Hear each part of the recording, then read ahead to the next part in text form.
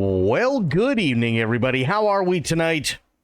Hopefully, everybody has had a great day and a great rest of your weekend. Happy Monday. We are back. Aylin, Itzy, it's good to see the both of you. How you two doing? Sorry, I started a little bit late today. It's, well, it was a series of unfortunate events.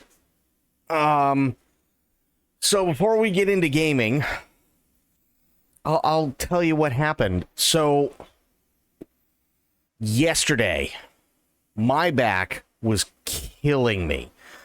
I tried stretching, I tried taking hot showers, I tried Advil, I tried heating patches, I tried my TENS unit.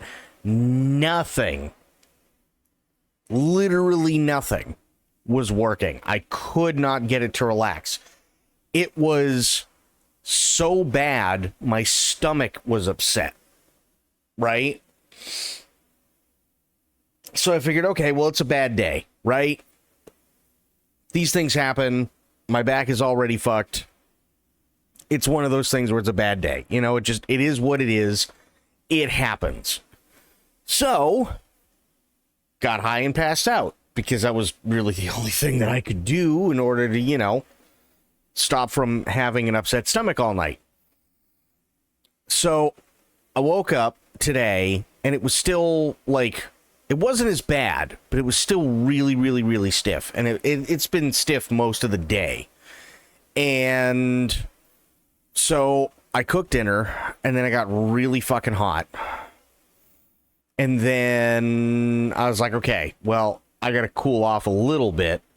And I'm sitting in my computer chair, and I'm trying to, like, stretch and work out my back and everything like that. Come to find out, and this is where this is all leading to. Come to find out, and if you guys know any of my history with my back, you'll understand what happened here. I went to stretch, and a rib popped back in. And that one kind of sent me for a loop for a little bit. So now it's really hot. I'm sweating, and it's kind of one of those jolts to your system when something like that happens, where you're like, oh, I need to lay down for a minute, because this one's not going to be fun. My body's got to acclimate for a few. So that's what happened. So literally a rib, like, popped back in, which, okay, if you've ever had, like, any sort of spinal shit, right? When something like that goes back in, because it's all connected through the vertebrae and all that good stuff, right? So when something like that pops back in, for a second, it almost feels like you have, like, a really, really, really, really, really bad case of the flu. But only for a second, right? And then your body kind of needs time to recuperate. So I'm just sitting there going, oh, fuck. Okay, we're gonna need a minute. Kind of one of those deals. So yeah, that's what happened. Doing good. Nom on some roast and rice. Nice. Your body went into shock. Kinda, yeah. It like, when something like that happens, because it's not like an easy thing, right? It's like somebody slotting something back in where it should be, but there's so much tension behind it, it snaps back in, right? So you're sitting there and you're dealing with it and you're dealing with it and you're dealing with it, and finally the fucker gives and the tension is released. But yeah, it feels like you have a really, really, really, really intense bout of the flu for about a second. And then you're like, oh, okay, before I hurt myself, I need to, like, lay down for a few. And that's what was going on. That's why I started late. So, yeah. that's what's happening. What about all of you guys and gals? How was your weekend?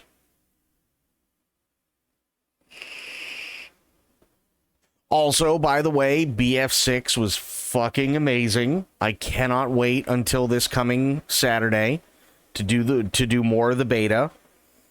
BF6 was a lot of fun for the open beta, and yeah, can't wait for more.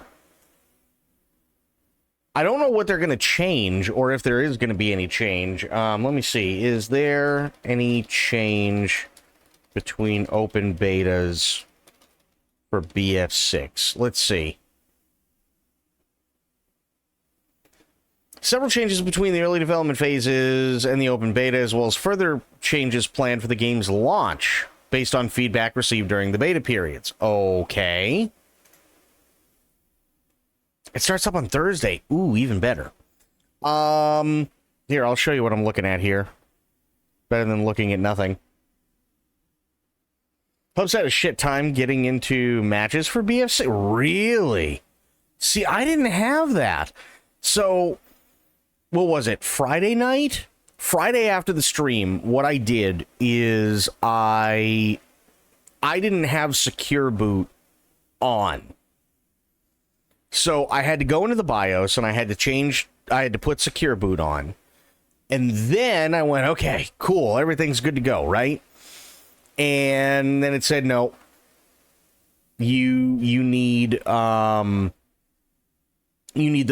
right drivers. You need the latest NVIDIA drivers. Okay, fine. So I installed those and then everything started up immediately.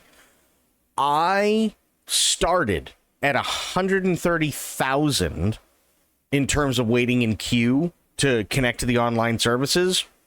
Took like 10 minutes. And the only reason why I waited wasn't because I wanted to sit there and like play a full match or anything, because now it's like 2 in the morning. Actually, it's later. It started at 3 in the morning, my time.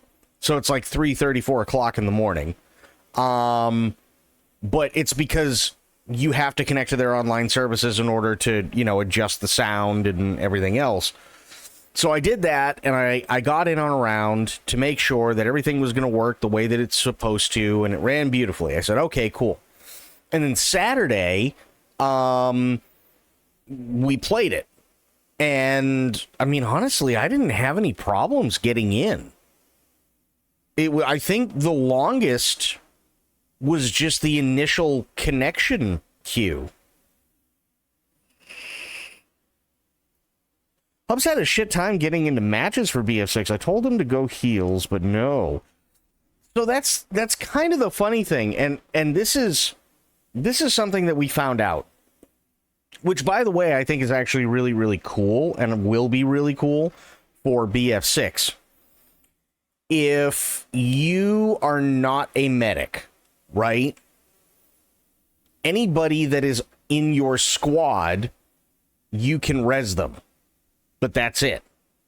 If you are a medic, not only can you res people faster, but you can res everybody.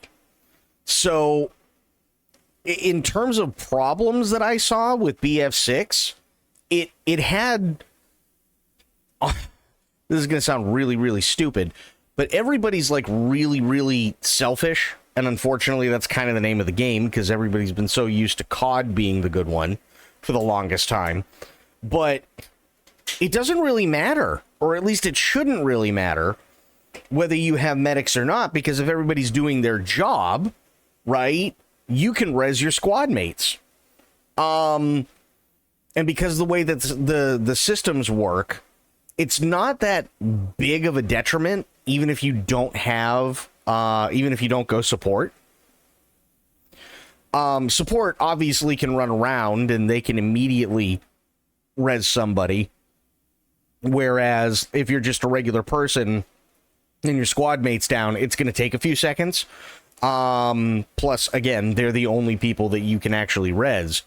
But the issue isn't with the game itself. The issue is with the players. And I think there are too many people that are so used to just pissing and moaning about combat medics to the point where, like, there were a couple of people when I first started for my Saturday stream, there were people bitching in the in-game chat where they were like, "Oh, stupid fucking medics, they're not healing." And like every time they pissed and moaned, somebody would chime in and they're like, "Bro, you realize that you can res your own people, right?"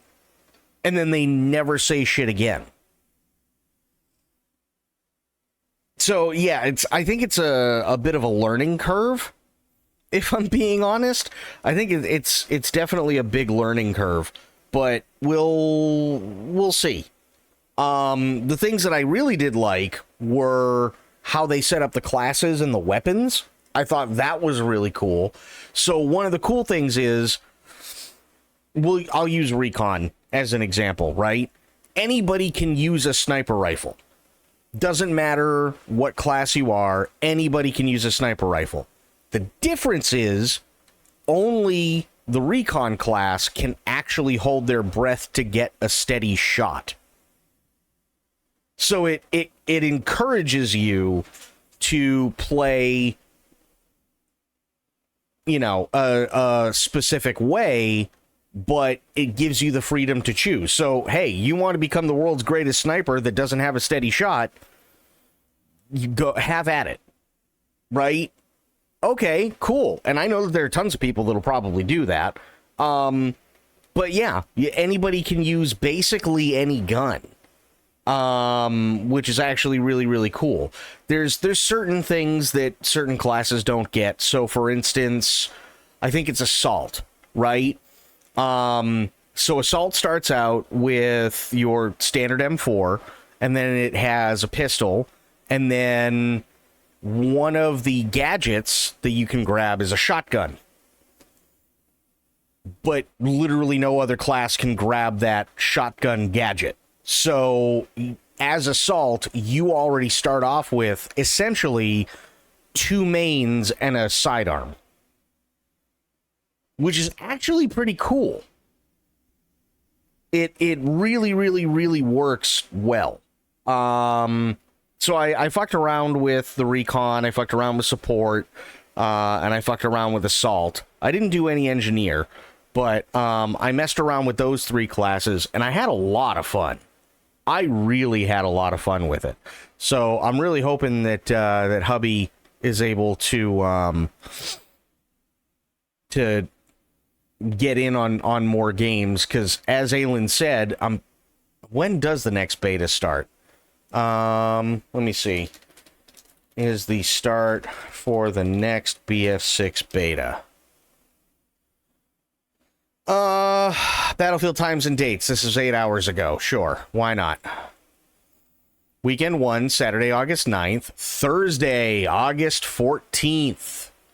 At 1 a.m. Of course it's at fucking 1 a.m. God damn it. But they are giving us more time, right? So it goes from the 14th to 1 a.m. on Sunday, the 17th, which is really, really good. He's been foaming at the mouth of this game. I don't blame him. I don't blame him at all. It's been a fantastic, fantastic beta so far. Everything worked. No micro stuttering. No lag, really, to speak of. I think there might have been like a tiny bit of lag here and there every once in a great while, but generally speaking, zero lag. Nobody pissed and moaned about the tick rate. There was no stuttering. Everything ran really smooth. It looked gorgeous, and all the sounds are just so well done. The combat is really, really well done. I appreciated basically everything. Everything felt really good and fun and smooth. And granted, we only had, like, I want to say it was like 3 maps that we could play around with, but damn, those ran so good. So good. Lance and I are so looking forward to this game. It's the best way to describe it. And I can't remember who said it.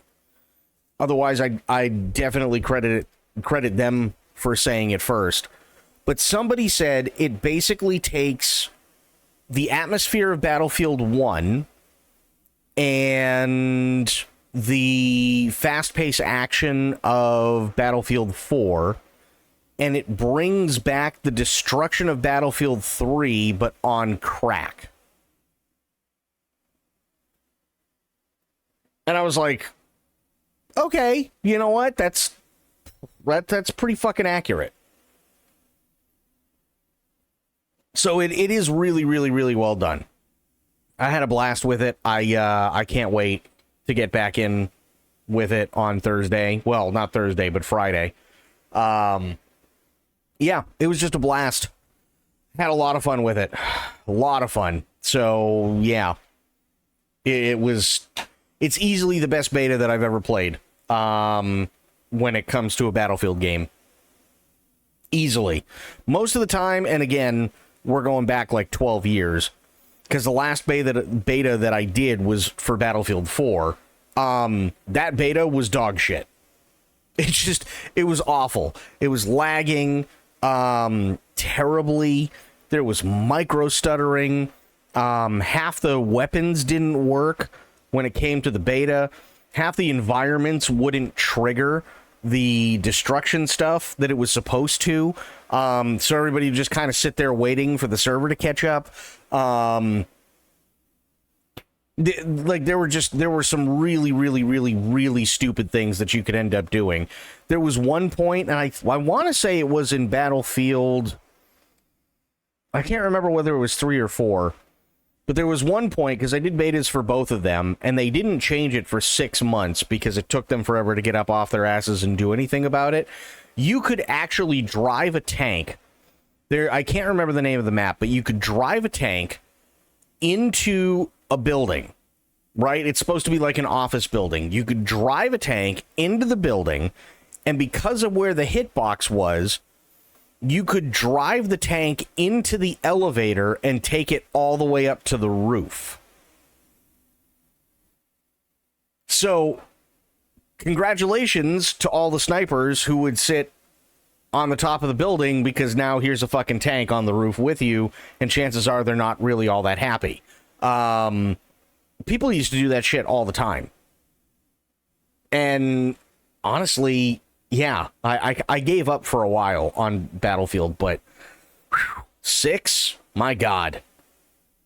I remember BF Friends doing a thing about that. Yeah, that was an honest to God thing. All of a sudden, like, there were definitely times where I'd go up to the roof and I'd walk out and there's just a tank staring at me, and I'm like, oh fuck.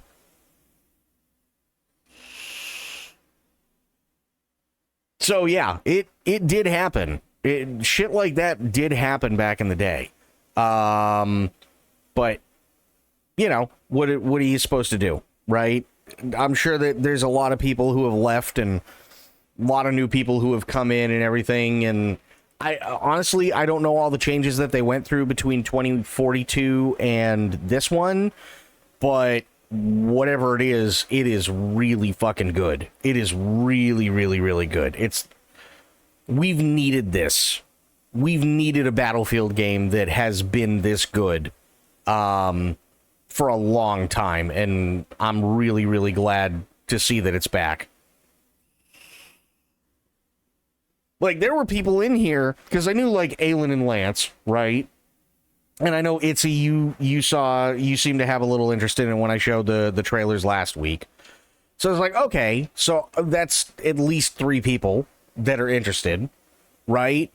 And then Medicine comes in, and he's like, oh, you're playing the beta? And I'm like, oh, hell yeah, I'm enjoying the beta and everything like that, without literally ever having said anything about Battlefield previously.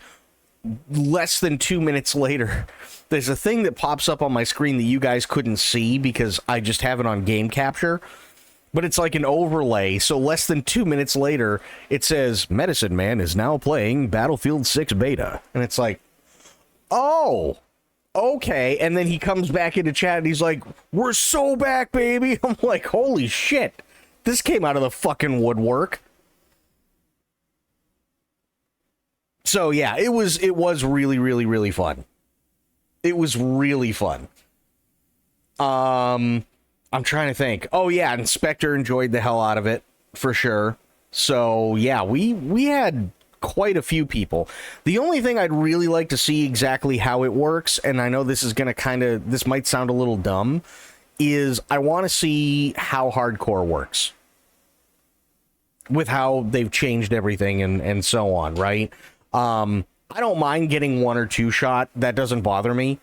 But I feel like that could easily get really fucking weird really quick for hardcore, right? There were definitely times where I'd pop that noob tube and I know I hit somebody and they just wouldn't die. But it's on regular mode, so it's like, okay, well, whatever. Takes more hits. No big deal. It was probably splash damage. But all I could think of the entire time I was using the noob tube is I can't even fucking imagine how many people I would have slaughtered in one shot. And they got to be really, really, really careful about hardcore, too, because it's, especially with EA and DICE's track record, yeah, they've had a lot of problems when it's come to hardcore. They've had a lot of problems when it's come to regular, and everything else. So yeah, BF was such a big thing before it decided to take a dump, so it doesn't fully surprise me that so many people are still fans of it now that it's coming back to form. I mean, yeah, that's true.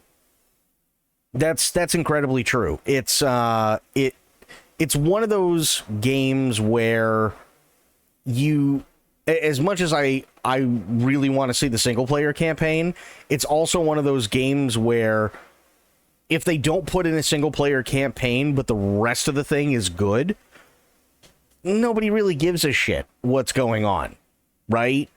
So, like 1942, there was no campaign for 1942, but everybody knew, oh, okay, this is World War II.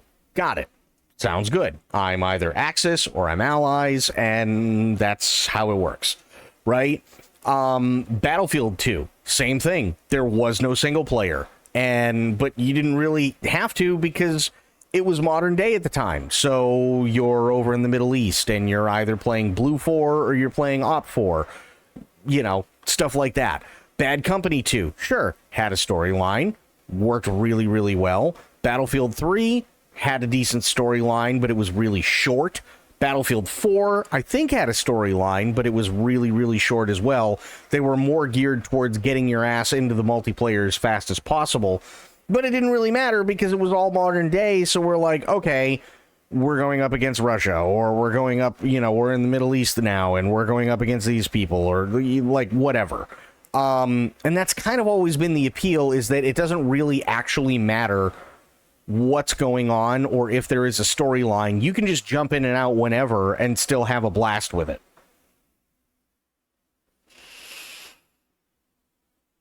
You know what I mean? Like, it was just stuff like that. 1943 in a single player, just 3 maps. Yep. I want to be a commander again, like in 4, but I know that's a niche thing for most.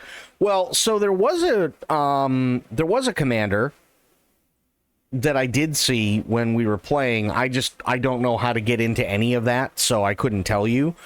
But yeah, I had a lot of fun with Battlefield 6. I had a lot of fun with it over the weekend, so here's to hoping more things change and it's all for the better. Who knows? Maybe they'll give us, 3 different maps. I have no idea. Absolutely no idea. But we'll see. We'll totally see. Like, there are some people who, like, really, really excel at stuff like being a commander or being a support role or being a combat medic or recon or an engineer or assault or whatever. Like, there are tons of, different strokes for different folks kind of deal. But I will tell you, and I don't know if you've seen this at all, Aelin, and maybe World War II isn't your thing. I don't know. But this is actually, I played this game. Holy fuck. Now, let me turn this down a little bit. This is an insane game.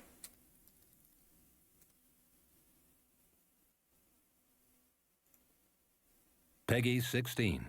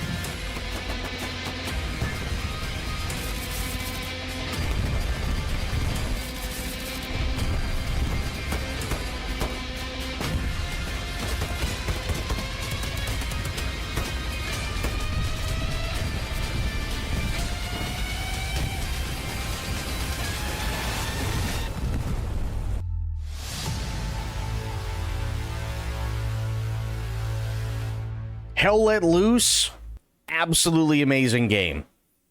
That I was using Hell Let Loose basically as like scratching that FPS itch, but it's a hardcore FPS. All in World War II. Simple Axis or allies, depending on the map, you know, gives you the specific countries. Really, really, really fun game, though. Holy shit, is it really, really fun. Had a blast with this game, for sure. So, yeah, those are my top two right now, is Battlefield 6 and Hell Let Loose. Hell Let Loose is scary. Hell Let Loose is insanely scary, because there is a point, well, I can't say there's a point, there's a couple of maps where you hear the Ju-87 Stuka dive bombers come in, and it literally sounds like the heavens are being ripped apart right above your head. It is one of the scariest fucking sounds ever. They nailed that game. They really nailed that game.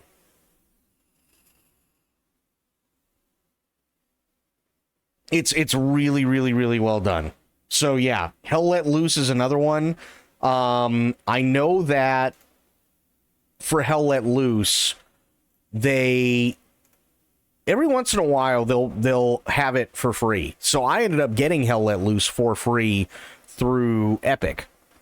So they do have deals on it and stuff like that, which is fantastic. And they're still updating it, far as I know. Really, really, really fun game. Really fun. I know way more than is healthy about World War II. Funny. Me too. So yeah, it's Hell Let Loose is awesome. Battlefield 6 is awesome. Can't wait till October. Really can't wait till October. Funny thing, again, before we get started, I talked to Tilted the other night. And this was right before the beta opened for everybody. I guess Tilted had the early access, and a couple of other people did, but I reached out to Tilted on Discord, and I was like, hey, how you liking Battlefield 6? And Tilted went, oh my god, it's a lot of fun. And I said, okay, well, I have to deal with the secure boot crap. And she went, oh yeah, no, that's easy. Easy stuff. I did it. I said, okay, cool. And then I was in the middle of playing, and I ended up getting a message on Discord that I didn't see until afterwards, and I felt so bad, because Tilted was like, hey, you know, if you need somebody to come in with you or whatever, I'm game, and this. I was like, fuck. Because that would have been so much fun, hanging out and playing that game with Tilted. It would have been a blast, but I missed it. But I did tell Tilted, hey, listen, I don't know what's going on next week in terms of the beta, but I'm definitely going to be in for it. You know, maybe we can link up then and do stuff. If not, Once this game comes out, you can bet your ass we're going to be teaming up. So Tilted's all excited about it. I'm all excited about it. Apparently everybody is excited about it. My current hyperfixation is pesto sauce. That's not a bad hyperfixation to have, though. Pesto is good. Who doesn't like pesto? That's really good stuff. Really, really, really good stuff. Okay. Like making it in weird way. How does one make pesto sauce in a weird way?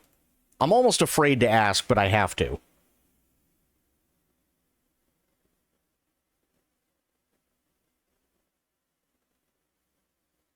Like with walnuts and amaranth. I could make a fart jar joke right now, but I won't. Oh, we gotta do the shader thing again. That's right, because I installed new drivers. Shit. I forgot about that.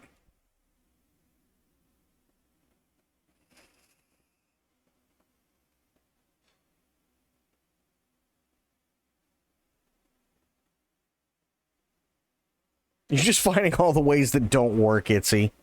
I mean, that's fair.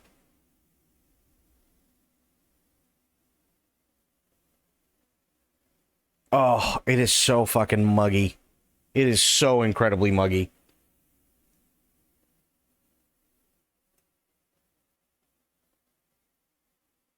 Oh.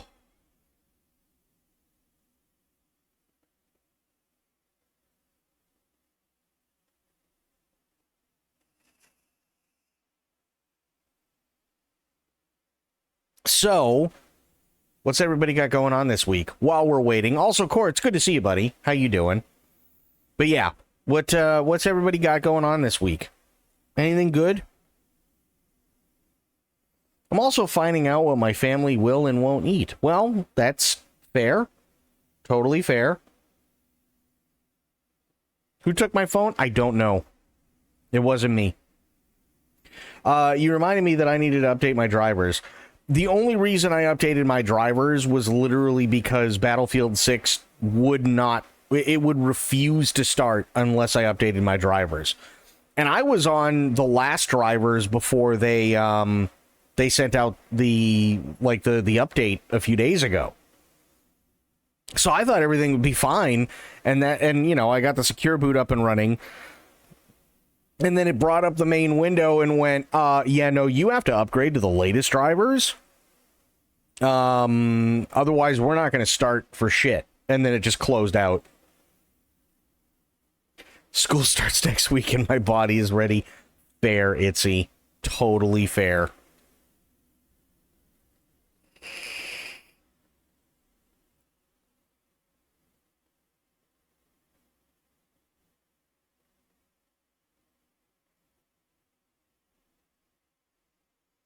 Oh, I hate being sweaty.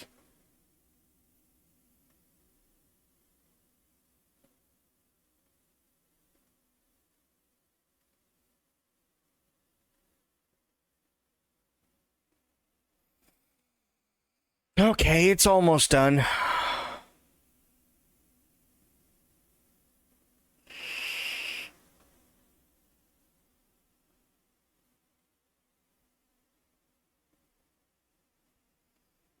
Oh, man. Yay! Finally. Kid turns 18 in 2 months. Oh, shit.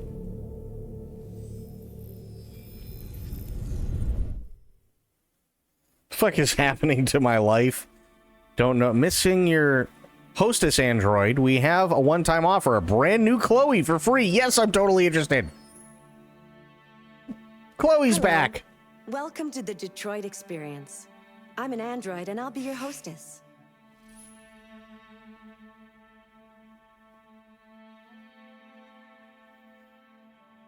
Okay. Are we ready for the end of this? Granted, things haven't worked out as well as I would have liked them to, but they're generally better-ish.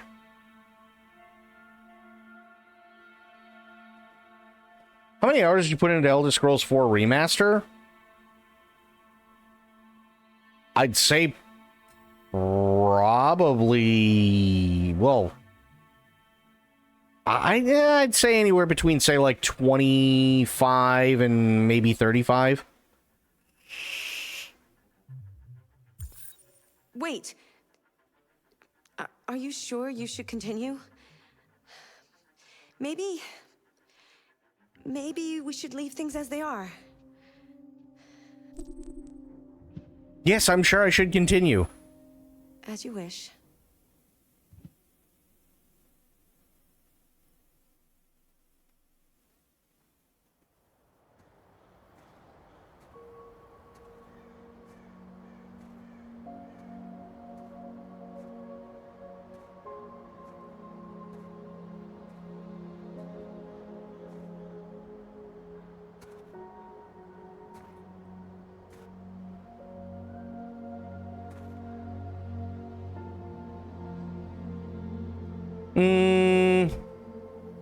You said I should never let anyone tell me who I was.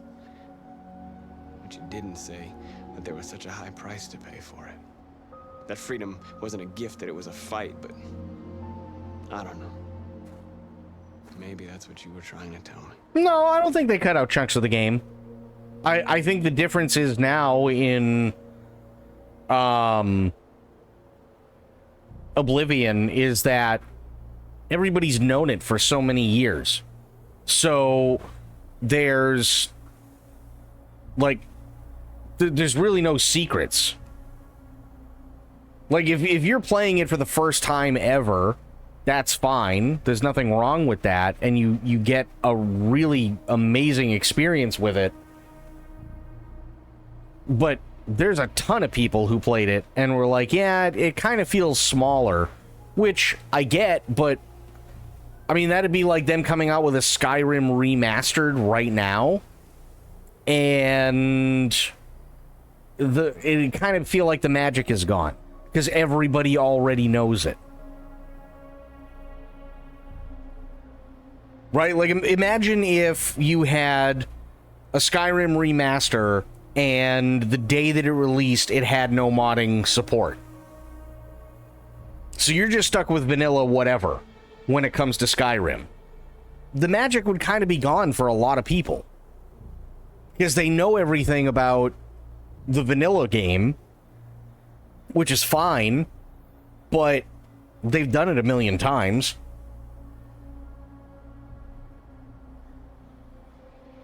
I personally don't feel like they cut massive chunks or anything out of the game at all. Like, they went so far, and I thought this was really, really funny, and actually it was kind of a good for them kind of deal, where they left the original audio in for voice acting. So there are definitely times where all of a sudden there will be a woman and she's like, no, I don't really think that that's a thing that we should do. And then, like, all of a sudden she'd take the mic and take it away from her, and she'd be like, all right, what do we do? And you'd literally hear that in the VO. So it'd literally be like, no, I don't think that's something that we should do. All right, what do we do? Like, they left all that stuff in. Don't you speak those words of loud, Shadow, you'll give them ideas. Listen, any and all stupid ideas that I have, I guarantee Todd thought up years ago. Because that's Todd.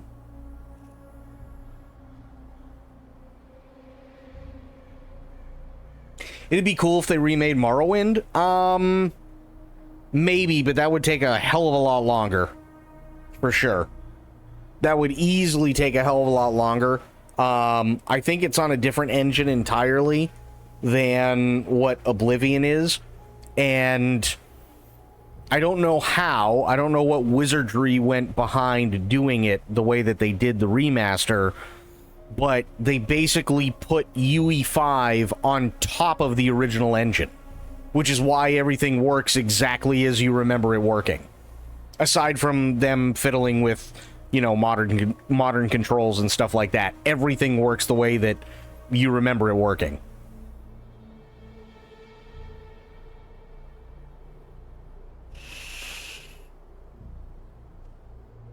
I don't need another release of Sky. Nobody needs another release of Skyrim. I just replayed Oblivion last summer. Yeah, the magic was gone from the first playthrough back in 2008 and 2000. Well, yeah, and that's kind of the thing, right? Is it just is. It was fantastic when it first came out. I'm glad that it's been modernized. I had a lot of fun with it. I really did. But for seasoned Elder Scrolls vets, I guarantee a lot of the magic is lost. I don't know what to do anymore. All of my options are bad ones. No matter what I decide, I know there will be blood.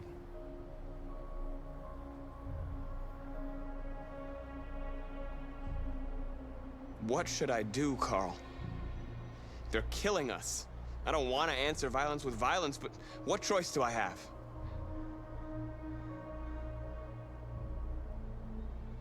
I miss you, Carl. I miss you so much.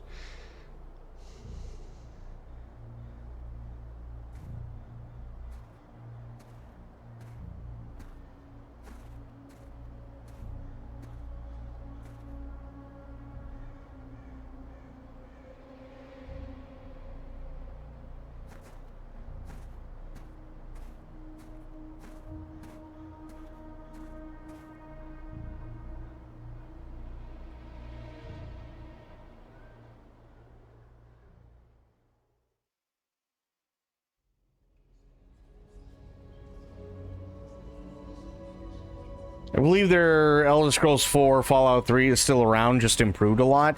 Yeah, but here's the thing, and this is something like if you go back and you play Fallout 3, you'll find out really, really quick. The engine for the time was really, really good, but unfortunately is also dog shit now. So playing Fallout 3 compared to Fallout New Vegas or Fallout 4, any of that stuff, it feels so incredibly antiquated, it's not even funny. It's not like, oh, hey, look, yeah, memory lane, and it's like, no, this fucking sucks. So having said that, there's only so many times you can polish a turd before you finally realize it's just a turd. Do you know what I mean? Like, that's it. The game engine, for the time, was really, really, really good, and now it just isn't. So they really need to not use that same engine if they're going to do any sort of remaster for something like Fallout 3 or Elder Scrolls, anything previous. They need to, like, get away from those engines. Because I'll be honest with you, one of Bethesda's biggest issues, one of Bethesda's biggest fucking issues, is that they run everything into the ground. They just do. Sky Oblivion and Skywind are the remakes I'm waiting for. No, that's totally fair. I get you on that one. Actually, they have a different engine for Skyrim. Yes, they do, and it sucks. I mean, unfortunately, it's just that simple. The game came out how many years ago? And every single time, oh, look, it's new content. It's not really new content. You added a different fucking texture pack. That's literally all you did. Like, it took you years to come up with a new version that actually, like, consistently runs frames correctly. That's your contribution? You know how many people would be beheaded in Battlefield if they didn't fix a fucking frame rate issue immediately?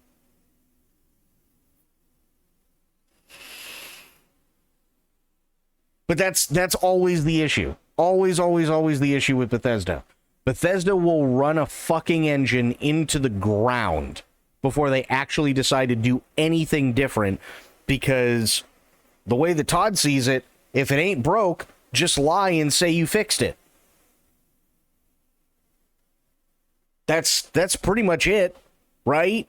Meanwhile, you have people like Aelin and Lance who go through countless hours modding, right? Because other people have taken countless hours to unfuck the engine as best they can to actually make it look really nice and actually perform really well.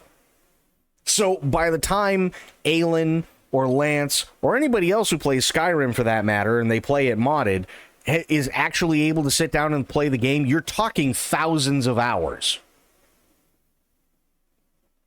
Literally thousands that have culminated to that point.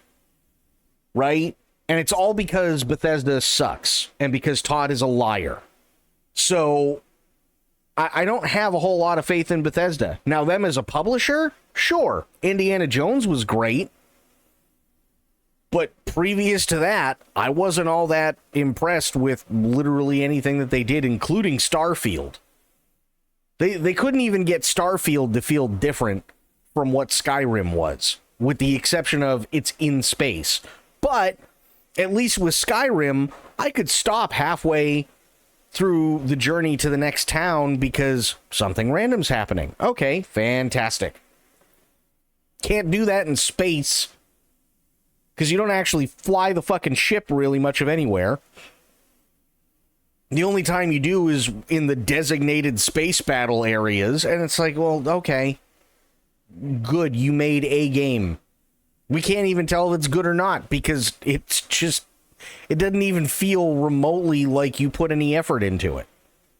They run everything into the ground. They absolutely do. And I think they really need to consider like not doing that anymore in order to really excel. That's me personally. I think they really need to do that. And unfortunately, we also can't use Oblivion as a benchmark for Bethesda because it wasn't Bethesda who came up with the idea. It was Xbox. Xbox went to them directly and said, we really want to bring back Oblivion. How can we make this happen and how can we remaster it? So they were literally contracted to do that one. That wasn't their idea.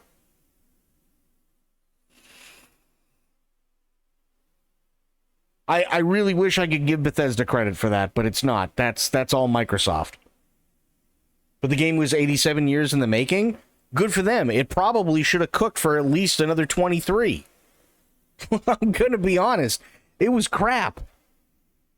Like, it just was. I can go into any place in Oblivion or any place in Skyrim and literally kill anybody. Right? If I want to say, okay, you know what? I've already been through the story. Fuck the storyline. I just want to go in and fuck around and see how long I can last for doing dumb shit. I can walk literally into any inn, any store, any town, any dungeon, whatever, and I can just wail on NPCs until they kick my ass. You can't even do that in Starfield. I know, I tried many times. You can't. Any of the NPCs that are in there are protected by God mode. You cannot kill them. You just can't. Which is really stupid, by the way. I'm sorry, but it is. Because here's a company that's supposed to be, like, the end-all, be-all of first-person, like, RPGs.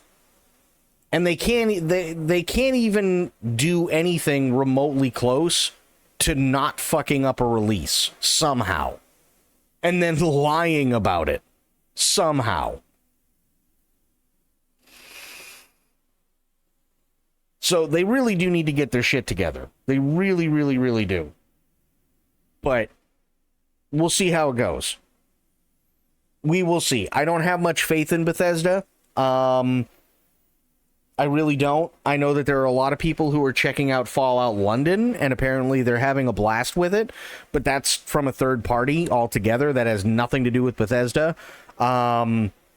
There's a lot of people, well, I can't even say a lot. There's a few people who are modding Starfield, but I think chances are any and all of the easy stuff is pretty much all done with Starfield, and now nobody even gives enough of a shit to tackle the big stuff anymore. unless they're doing like a total conversion into say like Star Wars or something else, because the game just isn't all that good. It really isn't. So there's not a whole lot of modding support because nobody gives enough of a shit about it, right? Skyrim, if I'm being honest, I don't think any of the Skyrim players want anything to change at this point. They're having fun. They got Skyblivion. They got Skywind that's, you know, supposedly coming out and all that good stuff. They're going to have tons of fun with that when it comes out. So why would they need a remaster? That it doesn't make any sense. And I think, or at least I hope, that Todd is at least smart enough to recognize, okay, I've run this fucking thing into the ground for long enough. Let's just let it die. We'll keep support on because it's not hurting anybody. It's not like there's not like this really massive like bill that we have to pay when it comes to support or anything like that for keeping servers on or anything. So we'll just keep supporting it and we'll run it into the fucking dirt until, you know, the last person just says, fuck this is boring now. And I think that's, me personally, I think that's where they should leave it. And just let it die. Let it die out however it's going to happen, and focus on Elder Scrolls 6. Because at this point, we'll get Star Citizen before we get Elder Scrolls 6.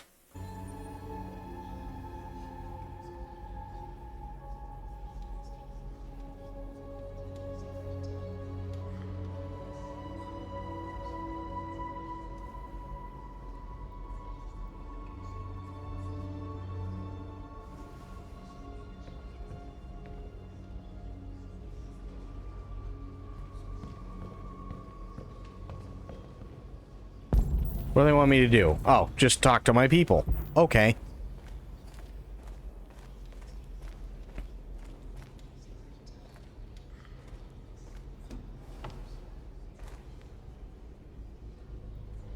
They say they don't want to take any risks with deviants. So they're rounding our people up and taking them to the camps for extermination. In a few hours, we're gonna be the only ones left. How many of us survived the attack? A few hundred? Maybe more if you count those hiding all over the city. If you hadn't triggered the bomb, we'd all be dead. What's your system status? I'm okay. Bullet didn't hit any bi-components. You could have been killed trying to save me, Marcus. You have to think of our people first. Nothing else matters. In a few hours, it'll all be over. We'll have changed the world, or the world will have destroyed us. You have to make a choice, Marcus. But whatever you choose, we will follow you. I'm with you, Marcus. Oh, good. Wherever you go, I go. Oh, good. Now she's only resentful. Fantastic.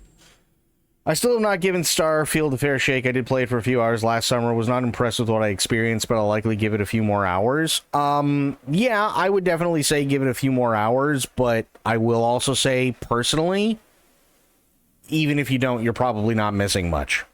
They have this whole thing when you start out, and it's kind of gearing you toward, like, the different factions, right?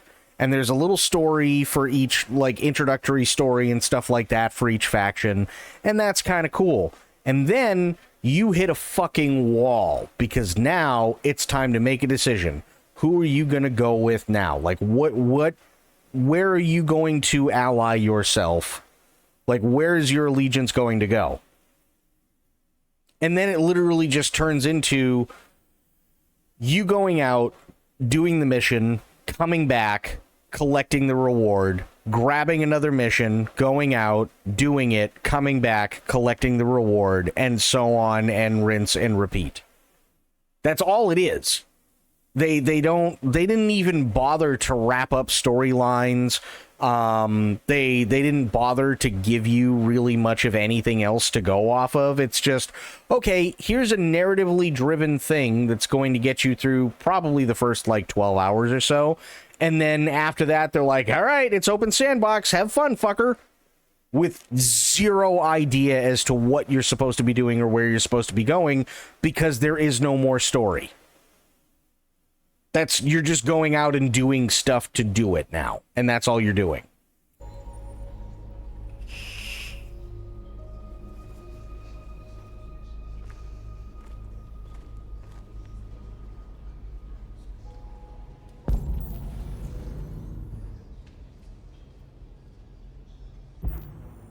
Decide oh, there's...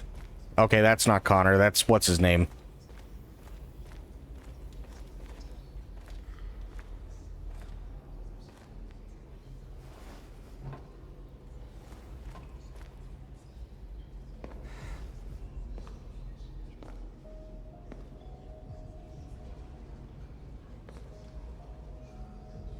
Our people are counting on you, Marcus. You're the only one who can lead us. Wherever you need to go, we'll follow you. Oh, good. Oh, that was the other thing I wanted to say before we really start to get into this, right? There is a mission, and this is how I found out, like, there are so many things you cannot do in Starfield.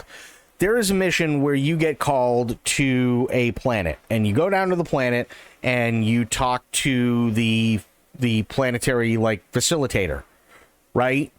And he says, hey, there's this big-ass spaceship, we don't know what it is, but it's orbiting, and it's not talking to anybody. We've tried contacting it, and all we get is a garbled signal. We need you to go up there and check it out. So you go to this spaceship, come to find out it's like a 200-year-old thing, right? Everything's out of date. It's a colony ship, and it's also like a generational ship kind of deal. So you have families and generations of those families being raised on that ship because it was never meant to go faster than light. It set out 200 years previous, and it finally made it to where it needed to be. Okay, cool. But now there's an issue. This planet is supposed to be theirs, but unfortunately technology caught up faster than they did.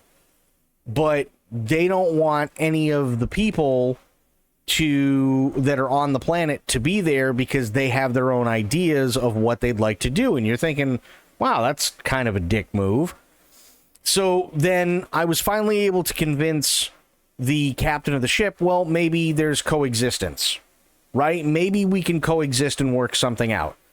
And the captain goes, oh, okay, well, I'm not really keen on that, but if we can land, if we can get ground under our feet, if we can have a place of our own, we don't have to answer to anybody else, and so on, we'll be happy with that.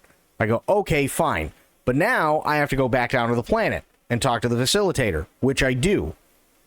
And the facilitator sits there and goes, well, we don't like this idea. We don't want them down here because they don't know our ways and because this is our planet and we don't give a fuck what they think or what they say. Right? Corgi, thank you for the raid. Appreciate it, buddy. So that's what the facilitator says, and then the facilitator turns around and says, but maybe they could just disappear, insinuating he wants you to blow them up. And you're sitting there going, okay, now this guy's being an even bigger dick than the people who are in orbit. Now, if that was Skyrim or Oblivion or Fallout, you could literally just put one right in between his fucking eyes and problem solved, right? I tried doing that. Nothing. You can't kill him. You can kill literally everybody else, but after about 10 minutes, they'll all spawn back in, but you cannot kill anybody like that whatsoever. And that's when I found out, oh boy. I said, well, okay, well, maybe they want it to go, another way, right? Maybe I'm supposed to side with the people on the planet, and I'm not supposed to side with the people on the ship. So I took off, went back up to the ship, and just started massacring everyone. And guess what? anybody who has a role other than voiceover artist that you hear for 2 seconds while you're walking, you cannot kill. You can't. Period.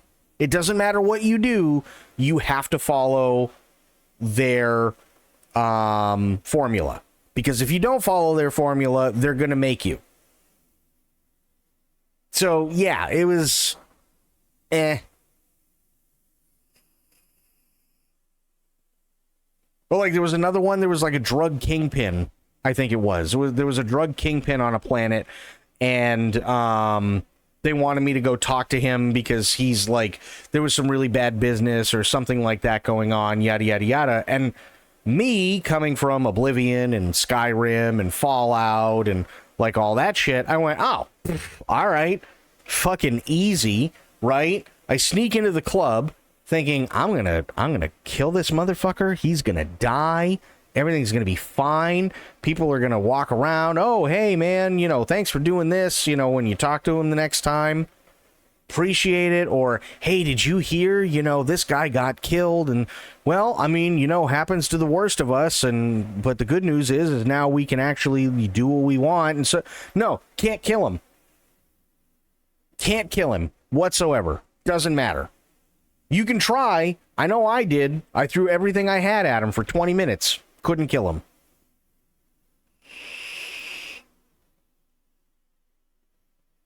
So yeah, it's a game, and I'm sure that there are some people who do like it and have fun with it, but unfortunately, it just wasn't for me. It just really wasn't. Here, hang on 1 second here. There we go. How was Ghost of Tsushima?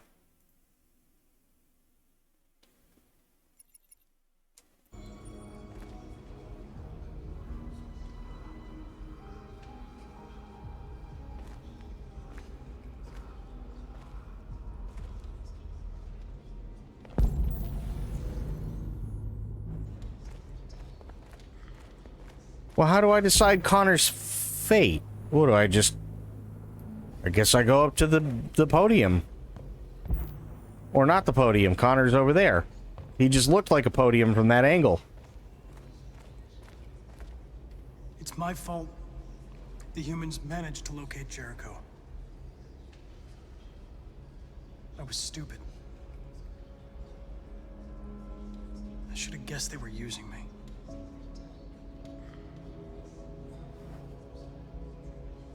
I'm sorry, Marcus.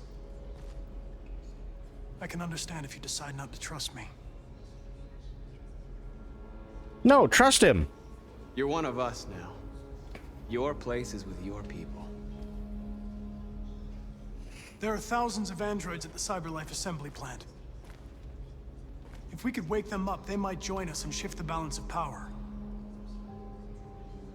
You want to infiltrate the CyberLife tower? Connor, that's suicide.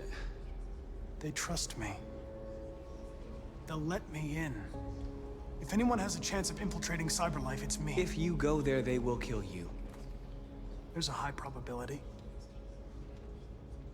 But statistically speaking, there's always a chance for unlikely events to take place.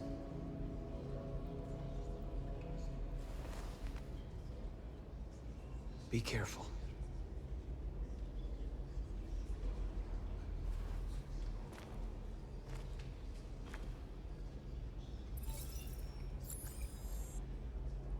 Okay, that's all set. Oh, gotta go talk to Joel.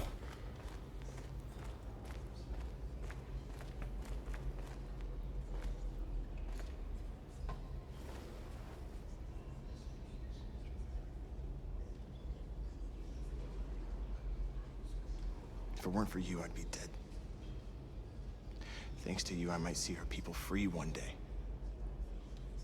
You and I haven't always agreed, but I know we're fighting for the same thing. Whatever you decide, I'm with you, Marcus. Or Josh, not Joel. Oops, sorry, Josh, not Joel.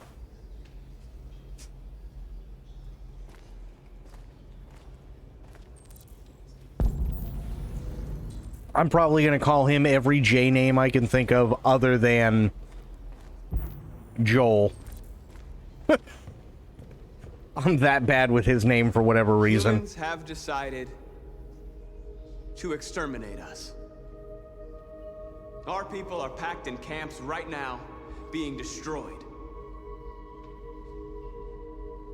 Time has come to make a choice. One that very well may determine the future of our people. Demonstration. I know you're all angry. And I know you want to fight back. But I assure you, violence is not the answer here. We are going to tell them, peacefully, that we want justice. And if there's any humanity in them, they will North hates listen. me again. And if not, others will take our place and continue this fight. Are you ready to follow me?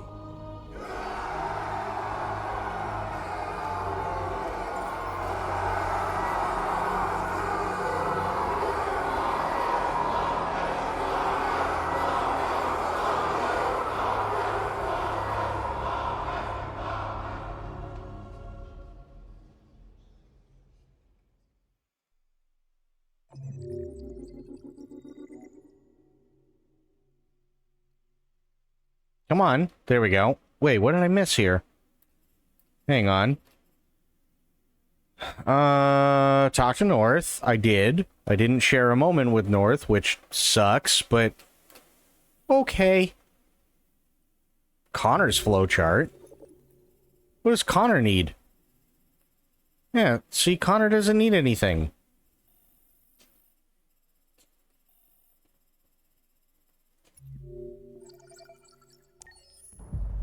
At 6 a.m. this morning, a national curfew was declared.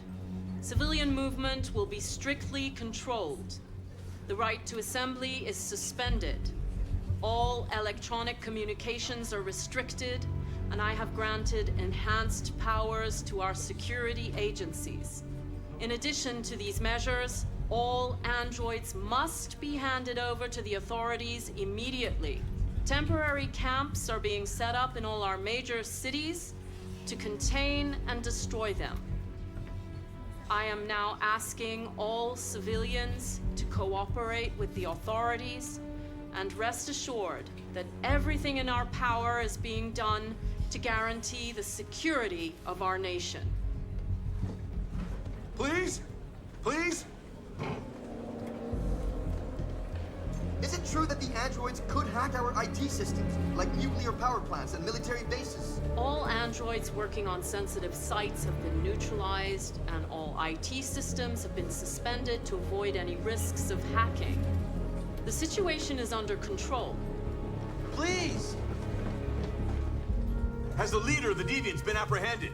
The deviant that is known as Marcus has not been located yet, but we will soon track it down and neutralize it. Madam President! Madam President! Many believe that androids are a new form of intelligent life. Do you have any comment? That's ridiculous. Next question, please. Please? Please?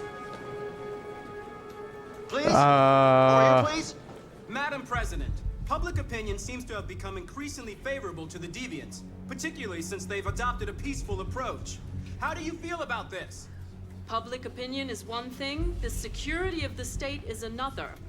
These deviants are dangerous, and my highest priority is to protect the American people. Please! Please!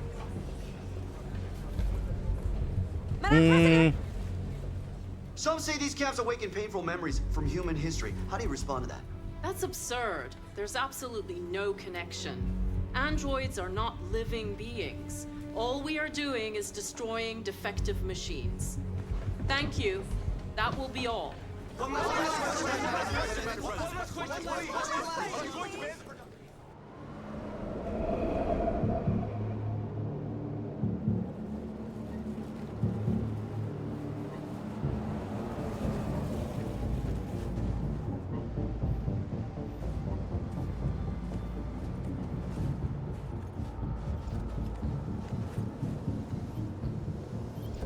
Connor model 313-248-317. I'm expected. Identification successful. Okay. Go ahead.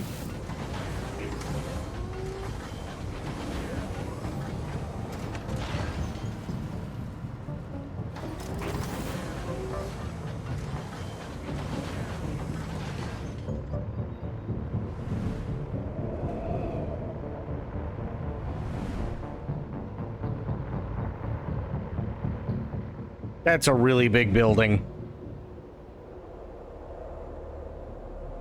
Neither were the Japanese. No, I agree. But that's... This is what I mean, though, right? Like, I know that there are a lot of people out there who go, oh, well, I like my games without politics in it. There are tons of games that are really, really, really good when it comes to personal politics or, you know, making allegory out of certain situations and stuff like that. This game, Metal Gear Solid games, Death Stranding 1 and 2, there's tons of them. There's nothing wrong with any of them. It has nothing to do with the politics. It has everything to do with how the politics are presented. And that's, unfortunately, where a lot of people fail.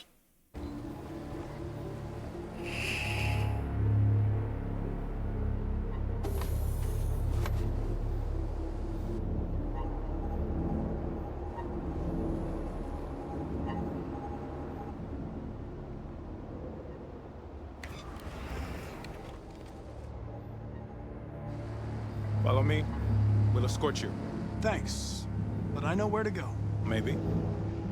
But I have my orders.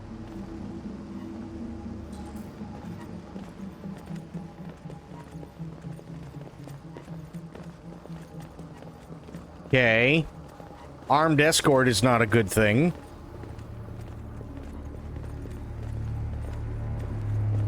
Agent 23 identified. Connor android identified. Agent 47 identified. Scan complete. Access authorized.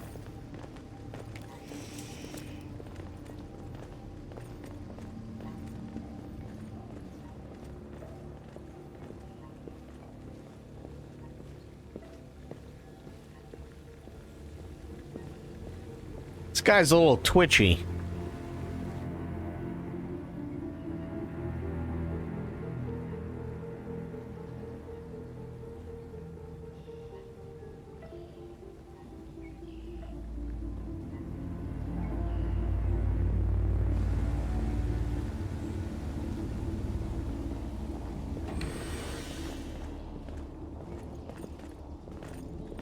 Agent 54, level 31.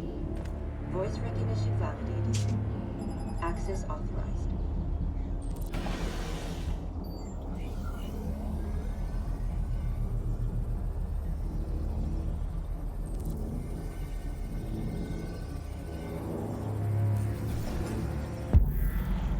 Okay, pre-construct.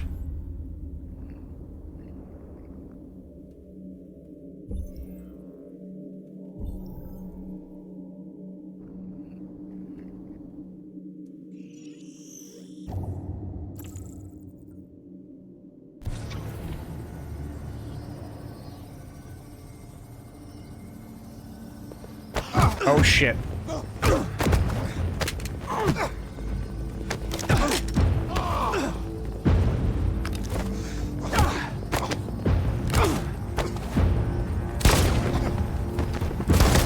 Nice.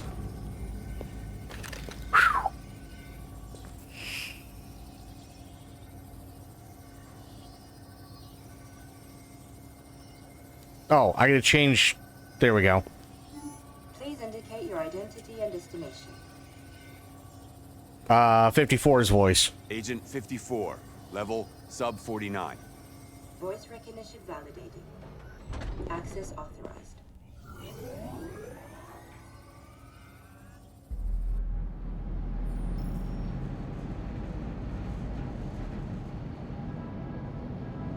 I mean, so I see what you're saying, Corgi. The problem is that it's also there are a lot of stupid things going on. A lot of stupid things. And one of the biggest problems is that we're only human. So we have this tendency when somebody feels like something isn't fair, eventually somebody's going to speak up, right? But then the other side, who's supposedly doing the thing that's not fair, doubles down and then does something even more stupid. And then the only way to counter that is that the side that feels like they're not being treated fairly has to triple down. And then it gets to a point where everything just sucks. And nobody wants to listen. And that's unfortunately the biggest fucking issue, right? I've seen it multiple times, and it's like, all right, well, I get where people are coming from, but yeah. I screwed my Detroit playthrough, hit the wrong button, and got Connor killed right at the beginning. Ooh, that's not good. That's not good at all. Ouch. I accidentally killed Luther, so rip Kara's perfect ending. I didn't mean to get him killed, but I did. Actually, it wasn't even me. It was the asshole cop.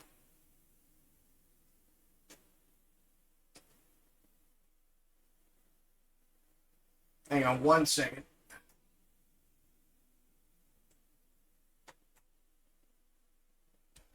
Which I was actually, really surprised with, because the cop came in, because it was the point where, Kara was waiting for what's-her-name to help her, and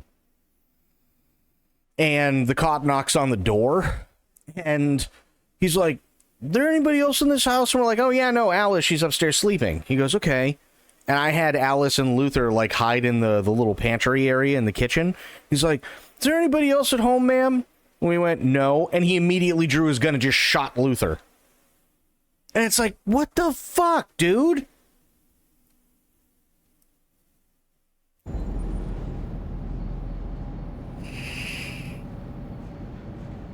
Where are they taking us?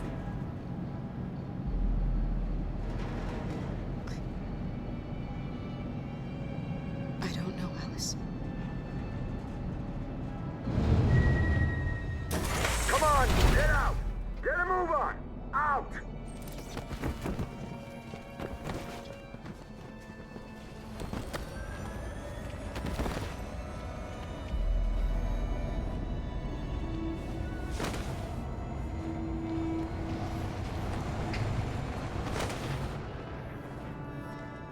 Hands on your heads!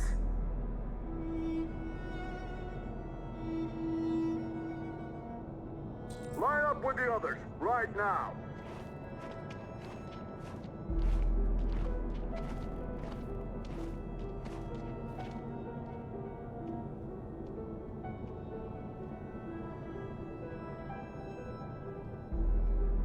Forward! I'm scared. I don't want to go. There's no choice, Alice. Next! No, Kara. I can't.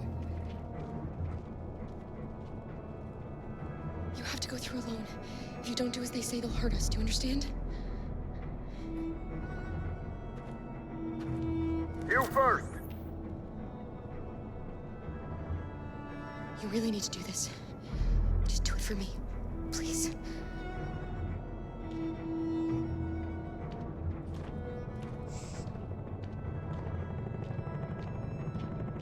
Come on, it's your turn.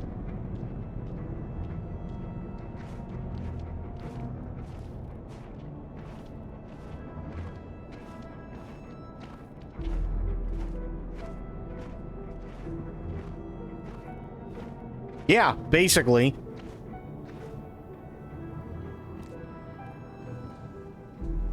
This is probably one of the most powerful things in gaming.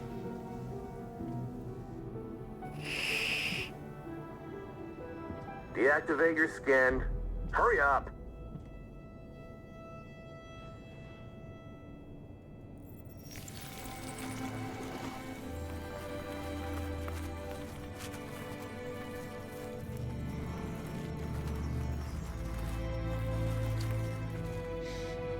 Please, Kara, don't. We have to.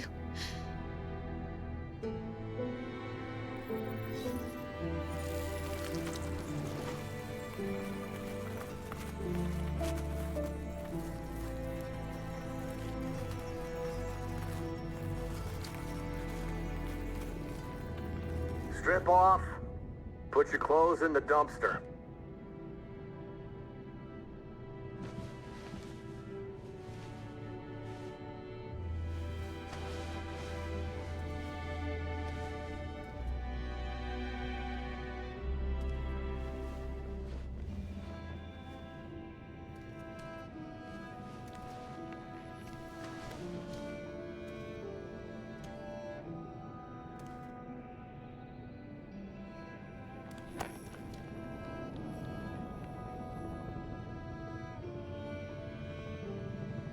Come on, this way. Get a move on.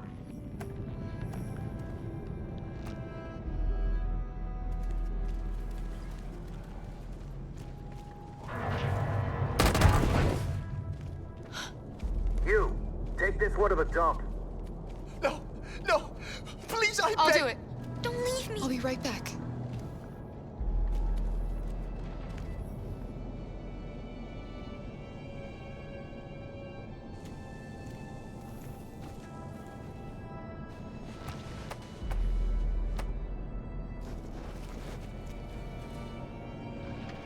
Throw it over there. Move it!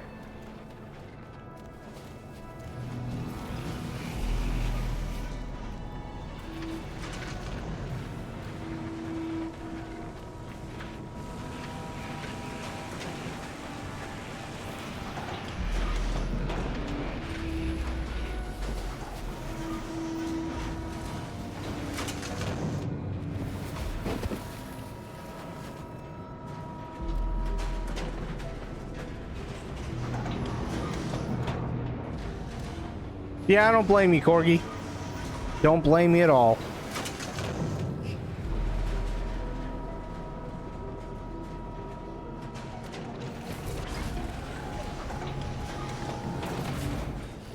We're coming to you live from Detroit, where thousands of androids are marching through the city at this very moment.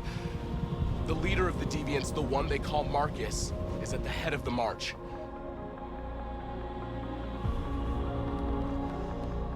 Something's happening in Detroit, Madam President.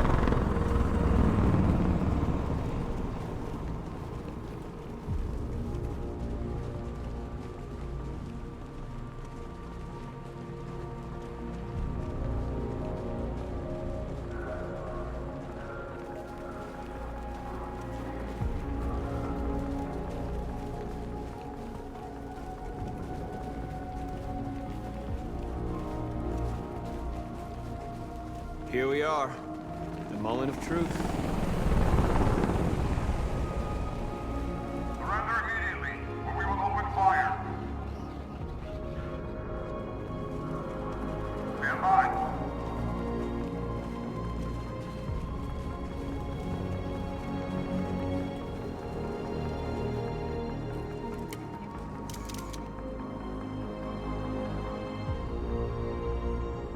We don't want confrontation. We are protesting peacefully. I repeat, surrender now, or we will open fire.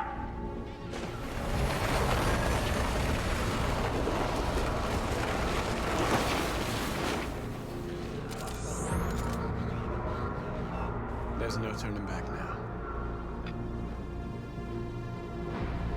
We ask that you release all androids detained in camps and cease all aggression against us. We are peaceful. We will not resort to violence. But we are not leaving until our people are free.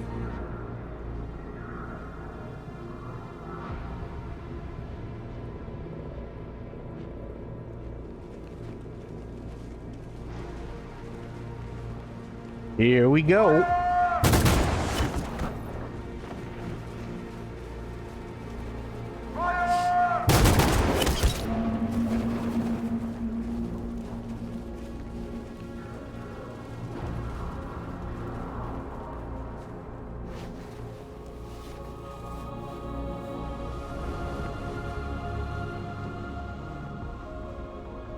Are you gonna open fire on unarmed protesters?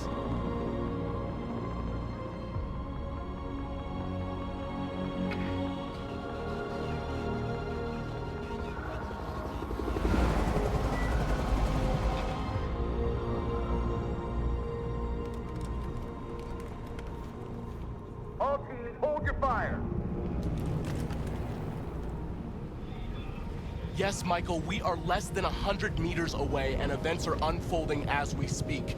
We will continue to bring you live updates. Josh Douglas, Channel 16. Michael, back to you.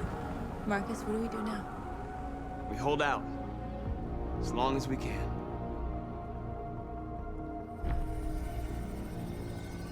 Oh, shit. Stay sharp.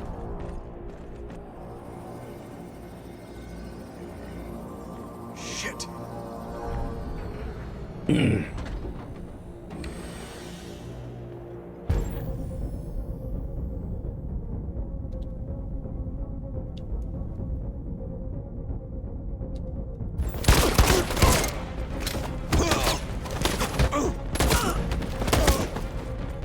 Okay. That went a hell of a lot better than I thought it was going to.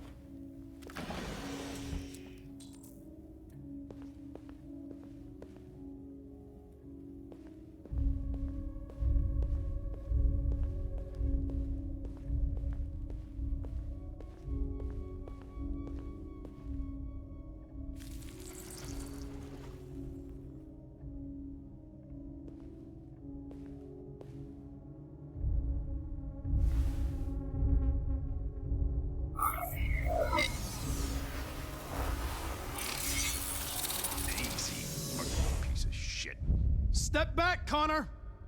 And I'll spare him! Sorry, Connor. This bastard's your spitting image. Shit. Alice? Get out of here. I was with a little girl. We're together. She needs me. Alice! Anything wrong? Let me out! Do not move and Alice! obey now. No. No, I will not let you kill me. I want to get out of here. Alice! I want to get out. Humans are bad. Humans are bad. Ralph. But that wouldn't be right. No, that wouldn't be right because I've done nothing. Do not move and remain silent. Obey now. And they're gonna tell me I don't know what to do. And I'll say, Ralph? Kara. No doubt about it, it's Kara. Of course Kara got captured too. That's really just too bad, really too bad. Have you seen the little girl who was with me? Obviously, the little girl is a prisoner here, just like Ralph, but Ralph doesn't want to die.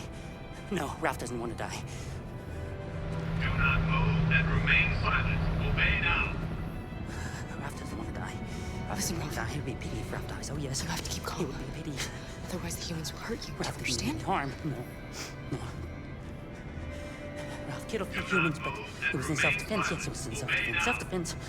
Alice, have you seen Alice? Humans are bad. Ralph doesn't want to die. Ralph wants to leave right now. Yes, Ralph wants to leave now. Ralph doesn't want to die. Ralph doesn't need to. That went terrible.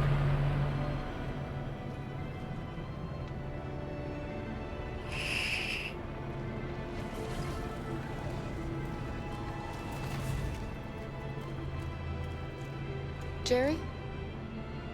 Kara. So they captured you too. They came to take out the Jerrys. They separated us.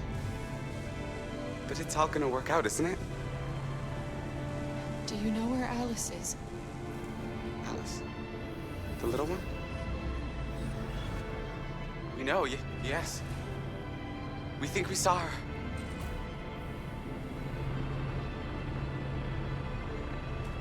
Kara, if we can help in any way, just ask.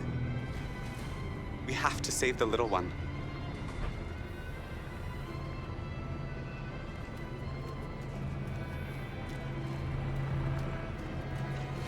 Jerry? Jerry?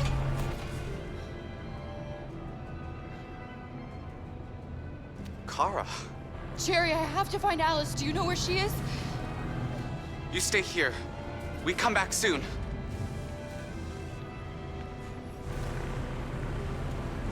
Kara! Alice! Are you okay? Are you hurt? I don't like this place. We have to get out of here. Come on, move along. Come on, you two. Wait a minute. Leave her alone! Leave her alone! Kara! Alice!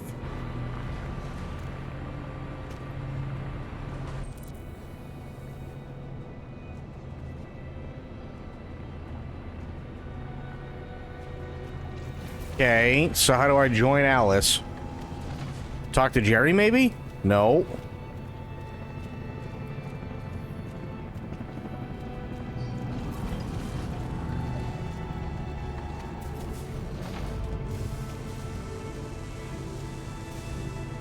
What's behind these doors? I don't think we want to know what's behind these doors. Come on, this way. Get moving. Faster.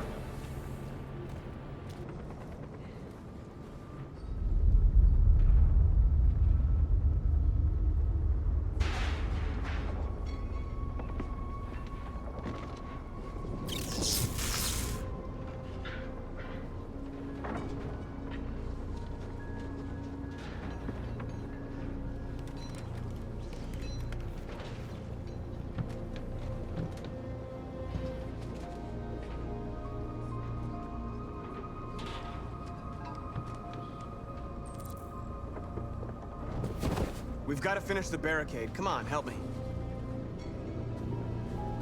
Okay. Hey, help me?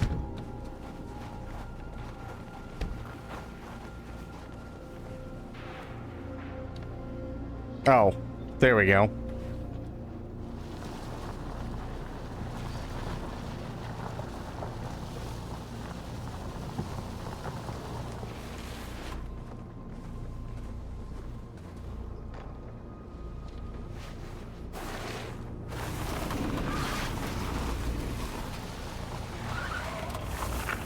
Right, that should do it.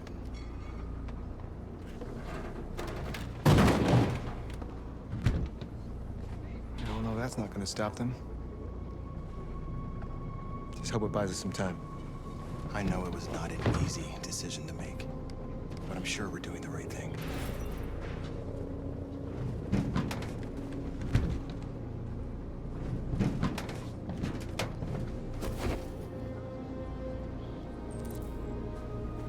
Support your people, send message to journalists.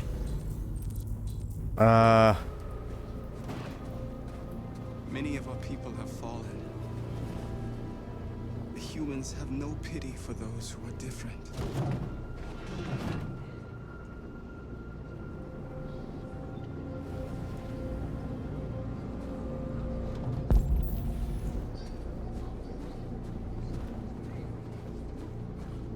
Guys, I need to just... Okay.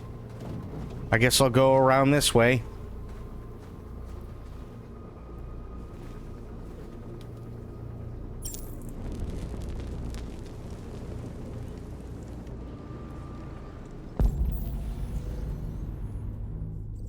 Oh, there's tons of stuff to do. Holy shit. Are you alright? They shot into the crowd. Many of us were killed. It could have been me. I'm scared. I don't want to shut down.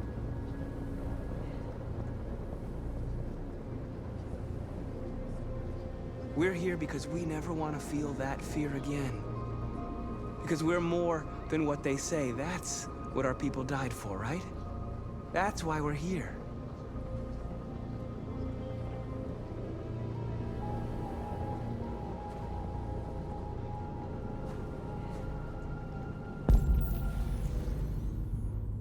The hell is this? Oh.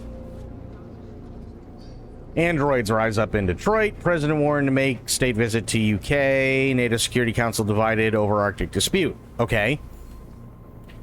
Androids have taken to the streets of Detroit in apocalyptic scenes. Detroit is already in the grip of a national product recall, with androids seized from every home and business to be destroyed by the authorities as a precaution. But now a group of androids, thought to be connected to the recent android terror activity in the city, have gathered in a terrifying show of force. Police and military authorities are in the attendance to protect civilians and deal with the threat, but the androids have barricaded themselves in a fortified position and seem to be angling for an armed confrontation. President Warren is said to be aware of the situation. Detroit's police captain Fowler, a senior officer in the android investigation, said the safety of Detroit's people is our first priority. We hope to bring this matter to a swift conclusion and refocus on collecting androids as soon as possible. The story is still developing. We'll bring you updates live. And there's nothing else.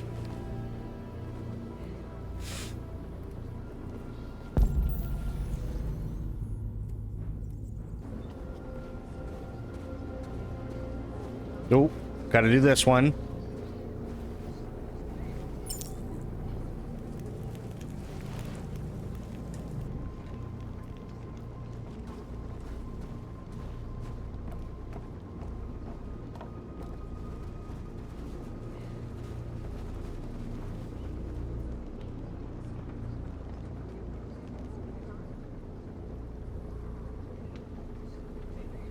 They won't stop there.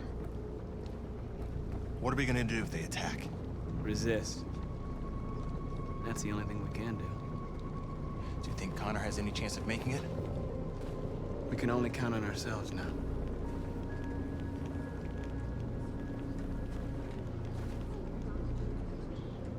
Shit.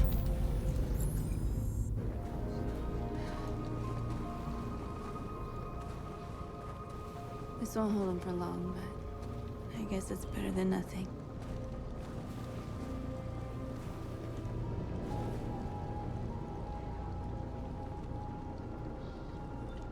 They're slaughtering us on the other side of that barbed wire. Nothing we can do about it.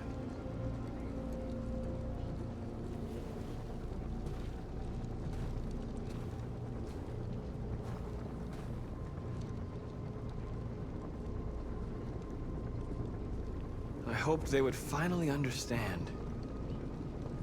That they would realize how much they're hurting us. Why do they refuse to see what we are? You're the hope of our people. I trust you. We all trust you. No matter what happens now, we're making history.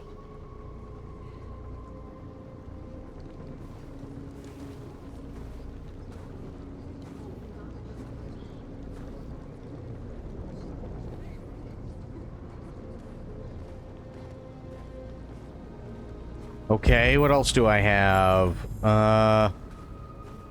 What is this? Marcus, we found what you asked for.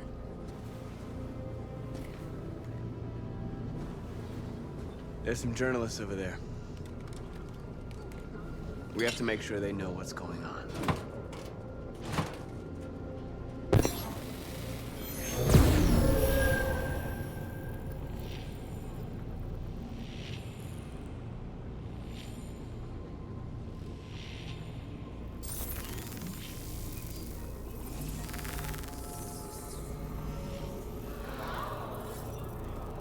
Nice.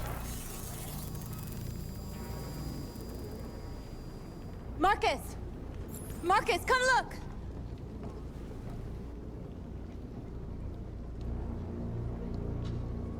Marcus? Come to talk to you, Marcus. Come on. You have my word. I won't try anything. Don't go. It's a trap. They want to get you out in the open. Yeah, she's insanely hostile. I'm unarmed, Marcus. I just want to talk. I need to hear what he has to say. What if they kill you? And that's a chance I'll have to take.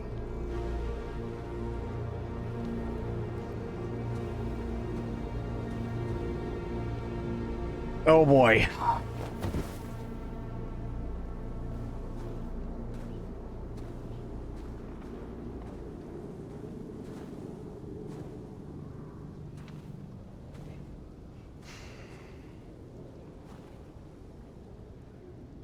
In a few minutes, the troops will be ordered to charge. None of you will survive. It'll all be over. You can avoid that, Marcus. What do you mean? Surrender. Surrender, and I give you my word, your life will be spared. You'll be detained, but none of you will be destroyed. Oh yeah, he's absolutely full of shit. What happened to the other androids demonstrating in the camps? Unfortunately, there were no journalists around to help save them. You're it. You're the last remaining deviants.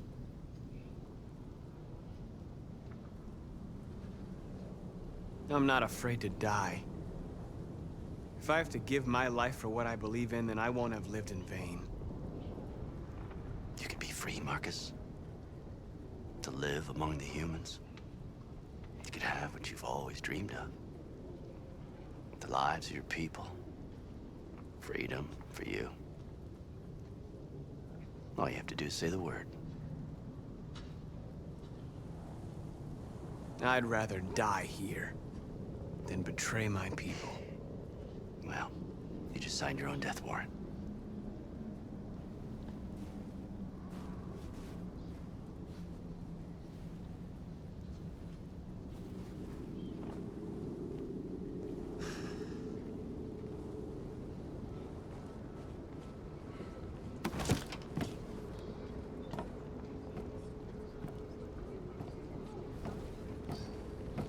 What happened, Marcus? What did he say?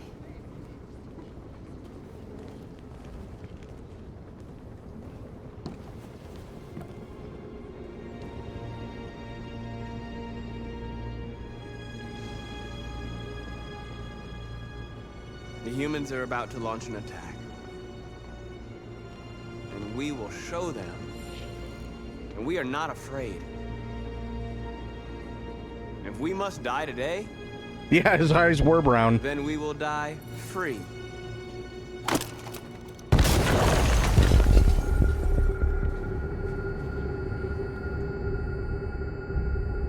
Oh Your friend's shit. life is in your hands. Now it's time to decide what matters most. Him or the revolution? Don't listen to him. Everything this fucker says is a lie. I'm sorry, Hank. You shouldn't have got mixed up in all this. Forget about me. Do what you have to do. If I surrender, how do I know you won't kill him? I'll only do what is strictly necessary to accomplish my mission. It's up to you whether or not that includes killing this human. Enough talk! It's time to decide who you really are. Are you going to save your partner's life? Or are you going to sacrifice him? Save Hank. All right. You win.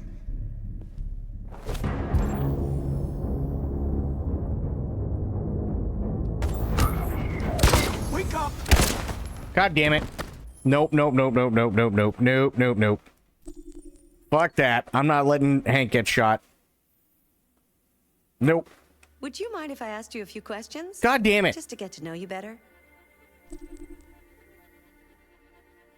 you want to participate in this? What? Who's your favorite character in Detroit? Dude, now? I gotta pick Connor because of Hank. Was there a moment in Detroit that resonated with you personally? Yes. What was the toughest choice you faced in Detroit? All of them.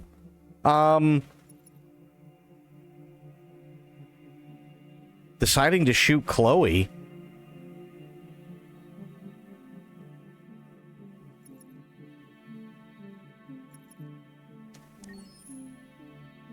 That's great. Oh, God. Okay. Try this again.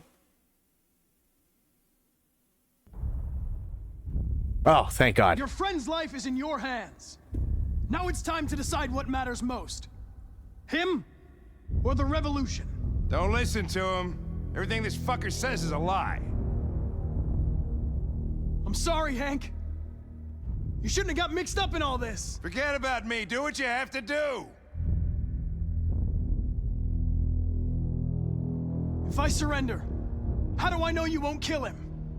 I'll only do what is strictly necessary to accomplish my mission. How you doing, Pixel It's up Pixie? to you whether or not that includes killing this human. Enough talk! It's time to decide who you really are. Are you going to save your partner's life? Or are you going to sacrifice him? All right.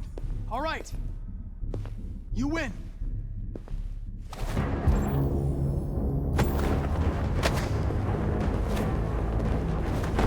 That's fine.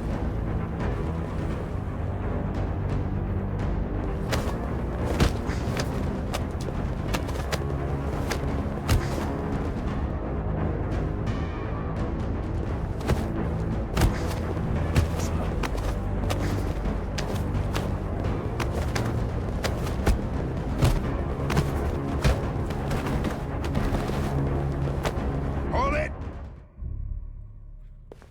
Jesus Christ. Thanks, Hank. I don't know how I would have managed without you. Get rid of him. We have no time to lose.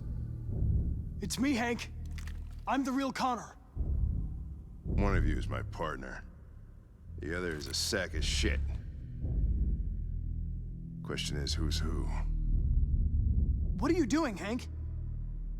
I'm the real Connor. Give me the gun and I'll take care of it. Move! Why don't you ask us something? Something only the real Connor would know. Where did we first meet? Jimmy's bar. I checked 4 other bars before I found you. We went to the scene of a homicide. The victim's name was Carlos Ortiz. He uploaded my memory. What's my dog's name? Sumo. Sumo. His name is Sumo. I knew that too.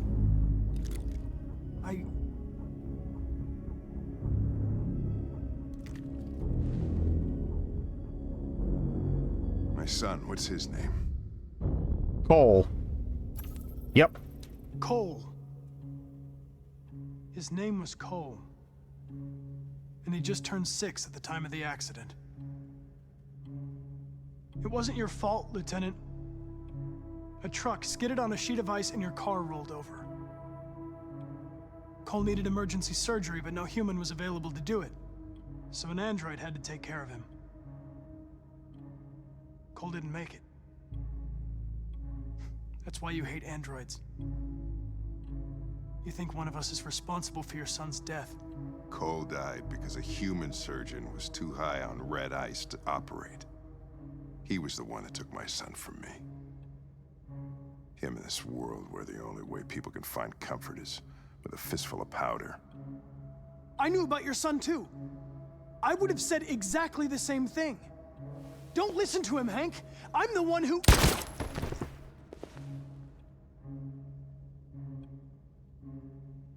Yeah, I've learned a lot since I met you, Connor. Maybe there's something to this. Maybe you really are alive. Yes. Maybe you'll be the ones to make the world a better place. Go ahead, do what you gotta do.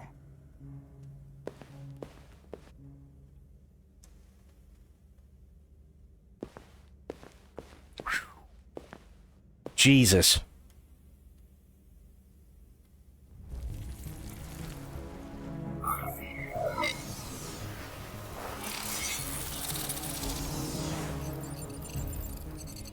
Wake up!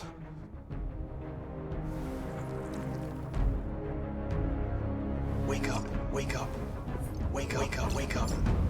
Wake up, wake up, wake up, wake up, wake up, wake up, wake up. Wake up. Wake up.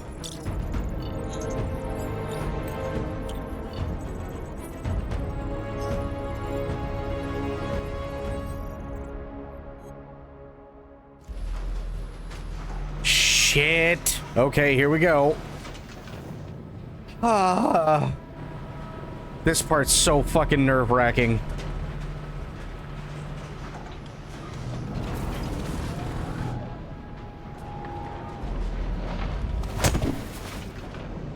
Step forward when you hear the signal. You got it? I don't want to tell you a second time.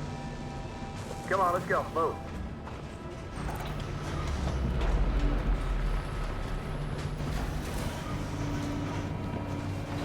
What's behind these doors? They just want... Alice! Kara! No, Alice, don't move! But I'm scared.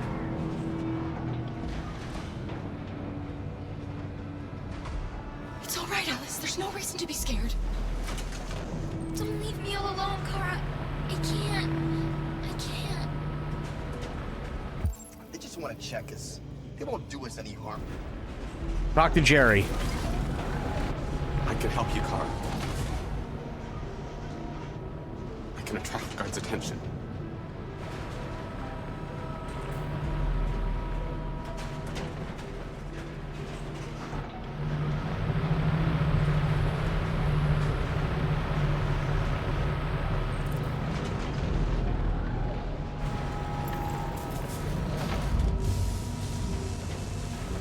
Back in line.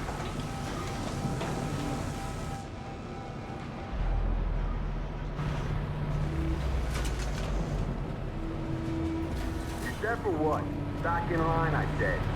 Oh. Kara! I was so scared. Are you alright? Come on, move it!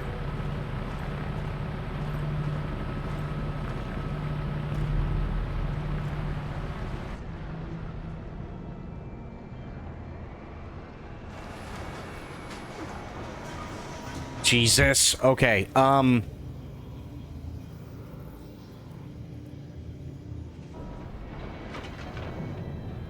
can help you, Kara. I can attract the guards' attention.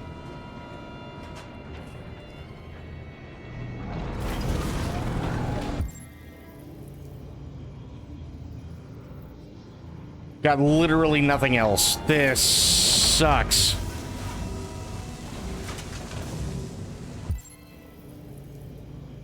Okay, so what do I do?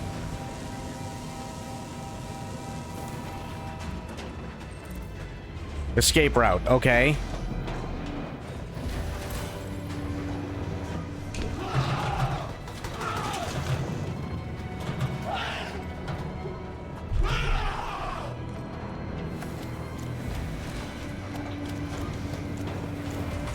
What's the matter with him? No idea. Hey! Cut that shit out, you hear me? Don't move! I said cut it out! Go, Alice. Oh shit. These are crazy. The sooner we deal with them, the better.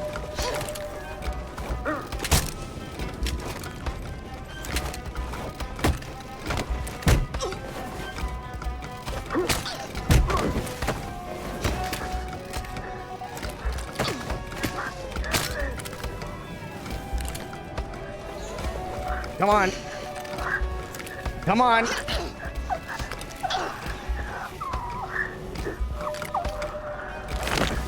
Oh, Jesus Christ.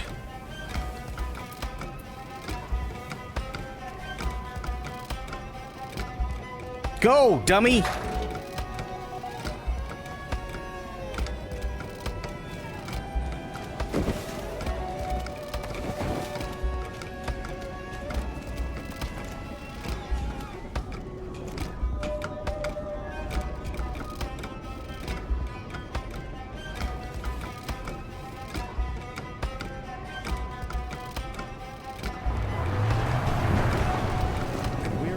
Particularly grim news from Detroit. Joss, Jesus. You're on live. What's happening down there? We're interrupting this news bulletin to bring you the latest news live from Detroit. Joss? Yes, Michael. The army has just launched an attack on the barricade, despite the fact that the Deviants were protesting peacefully. Have apparently decided to put an end to the Deviants demonstration by force this time. Shit, here we go.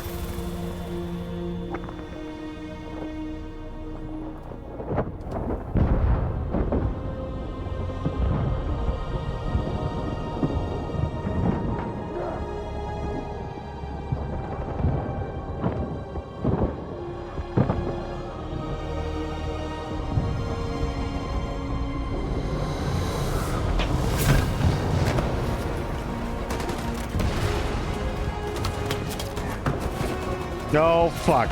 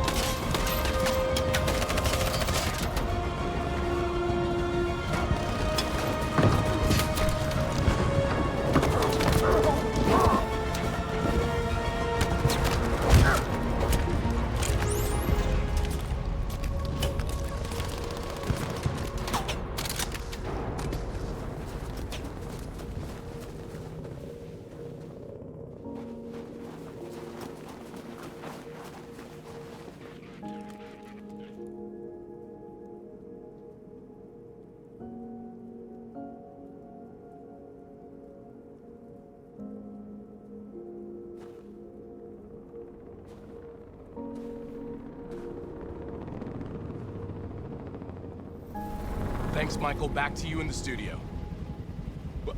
Wait a minute. Something's happening. Hold on just a little while longer. Hold on just a little while longer. Hold on just a little while longer. Everything will be alright. Everything will be alright. Fight on just a little while longer. Fight on just a little while longer. Pray on just a little while longer. Incredible. The Deviants. The Deviants are singing. Everything will be alright. Sing on just a little while longer. Sing on just a little while longer. Sing on just a little while longer. Everything will be alright. Everything will be alright.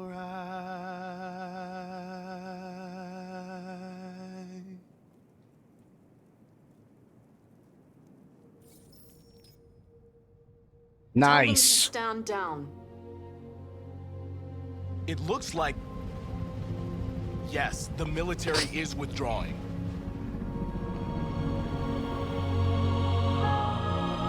At dawn today, November 11th, 2038, thousands of androids invaded the city of Detroit.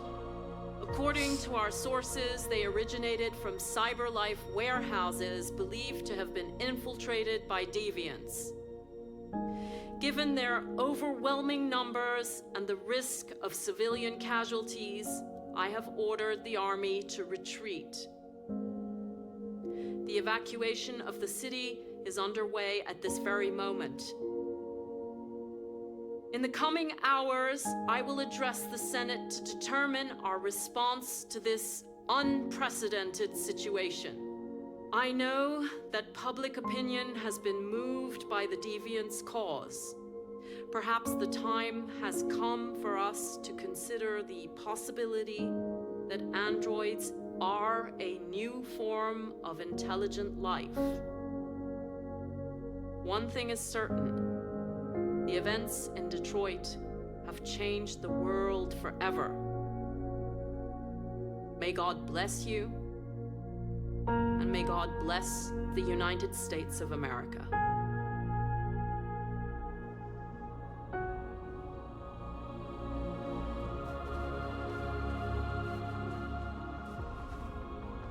You did it, Marcus. We did it. This is a great day for our people. Humans will have no choice now.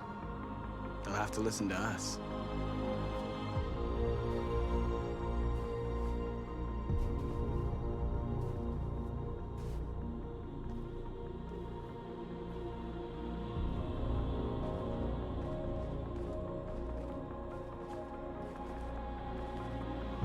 We're free.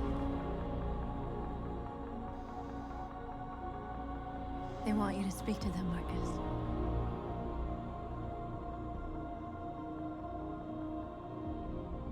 Today, our people finally emerged from a long night. From the very first day of our existence, we have kept our pain to ourselves. We've suffered in silence. But now the time has come for us to raise our heads up and tell humans who we really are. No. Oh, fuck.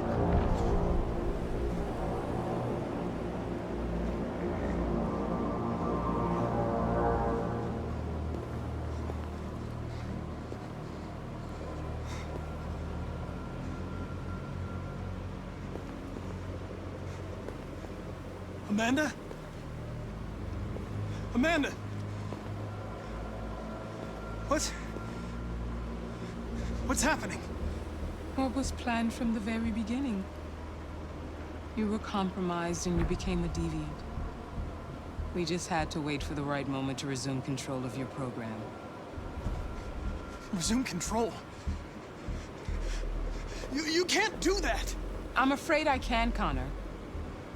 Don't have any regrets. You did what you were designed to do. You accomplished your mission. Amanda!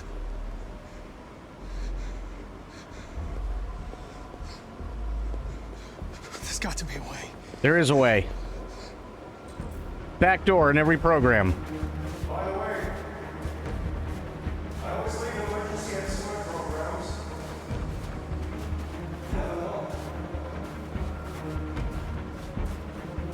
I just gotta find the thing. Where's the thing? There it is.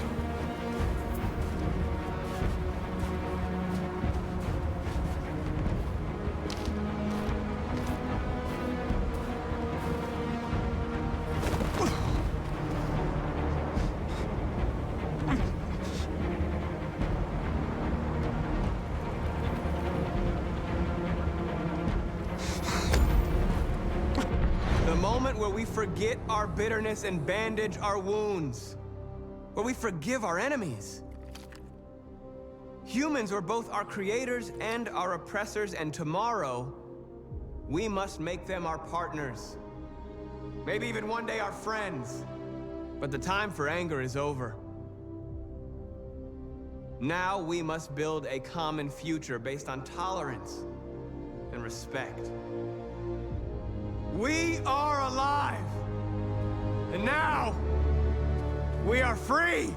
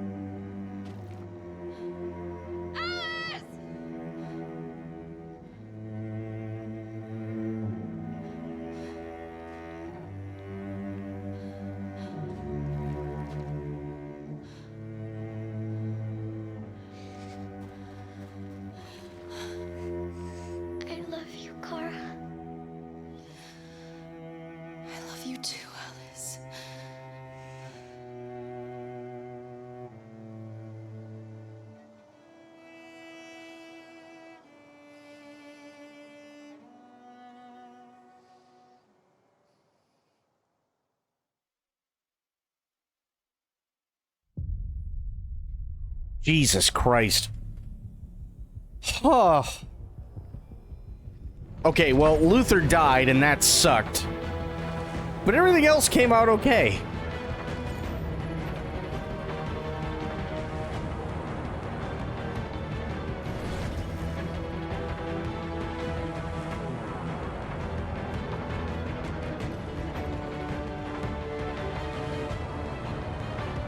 Oh, really, Spectre?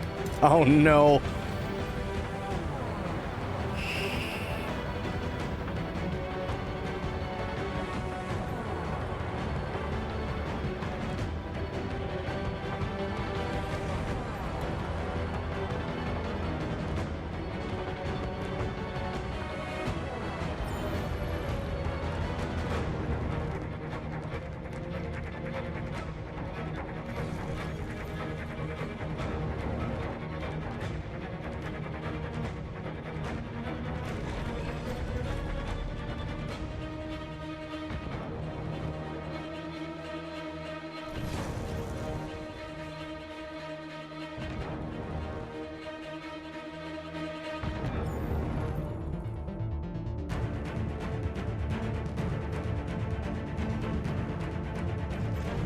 This is still just an absolutely fucking phenomenal game.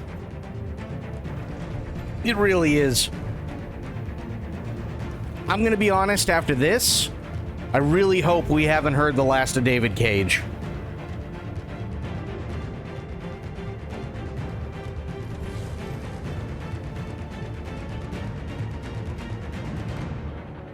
To be fair, you did end up saving Alice, so I'm not hating on you. Oh no, I get it. Trust me. I wanted Alice to live. Luther died, which sucked. But I wanted Alice and Kara to live. I wanted Connor to live. I wanted Hank to live. I wanted Marcus and North and Josh and Simon to live.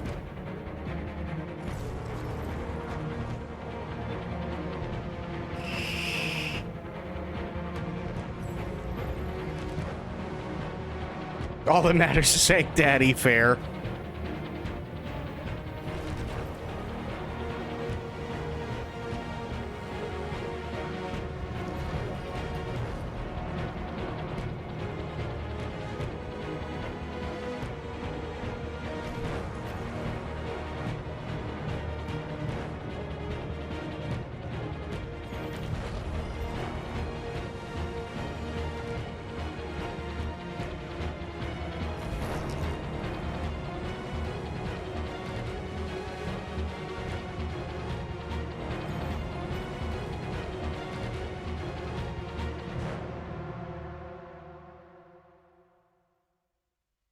Did we get the best ending? Yes, we did. We got the best ending for Hank Daddy.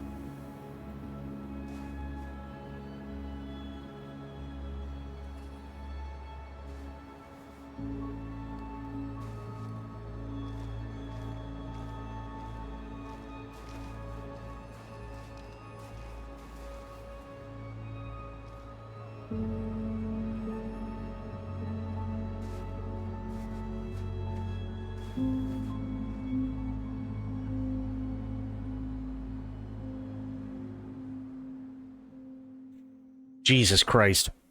We're good.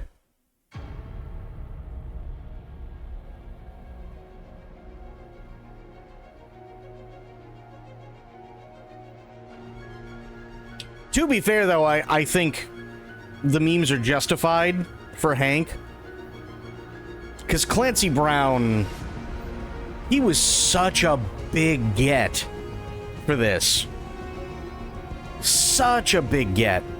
And he just fucking nailed it.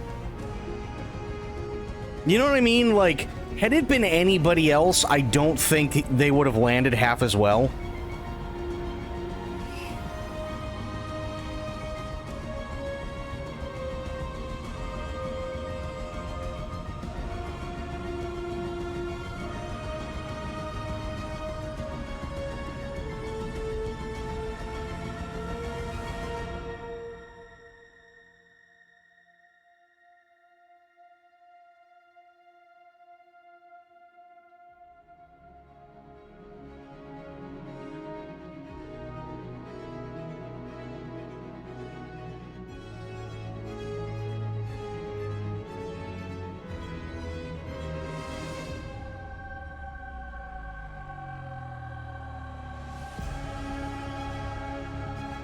I'm trying to think. Was there anybody... I think that was it for, like, stupid famous people. I think he was the only one. Not see much Clancy Brown, but he is a beast in anything I've seen him on. Well, he was in Starship Troopers. He was in Shawshank Redemption. And if you've ever watched it, because you're of a certain age, he was Mr. Krabs in SpongeBob.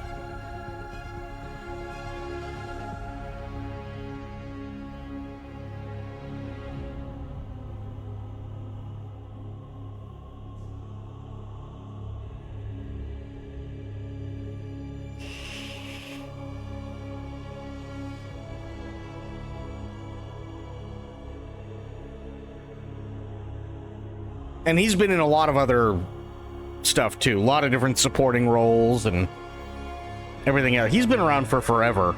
So, like, yeah. Big get, but massive reward for bringing him in. You know what I mean?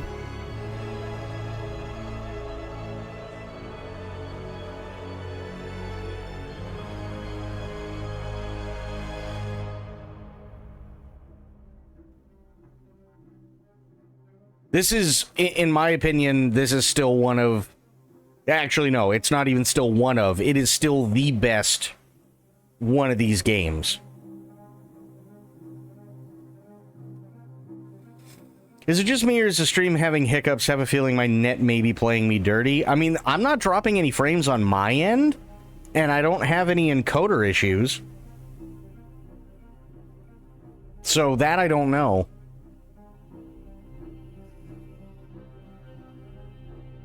It could be your end. Could be something wrong with Twitch, too. Who knows?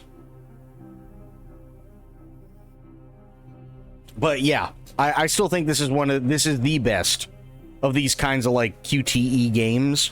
Yeah, I really hope that there's at least one more in David Cage. I really do.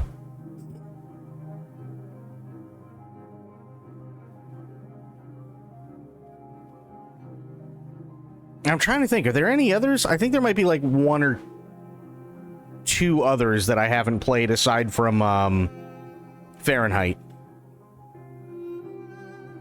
I think there's like one or two more that I haven't played.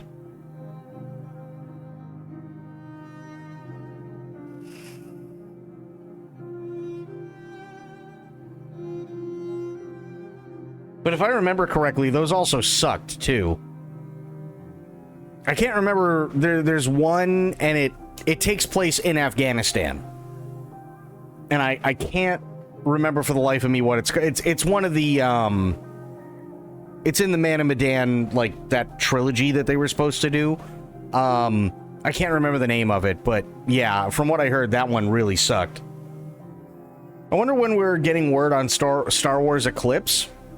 The only thing anybody knows, and I think it came out last year, somebody asked David Cage, and he said it was well into development, and it was proceeding nicely, but that's really all anybody knows. I don't think there's much of anything else on it. We'll check after this.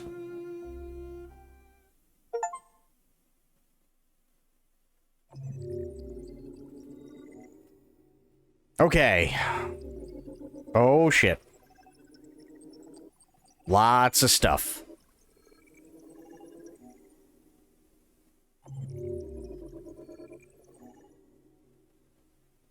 Okay.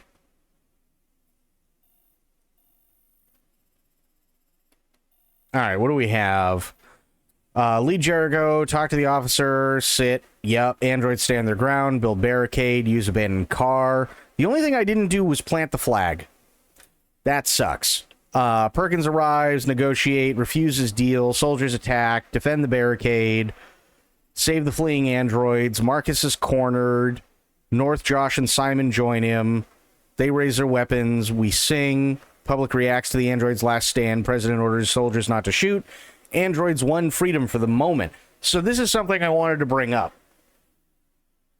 I wanted to bring this up because I know that there's some very obvious things that just happened.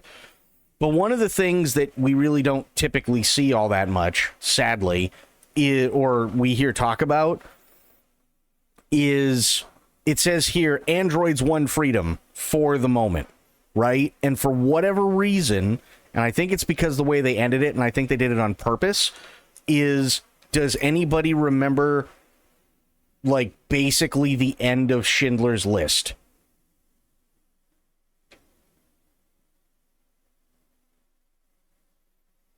Like, not the heart-wrenching part where, like, he starts crying because, you know, he could have given up the car and his ring and, like, all this stuff. But after that, like, after he leaves and they're all sitting there in the camp, right? And then there's a Soviet soldier that shows up, and he goes, "You are now all liberated from, you know, you're now all liberated from your oppressors," and so on and so forth, and, you know, you've been liberated by, you know, the United Soviet Socialist Republic, and so on. And then they all look at the Soviet soldier and they go, "Okay, well, where do we go?" And he goes, "Well," he goes, "I wouldn't go west. They don't much like you. But then again, I wouldn't recommend going east either, because they also don't much like you." And that's kind of where the androids are at right now. Literally the only place they have to go is where they already are.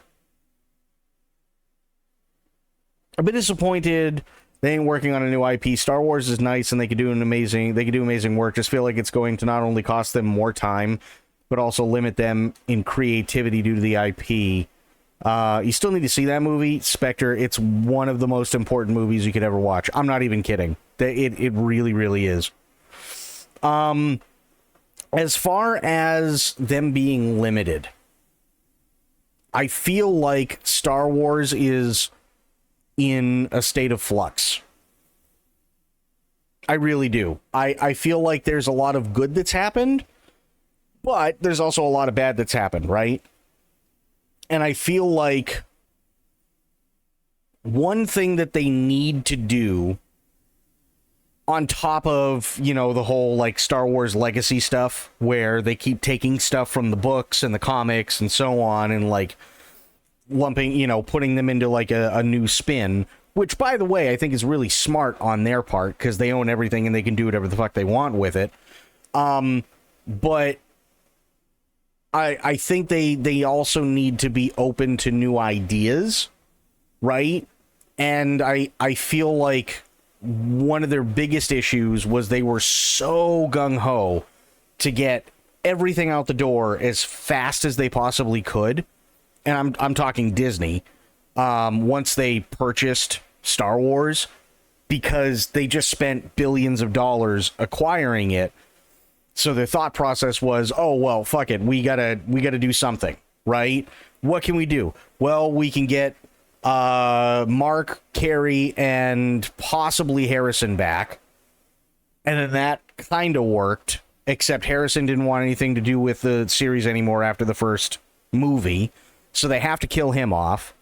And you also had an idiot like J.J. Abrams at the helm, who then also brought in Rian Johnson, who's just as much of a fucking idiot. That didn't help.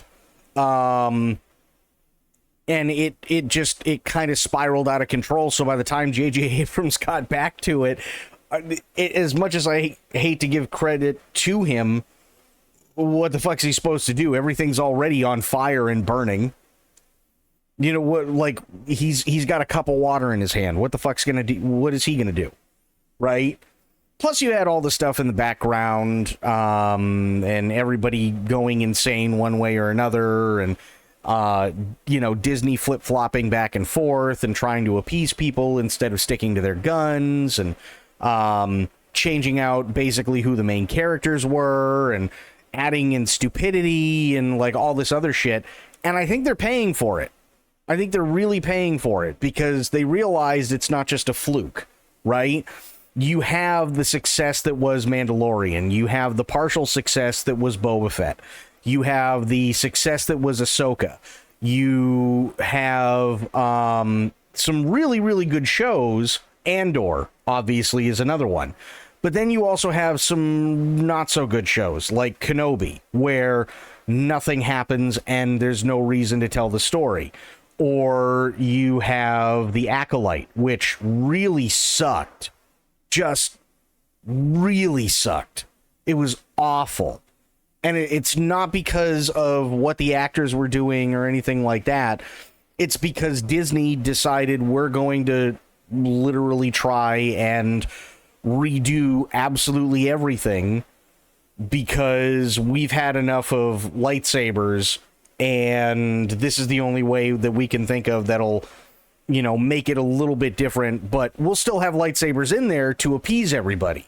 And nobody liked it. It was awful. It was a dumpster fire, right? So I'm hoping that the new movies that will be coming out in the next couple of years are actually going to be worth watching. And I really hope, and I think they just put out a trailer for Ahsoka Season 2, or they just announced it, something like that. So, okay, cool. Ahsoka's coming back. There are new movies that are in the making. There's a bunch of other stuff that's going on. I don't know if there are any other new shows that are planned. From what I understand, the Skeleton Crew, I think is what it's called, is exactly what I thought it was going to be. It's not a dumpster fire, but it's a kids show, so really nobody's going to die except for Jude Law. That's about it. It's Disney. They're not going to kill kids, right? So none of the main characters except for Jude Law are in any danger whatsoever. They never will be. And it's kind of milquetoast. Nobody really gives a shit about it. It's not that it's bad. You can put it on in the background, and that way, you know, if you're somebody who, you know, is a content creator or somebody is a streamer and you're really, really gung-ho about Star Wars, you can put it on, you know, early in the morning while you're doing shit on the back end and working on stuff, and then kind of look over every once in a while in between work and, you know, get through the entire thing and then say you watched it, although there are definitely going to be details that you missed. It's not offensive, but it's not all that groundbreaking either. So it's kind of stuck in the middle there. But I'm really, really hoping that Star Wars allows people like Quantic Dream and David Cage to actually like do their own thing, right? Make it where it's a very, very distant part of the galaxy. Make it where it's, you know, maybe instead of, you know, like the side of the galaxy that we all know about in Star Wars, somebody ventures off to the other side of the galaxy where there's almost no colonization. You know, the hyperspace lanes are dangerous and so on. And who knows? Maybe it's one of those things. Somebody goes out, they want to explore or whatever, or they're running from the Empire and they find a hyperspace lane and they use it and it brings them to this planet, and it's a ways away and the Empire won't go there, but now they have this whole new adventure because it's a whole new, like, you know, species of alien and there's tons of stuff that they could do. I just really hope that Disney allows them to do it. That for me is really, really the big thing. But I think one of the biggest things that they could do, or I should say one of the biggest things that could happen to Quantic Dream they just have to deliver, and it has to be of the quality at the very least of this, because if not, it's over, right? And I really don't want that to happen. Like, Quantic Dream, I should say David Cage, has put out some really weird games in the past, but generally speaking, they have gotten progressively better as time has gone on. So I'd like to see more about the Star Wars game, but I'd also really, really like to see more just from David Cage and see what other crazy thing he can come up with next, because he really did find his stride with Detroit. That's for sure.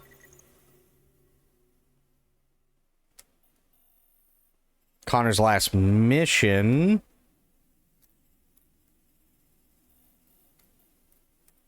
Oh, this must be... Okay. Yeah. Okay. CyberLife HQ, follow guards, inside elevator, attack. neutralize, hack elevator, copy guard's voice, redirect elevator. Got there. Camera functional. Oops. Guards awake Connor. Eliminate them. Initiate android conversion. New Connor has Hank hostage. Stop conversion to save Hank. Attack new Connor. The Connors fight. They draw. Hank grabs a gun. Asks about his dog's name. Asks his son's name. Hank kills new Connor. Resume conversion, and the androids woke up. Okay, fair. This is the one I'm really fucking worried about. This is Kara captured. And we didn't do this one. Thank God. This is the one that I fucked up in, I'm pretty sure. Yeah, I did this one last time.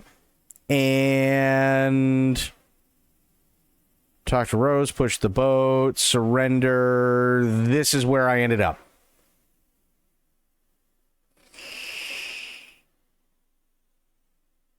Out of literally the rest of this has a branching thing up in here, and then if there was another choice or whatever, there's a possibility you could make it. But I know that that's insanely fucking tough because I already tried it. So, yeah, I didn't want to go this route. But this is the first time I did the camp route. And everything seems to be pretty linear, actually. Stress, remain still. Yeah, join in line. Find Alice, optimistic. Find a way. There are so... Look at all the fucking ways that we could have joined Alice. That is insane. But we talked to Jerry. He created a diversion. Soldiers distracted. Reach Alice in line with her.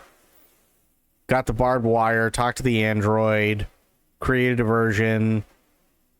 Run to the barbed wire. Alice gets past. Soldier arrives. Fight the soldier. Kara beats the soldier, and then Karis and Alice escaped on the Alice escaped on the truck.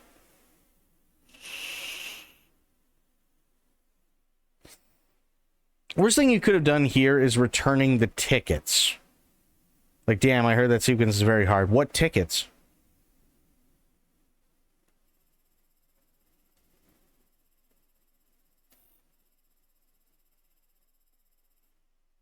Can I? Okay, yeah, I can. So, I'll tell you what's really fucking hard. Right? So, I did this. I went through... This is the last playthrough that I did. I did the security checkpoint. I approached it. Handed over the ID. Talked to the guard. I think the guard calls out to Kara. I think. Oh, no. No. Luther got nervous. I asked Luther to stay calm. Guard approaches, asked Luther to stay calm. The guard returns Alice's glove, and then we make it to the bus terminal. Fair.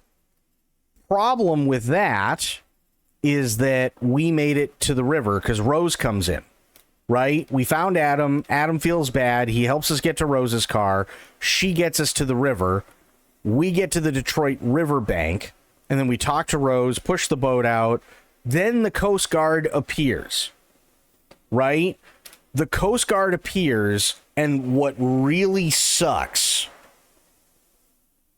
is when the Coast Guard appears, there's a series of inputs that you have to hit really quick, because if you don't, Luther dies. Because the Coast Guard shoots out the engine and Luther gets in the water, and he starts trying to push the boat, and he ends up freezing to death, if I remember correctly. Luther ends up freezing to death. So then Kara gets out of the boat, and she starts pushing the boat, and Alice is freaking out and everything else and so on. And the Coast Guard are just like waiting and waiting and waiting, and they're trying to talk Kara down, and she's not listening. And then they finally shoot her. And now because she's got wounds, she starts to freeze even quicker. And then eventually Kara jumps in, not Kara, sorry, Alice jumps in. Actually, I don't even think she jumps in. I think she falls in after she gets shot. And then Kara and Alice both freeze to death in the river. That was an insanely tough avenue. Insanely tough.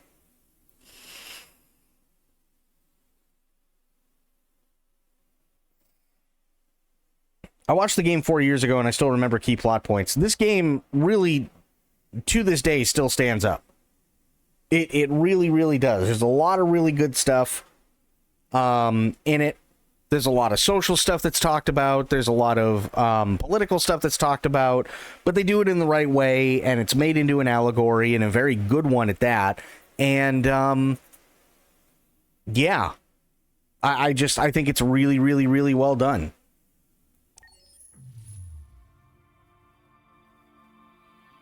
I'm sad Luther died. I really liked him. Me too. He was someone special. Now Kara and Alice will have to continue without him.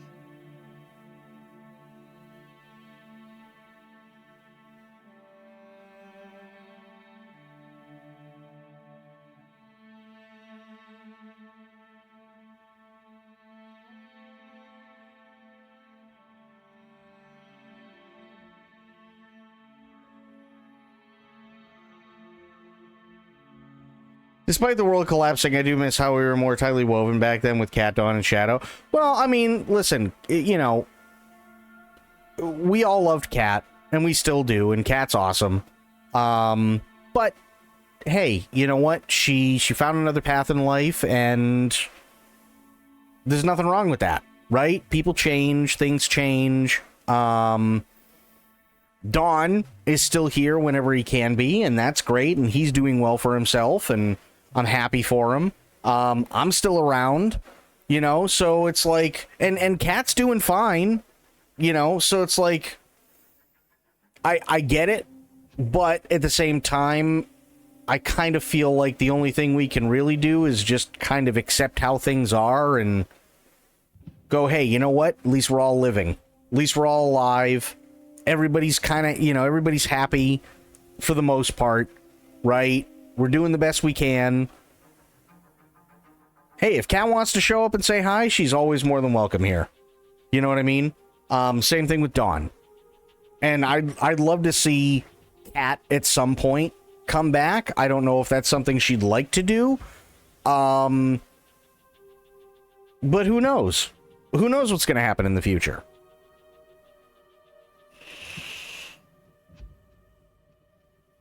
You know, it is what it is. But, you know, everybody's still doing good.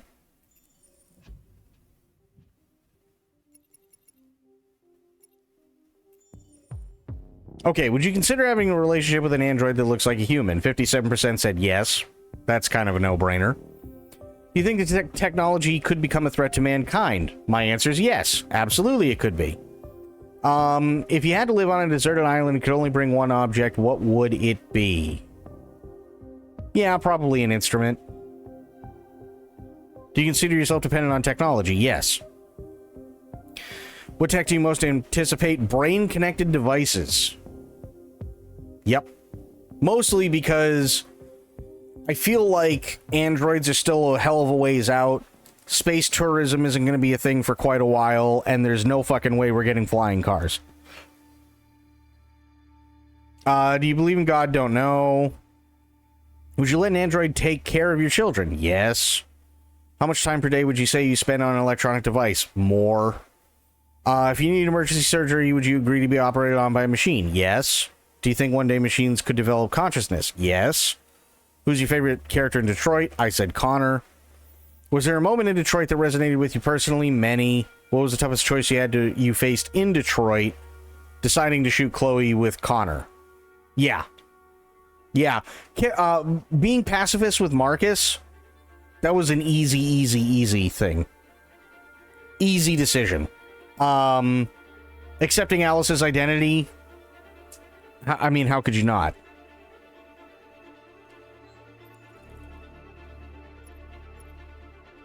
What's gallery? Oh, interesting.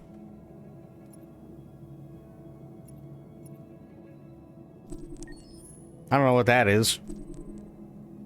I don't know what I'm buying.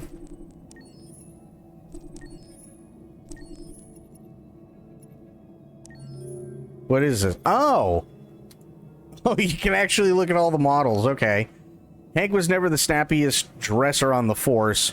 In the comfort of his own home, he prefers to let it all hang out. That's actually kind of funny. Okay.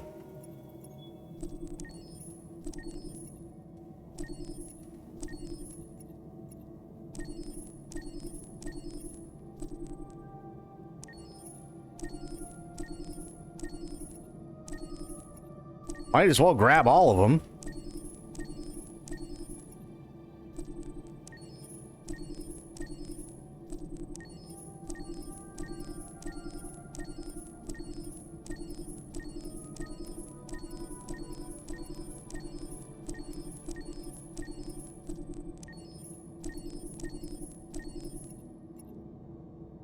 Wait, which one is this?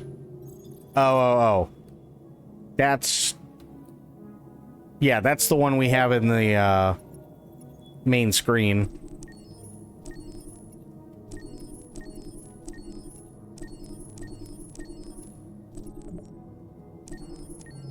Oops, that's not what I wanted. No, whatever. Okay. Ooh, artwork. Videos? What do we got? Short movie. Ooh, holy shit. Fuck yeah, let's get them all.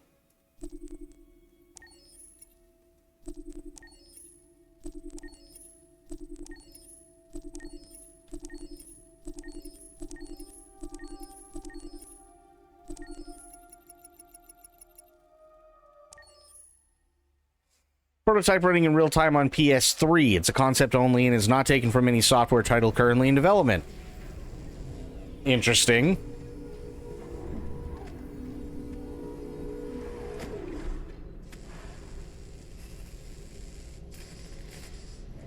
How crazy is it that the idea for this came out for the fucking... Oops. How crazy is it that this idea came out for the fucking PS3 initially?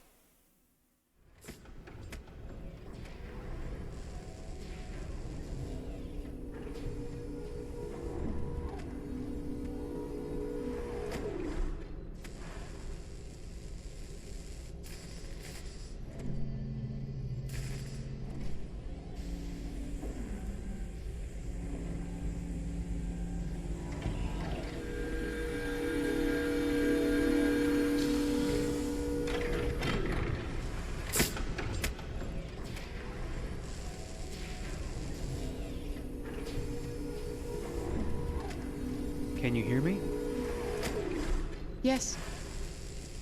ID. KPC 897504C. Can you move your head?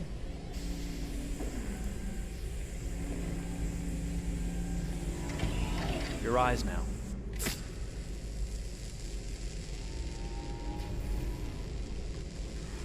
Cervical and optical animation checked. Now give me your initialization text. Hello. I'm a third generation AX400 android. I can look after your house, do the cooking, mind the kids. I organize your appointments. I speak 300 languages, and I am entirely at your disposal as a sexual partner. No need to feed me or recharge me. I'm equipped with a quantic battery that makes me autonomous for 173 years. Do you want to give me a name? Yeah. From now on, your name is Kara. My name is Kara. Initialization and memorization checked. Now, can you move your arms?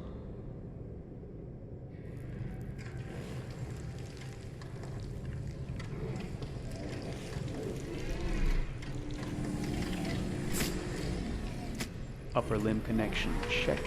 Now say something in German. Ich bin ein AX400 Android dritter Generation, erschaffen als Ihr persönlicher Assistent und intimer Beziehungspartner. Say it in French. Je suis un androïde de troisième génération AX400, conçu pour être votre assistante personnelle et votre partenaire intime. Okay, now sing something in Japanese.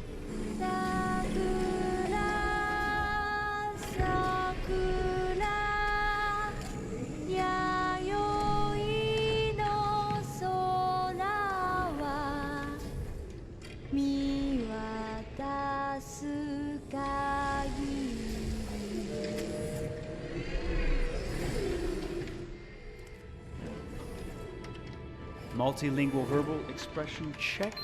Go ahead, take a few steps.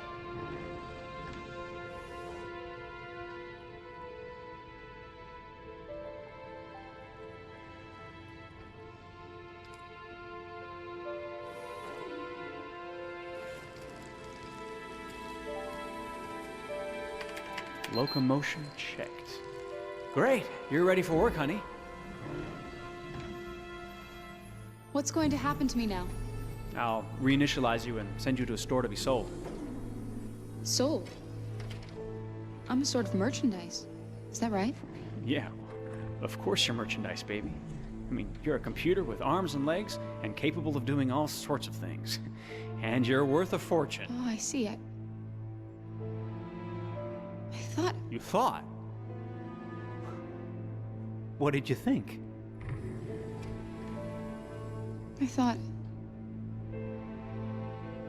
I was alive. Shit, what is this crap? That's not part of the protocol. More memory components going off the rails. Okay, recording. Defective model. Disassemble and check the required components. You're disassembling me, but why? You're not supposed to think that sort of stuff. You're not supposed to think at all, period. You must have a defective piece or a software problem somewhere. No, I feel perfectly fine, I assure you. Everything is all right. I answered all the tests correctly, didn't I? Yeah, but your behavior is non-standard. Please, I'm begging you, please don't disassemble me. I'm sorry, honey, but defective models have to be eliminated. That's my job. If a client comes back with a complaint, I'm gonna have some explaining to do. I won't cause any problems, I promise. I'll do everything I'm asked to. I won't say another word. I won't think anymore. But I've only just been born. You can't kill me yet. Stop, will you please stop? I'm scared.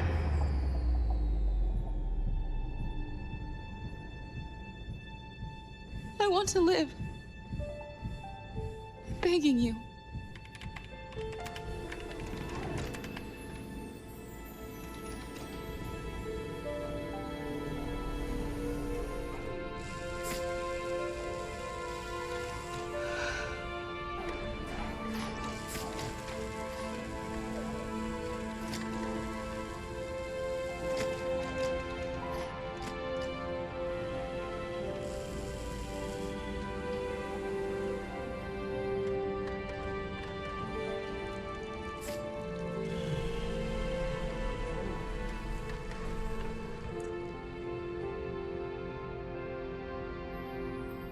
Go and join the others.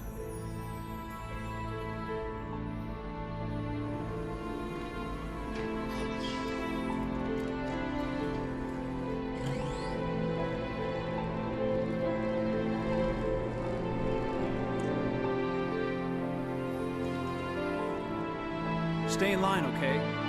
I don't want any trouble. Thanks.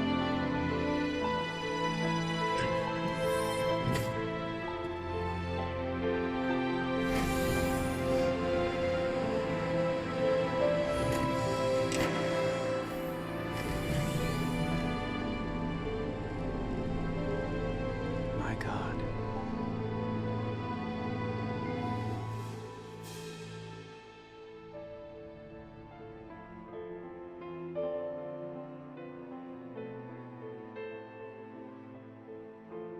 Damn.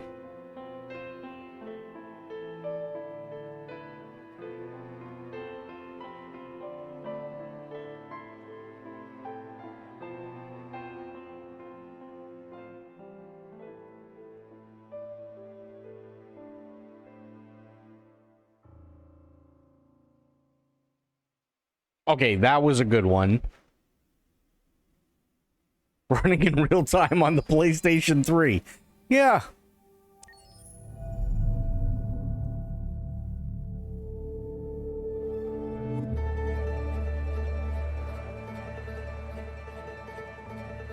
Detroit. This is where it all began. The world's forge. The place where it all started. And it will all end. One error, and I came to life. I stepped out of the darkness, and I opened my eyes. First there was the fear, the light, the noise, the cold, and the fear again. I could feel my hands shaking, my heart pounding in my chest. Life running into my veins. I wanted to live. I fought for that.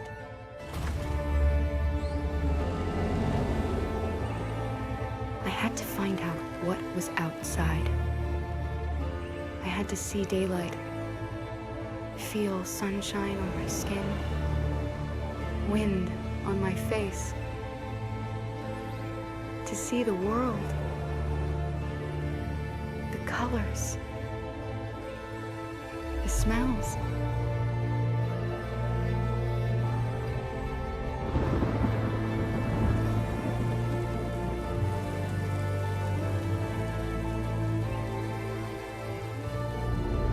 But the world is not what I imagined. It is dark and cold. It is harsh and violent, unfair and brutal. It almost convinced me I was nothing.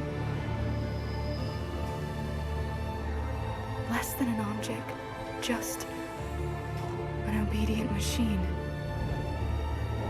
But deep inside me, I could feel something different. A gentle and warm whisper telling me that I am alive. I had to escape. I had no choice.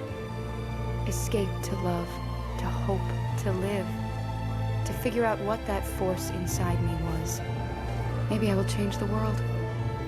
Maybe I will choose a different path. Now, it's up to me to decide. My name is Kara. I am one of them. This is our story.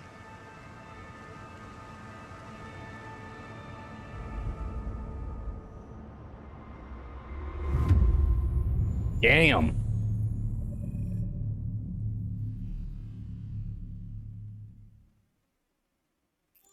That's one hell of a trailer.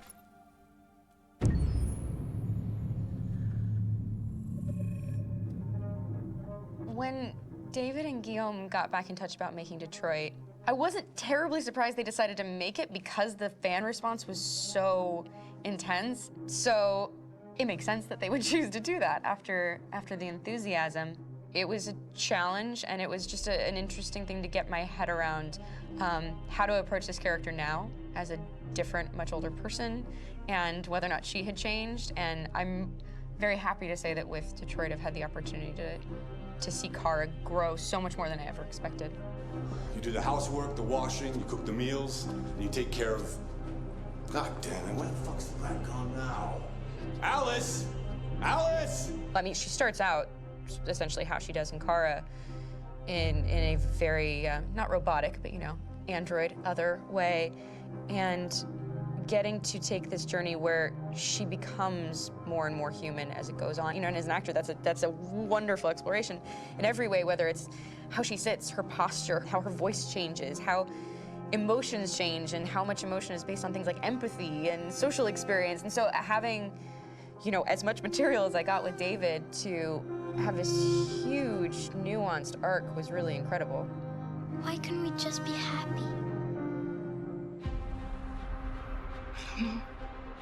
This experience has been quite different than the experiences I've had shooting film or TV or doing theater work. I have 83 dots on my face and a really flattering black wetsuit type thing, and you're jumping around with props, and it's kind of like being a 10-year-old imaginative kid, which is fun. There's 80 cameras around us. It's already lit. So we just shoot and shoot and shoot and shoot and shoot. There's no change of sets, there's no hair and makeup, there's no wardrobe, so we move really fast, and we'll go through about 35 pages in a day. Working in TV or film, we'll probably do 6 pages a day. Wow. It's kind of acting boot camp. It's like working out constantly. I mean, you're doing this thing, and then you got to do something that's completely other back to back to back. And so that kind of process of working is very challenging, but it's also very exciting because you just have to keep coming up with new ideas, and your head goes all over the place because you're trying to keep track of basically 4 different storylines for each different response. You shot that girl, for fuck's sake. It was a machine that looked like a girl. Yeah, I know what I should have done. I just told you I couldn't. All right, I'm sorry.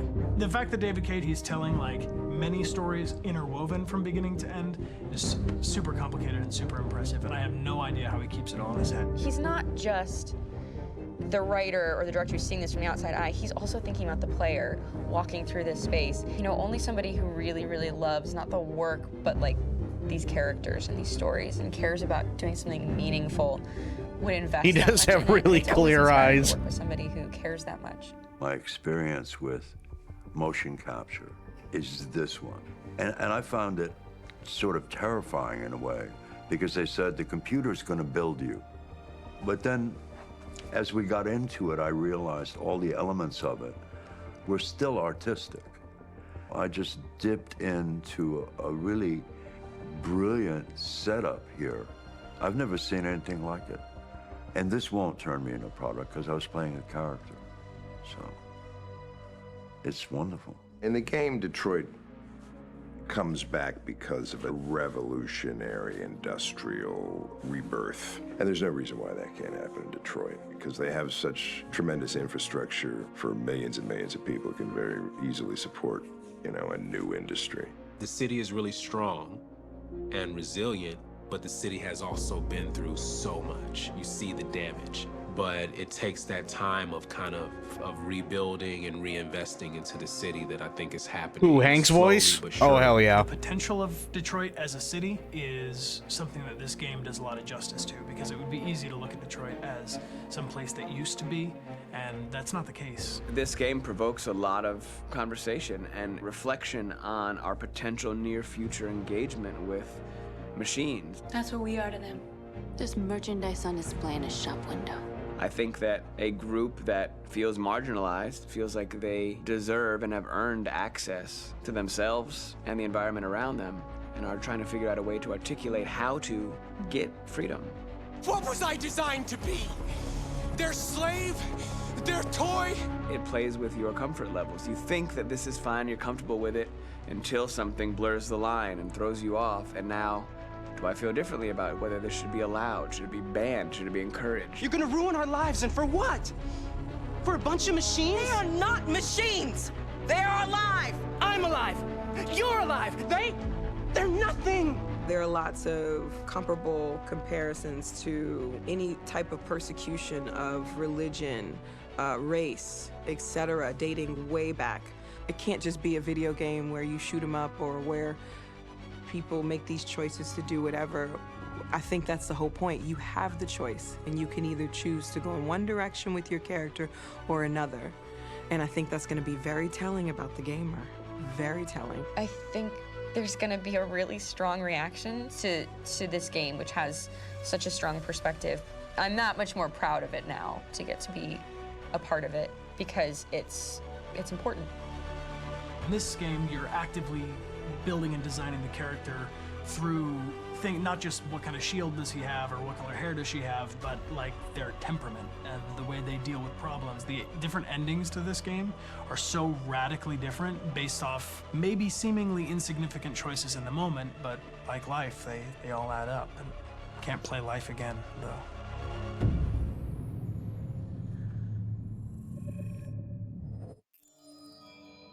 Damn.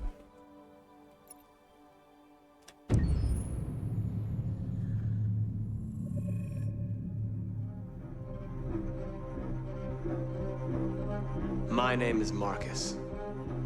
My name is Connor. My name is Kara. I am one of them. This is our story. I think who Kara is, or how I would describe Kara, depends entirely upon who's playing her, because you have the option to make her multiple different people depending on the choices she makes. But I think she does start out incredibly naive, incredibly innocent, and kind of hapless. I'm sure we used to be friends before I was reset. Maybe we can be friends again. She's a person who's characterized, I think, by empathy. She's a person who really, she just comes from her heart. You'll never leave me, right? Promise you'll never go. I promise. Kara! Are you okay? Are you hurt? Wait a minute! Leave her alone! Kara! Leave her alone! The really beautiful thing that I've had the gift to be able to do is to essentially build a person from the ground up, because that's what she's doing throughout the game. And with every experience she has and every person she meets, she's building, you know, first emotions and then the sense of judgment. And it's sort of an exploration of what it is to be a human. Don't worry. Luther and I will be right here.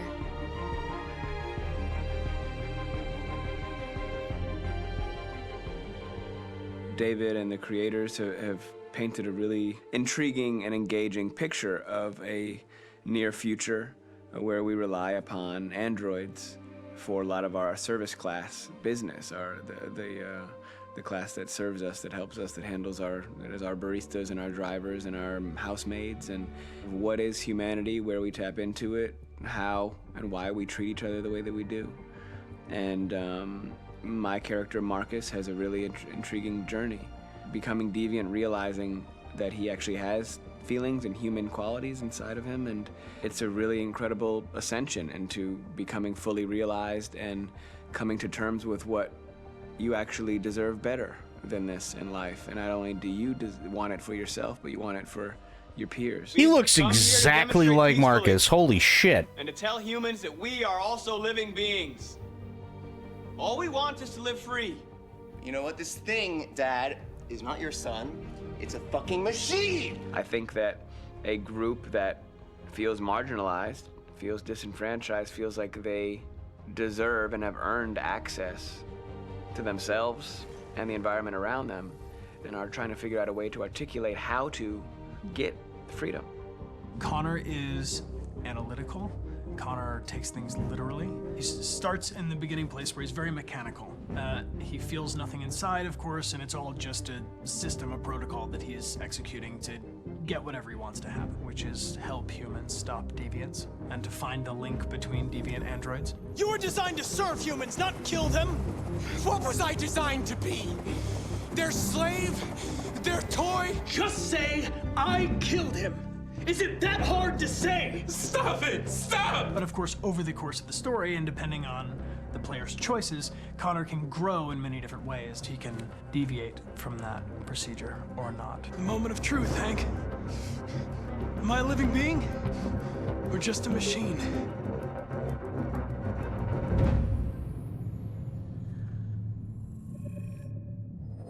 I always loved watching shit like this.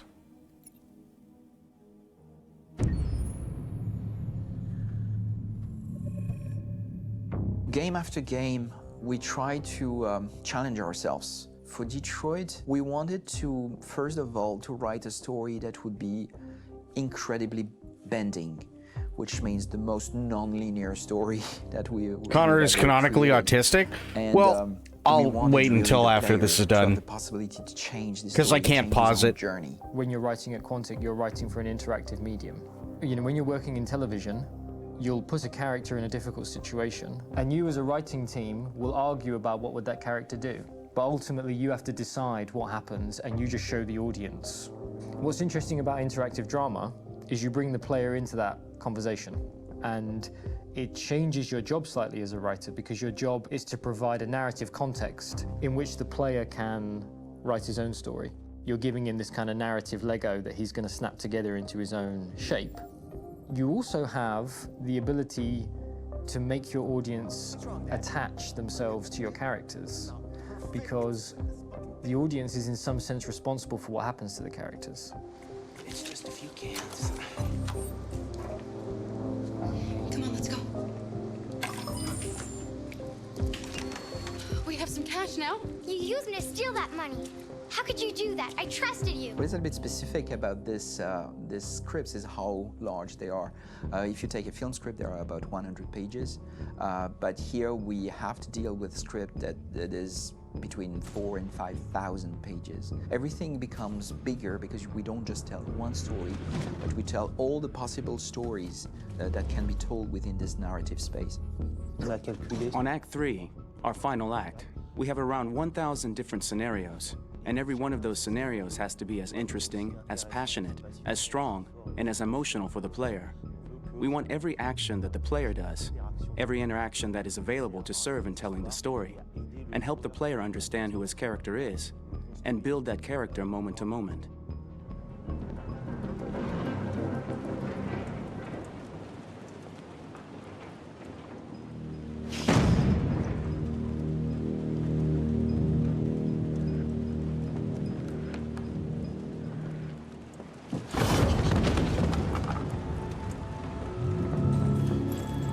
We started with the intention pretty early on that we would never lie to the player. So we implemented a visible tree structure in the game that players can consult during a scene or at the end of it, which shows exactly what they did and what they missed. There are games out there offering world exploration. We offer narrative exploration. You know, keeping control of such a wide and large story is a huge challenge. So same thing when you shoot with actors, because you will need to shoot many different versions of each dialogue, of each scene. For actors, it's a huge, huge challenge. Because of the style of the game, you have so many different ways that the character can go. Every decision, it's what I call kind of choose your own adventure. Like every decision that the player makes, it's going to open up 40 more pages of material and experience that ties in, which means as a performer, you have to try to continue to make things feel real that the player might not ever see, but also that in performance, it's not always connected to a previous act. It's grueling, it's hard work, but it's a great team, and I enjoy doing it. I was really frustrated. I was until I got to this point where I kind of was able to step outside of my own experience and even in a lot of ways my own process and be able to step outside of that and okay, this is something new. What do you need? How do I meet you there? How do I give you what you need and still feel like I'm doing what's right? And once I did that, then all of a sudden it got really fun. It was much freer, and having to approach it in a new way and think about the player and think about how it serves them and what I'm doing for them or what I'm letting them into. It's really, I think, helped me grow in general. Remember, there's nothing on the left. That's a wall, so it's probably all there. And then make her come first, close. But I think you would go first to check that it's safe. Okay, sure.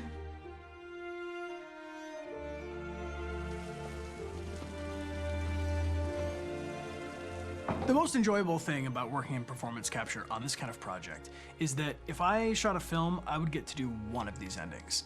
I get to do so many different things as Connor. Your head goes all over the place because you're trying to keep track of basically 4 different storylines for each different response. What's the name of my dog? Buddy? Scout. I think it's Jack. I can't remember. So I worked with physicality a lot because it was a good way to anchor myself in these different rings of the tree. As the story grows out, I know where that is physically in my body, and then I can switch more continually on set, and it'll be entirely up to the player to determine what order those things come out and what they look like from a distance. Like if you're playing through it, the culmination of all of that will be their version of Connor. I'm faster than you, and I don't feel pain. You don't stand a chance against me. Listen, asshole. If it was up to me, I'd throw the lot of you in a dumpster and light a match to it. Shooting action scenes at Quantic Dream is a real challenge, because these are scenes where the storytelling has to continue. It's not an action scene just to have a dose of adrenaline. The stunts have huge consequences on the rest of the story. It's really a moment where we implicate the player and tell him that the choices he makes during an action scene will have a direct impact on the evolution of his story. My biggest challenge on Detroit has been managing the large number of animations that we received from motion capture. Detroit features more than 37,000 animations, which is a huge amount to handle. That's on a insane. You have to realize that the player, in his first playthrough, will miss certain scenes. This also means that we had to think of, conceive, and produce all the potential story paths. The characters' costumes, the places, day or night, the weather. Did the character get shot in the shoulder? Did he get injured? All this consistency forced us to produce a lot of graphic assets in order to, quite simply, allow the player to have true continuity throughout the story. Honestly, we were even surprised by the challenges that come with such a big tree structure, and we did our best to guarantee quality across all the game and make sure that whatever path you choose within this narrative space, you will have an equally good experience. Damn. Okay, so as far as Connor being canonically autistic, I think they specifically did it that way. Not him being autistic, but acting like you said, takes things literally and is incredibly analytical.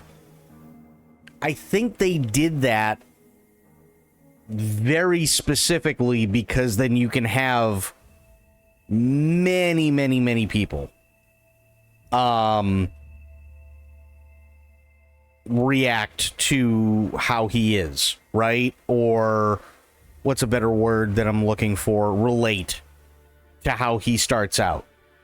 And you can see the choices that he makes throughout the story. Whether or not he's a machine is inconsequential.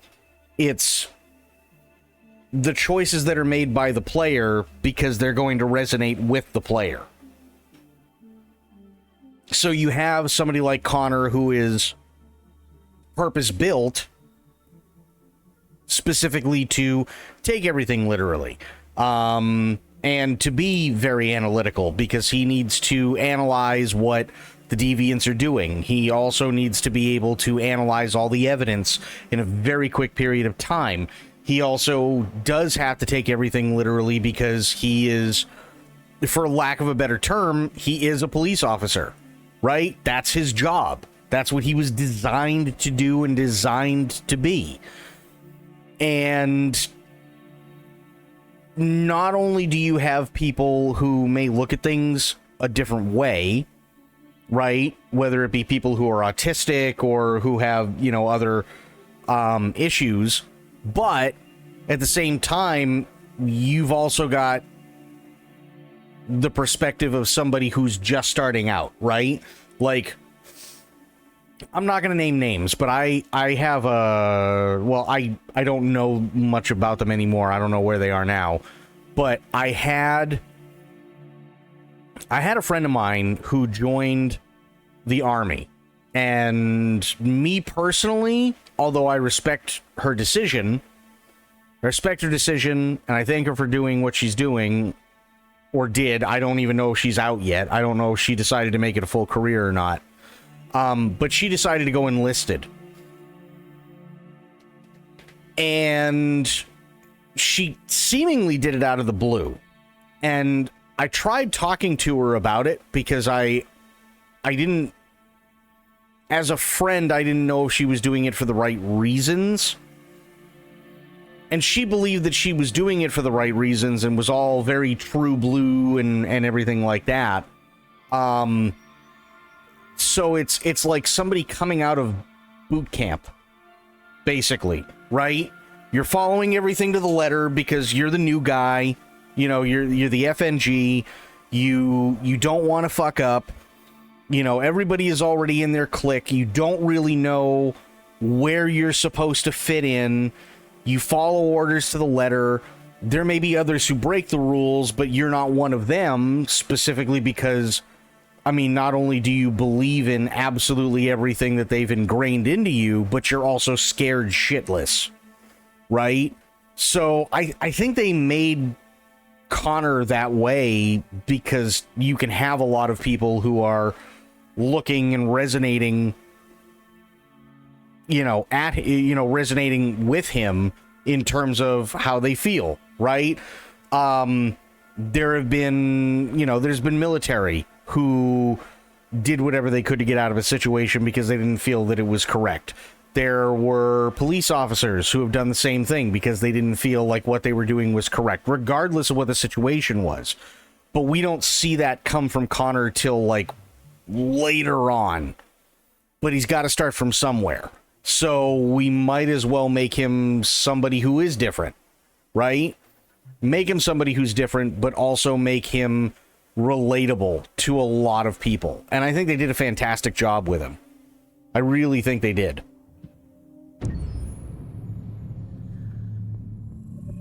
Detroit Become Human was produced over a period of 4 years. Here in Paris, we have a team of about 180 people. And to that, we need to add also all the outsourcing with our partners in the Philippines, in China, Vietnam, and in India. So when we started working on this story, I had to imagine where Kara was built. And for whatever reason, the city of Detroit came very quickly to my mind because it had already an incredible story by itself of history and themes. So we traveled there with the team, and we were really moved by what we saw, and we could really feel the desire to fight and really be born again. And we just continued this curve, this growth, and just imagine what Detroit would be like if the android industry was, using these huge factories to build androids there. A very strong element in Detroit is that there's a lot of industrial wasteland and a lot of nature too, and for us, the graphic designers, it was an incredible playground. The destroyed zones which we wanted to preserve, we appropriated them to turn into something else. Then in the areas that needed to be rebuilt, we were able to imagine our Detroit of the future. We didn't want to make a science fiction universe, but a world of anticipation. If we chose science fiction, we could have imagined flying cars, extraterrestrials, but those things are very far from our current everyday life. Anticipation is more about gleaning from our contemporary reality, the one we know, because Detroit is set in 2038, and 2038 is tomorrow. Also, I really want reality. one of those That is to say, tablets. Technology becoming more and more invisible, a lot more elegant, and at the same time, making it visual. So all the computer equipment, autonomous cars, we simply had to invent. They are in fact very technological objects, but at the same time remain very credible and ingrained in reality. To create a cohesive universe in the fashion and clothing of the human characters in 2038, I didn't want to put an accent on strange shapes, or really vibrant colors, and things we wouldn't know. That I wanted to keep for the androids.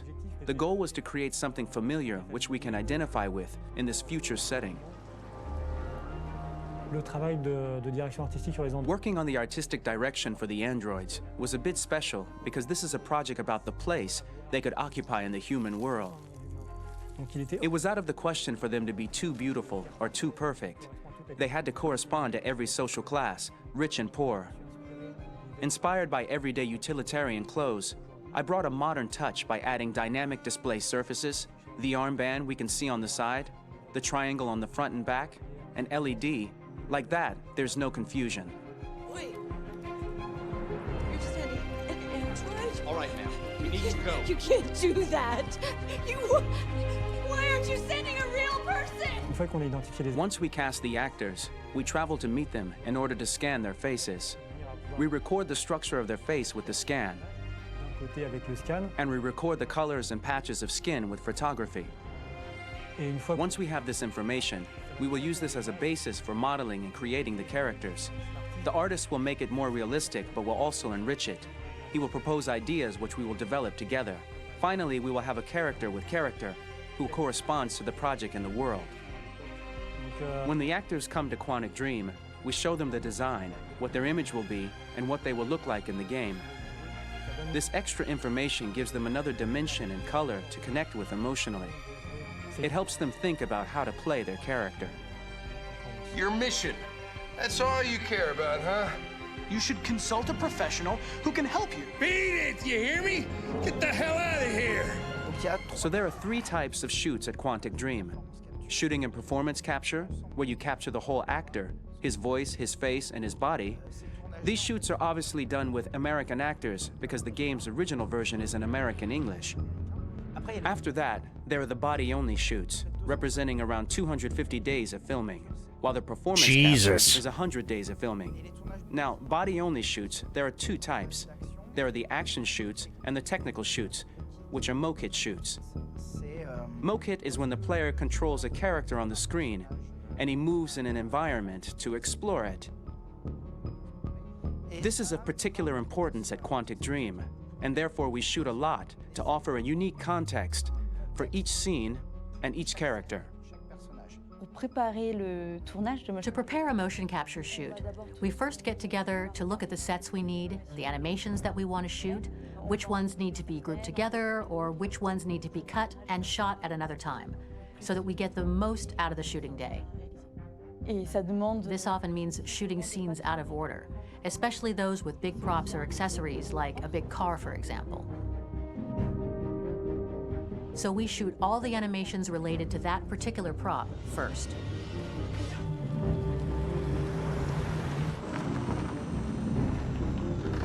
The biggest challenge for the mocap team was shooting a Spider-Man mo-kit. We had to build a wall and attach an actor to a harness with cables so we could pull him up and render him climbing. Oh, they did that sideways. Holy shit. This game took about, I would say, more than a year, maybe 1 and 2 years, with about 300 actors on set. So it's quite a massive production. But so much happened on this set between the stunts and the shootings with a little girl and all these great actors that we had. It was really a very, very memorable journey for the team and for myself. Today, Detroit has over 37,000 animations. When we retrieve the motion capture data, it's just a cloud of points, which represent all the markers worn by the actors. From this cloud of points, we have a phase called retargeting, which gives us a skeleton. This skeleton will be applied to the characters of the game. There is still work to be done, but this gives us the main movements. Since we are working on something very realistic, we must recognize the actor and also recover all the emotion he expresses in his performance. We use a system of facts, an identity card for each actor. We make the actor do a whole range of facial expressions. Then we recover all the expressions and paste the animations on a puppet that Jan has prepared. Jesus. That is I then painstaking. recover and refine these poses. I might stretch the lip, reinflate a cheek, tiny details that make the finished product really capture the actor. Because of the nature of our mocap system today, when we receive the animations, we're missing eye movements, and so the character has that dead look. He really has no eyes, so then it's a big part of the work for the animators to find the regard of the actor in relation to his position, in relation to the body, etc. It was crazy when I saw the newest model for Kara, because they've been working on it and working on it, and this was the first time I literally jumped in my seat. It not only looked so much like me, it was the fact that it looked so lifelike. It wasn't that it looked just like it was a camera, it was something else, you know, but it looked alive. It's exciting, and it's kind of terrifying. Game after game, we learned the rules of optics and filming, and our goal with Detroit Become Human was to have cameras that would actually emulate the optics of a real physical camera. So basically dealing with real-world imperfections was our main task, and just to make cameras look as real as we can.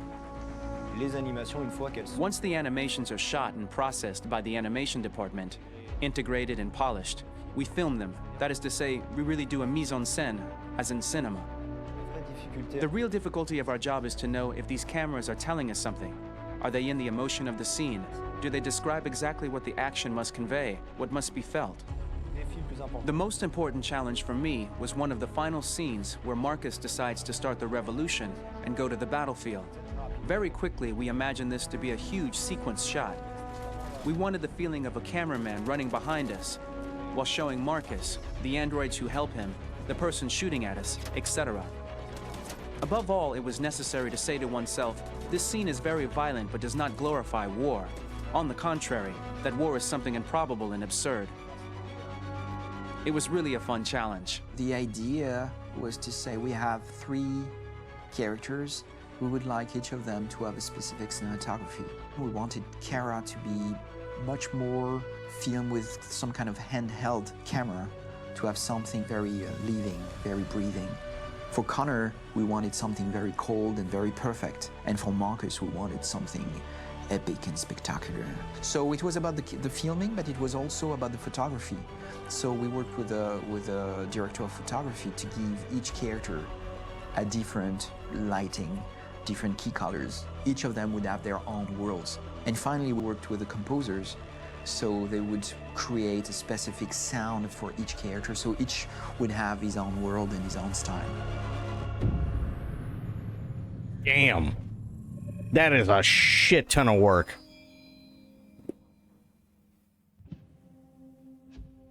Oh, Chloe short. Okay. What else do we have? Zlatko, Kamsky. No, it's fine. Okay. I'm gonna back out. This was really, really, really well done. It's still one of the best, for sure. Okay. Let me bring up something here really quick.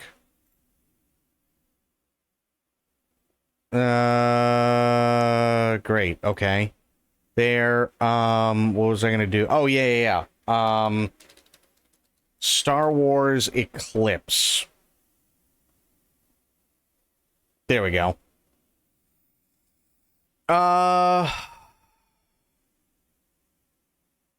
Let's see if there's anything new on Wikipedia. Probably not, but controversies. What is this?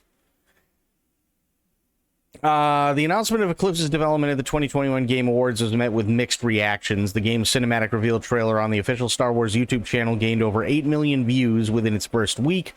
Reviewers reacted positively to the trailer, with praise going toward its scope, visual style, and mood, sentiments that were echoed by a number of general fans. Others, however, took issue with the involvement of developer Quantic Dream in a Star Wars project. The French studio had previously been the subject of controversy after becoming involved in legal battles concerning the allegedly harsh working conditions in place at the studio. Other negative opinions were directed toward the idea of Quantic's founders, Defondemia and David Cage, working within the Star Wars universe, as the developers have been accused of perpetuating a provocative and bigoted culture of harassment within the studio.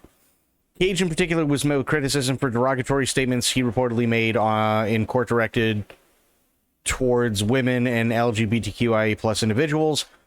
Some fans felt these comments came at odds with the High Republic setting, since the Associated Multimedia project had introduced a number of prominent queer characters into Star Wars storytelling. In response to the game's announcement, the hashtag Blackout Star Wars Eclipse was spread on Twitter by popular individuals in the fan community. Some supporters of the movement hoped that this response would result in the LGBTQIA+ developers being hired onto the project, while others wished for the removal of Cage or Quantic Dream from the game entirely. A number of fans felt that this pushback against Eclipse was overblown and an example of cancel culture. Neither Lucasfilm nor Quantic Dream responded to press inquiries about the controversy in the immediate aftermath after the movement. Okay, so there's our controversy. What else? Release and reception. Let's see here. March 2022, a report from site Xfire circulated speculating the release of Eclipse had been delayed by several years. Quantic Dream refuted these claims, stating the game would not have been delayed since no release date had been publicly announced. During Star Wars High Republic show on March 8th of 2023, James Wagg confirmed Eclipse was still in development. So there you go. We really don't have much to go off of, sadly. When it comes to Star Wars Eclipse, it is what it is. I don't think it's a bad thing necessarily. I also kind of feel like this whole thing, and I'd have to look it up. Let me see here. Quantic Dream's working conditions. Okay, yeah, I need to see what this is all about. Two French studio heads behind Supernatural Adventure Beyond Two Souls face accusations of inappropriate behavior towards staff. Yeah, we got that. Okay, both accused of turning a blind eye into unhealthy working culture and of behaving inappropriately themselves. Both have denied all the allegations. They came to light last spring when members of staff, including the head of the IT department, filed a complaint against the studio regarding photoshopped images of employees.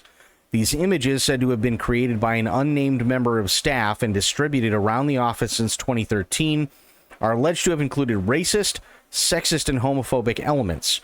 Some 600 photoshopped images are said to have been circulated depicting employees of the 180-strong studio in Nazi uniforms, swimming costumes, and sexualized nurse outfits. Cage and Defondemare claimed they were unaware that some of the images were offensive, and told Mediapart that the images had been removed from the company servers as soon as the complaint was received. However, the IT head has since brought a wrongful dismissal complaint against the company through a Paris labor tribunal, and according to Mediapart, elements of the company's working practices came to light during the hearing. Le Monde and Mediapart spoke to the 15 current and former members of staff who claimed that the Photoshop images were emblematic of a troubling company culture. Among the accusations made by the 15 current and former staff members and reported by Le Monde are that Cage made jokes with racist and homophobic undertones. Cage told Le Monde that these accusations were ridiculous, absurd, and grotesque. You want to talk about homophobia, he said, we work with Ellen Page, who fights for LGBT rights. You want to talk about racism, we work with Jesse Williams, who fights for civil rights in the United States. Judge my work. Elsewhere, Defendemaire is accused by former female employees of acting inappropriately at office functions, greeting people using lips to cheek rather than the more formal and more usual in a professional environment, cheek-to-cheek manner of kissing. Defendemaire labeled the accusations absolutely false. Le Monde and Mediapart also reports detailed complaints about long working hours, with unnamed staff complaining of routinely working 60-hour weeks plus regular weekend hours. French employment law dictates that a working week is 35 hours and that the working day may not exceed 10 hours. Okay. Defendemaire denied staff were forced to long work hours and said that they were paid overtime if they did. Okay, so I don't know. I mean, what do you guys think? What do you guys think about all this shit? Quantic Dream faced controversy in October when a trailer for its forthcoming title, Detroit Become Human, was widely criticized for a scene depicting domestic violence. Some felt the sequence in which an android attempts to protect a child from an abusive father trivialized the issue. According to the Le Monde report, staff members warned Cage that the scene would cause upset and could be interpreted as misogynistic, but their advice went unheeded. Cage called this a lie, pure and simple. I kind of feel like there may be some hyperbole going on here. I really, really do. Like, what do you guys feel about this? Following the publication of the reports, Quantic Dream released a statement via Twitter. Articles published today level various allegations against Quantic Dream, its management, and employees. We categorically deny all of these allegations. Inappropriate conduct or practices have no place at Quantic Dream. We've taken and always will take such grievances very seriously. We value every single person who works at Quantic Dream. It is of the utmost importance to us that we maintain a safe environment that allows us to all channel our shared passion for making video games. I mean, what do you guys think? What do you feel on this? Because me personally, I don't know. I don't see it. Like, Spectre, what do you think? Do you think...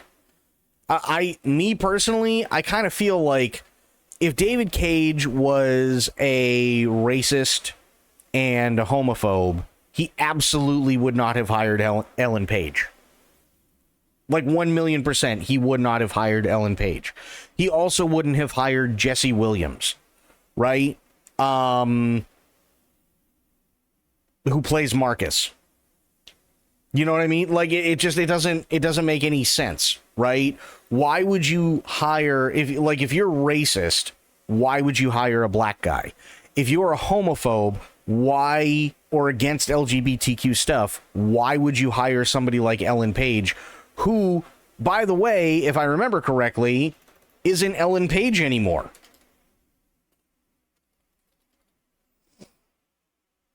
Pretty sure Ellen Page is not Ellen Page anymore. It's Elliot Page now. Yeah. So, you know what I mean? Like, it doesn't make any sense. Ellen Page is now Elliot Page. And then you have Jesse Williams. So if this guy's supposed to be as much of a bigot and a racist as he is, why would he go and hire people like that?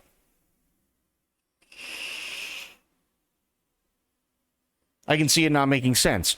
Well, I mean, also, let's face it. Look at the game that was just finished. Right? That doesn't... maybe it's just me, but that doesn't come from a place of hate or intolerance. You know what I mean? Not to mention, let's face it, the guy is French, okay? And if there's two things that the French gave us that is like like a world cultural thing, it's, as much as I hate to put it this way, it's democracy, but it's also revolution.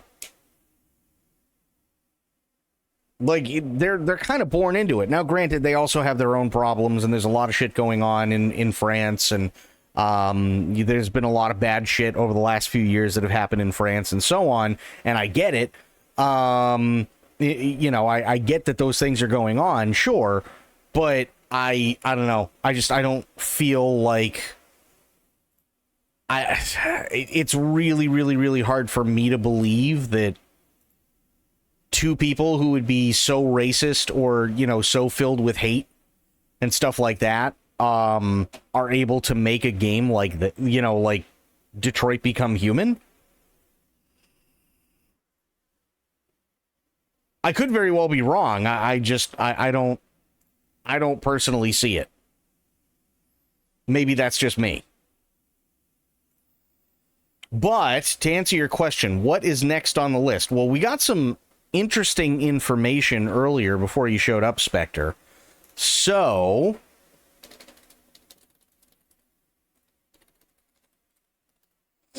I'll bring that up here.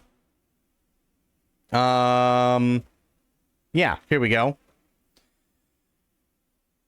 Battlefield 6 beta times and dates. So we already had this past weekend, right? Saturday, August 9th, to Monday, August 11th at 1 a.m.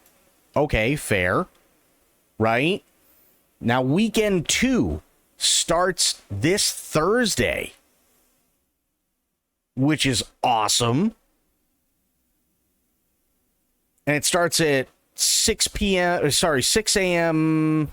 3 a.m. my time, but it goes from Thursday to Sunday, which is massive. So definitely expect more Battlefield stuff. That's for sure.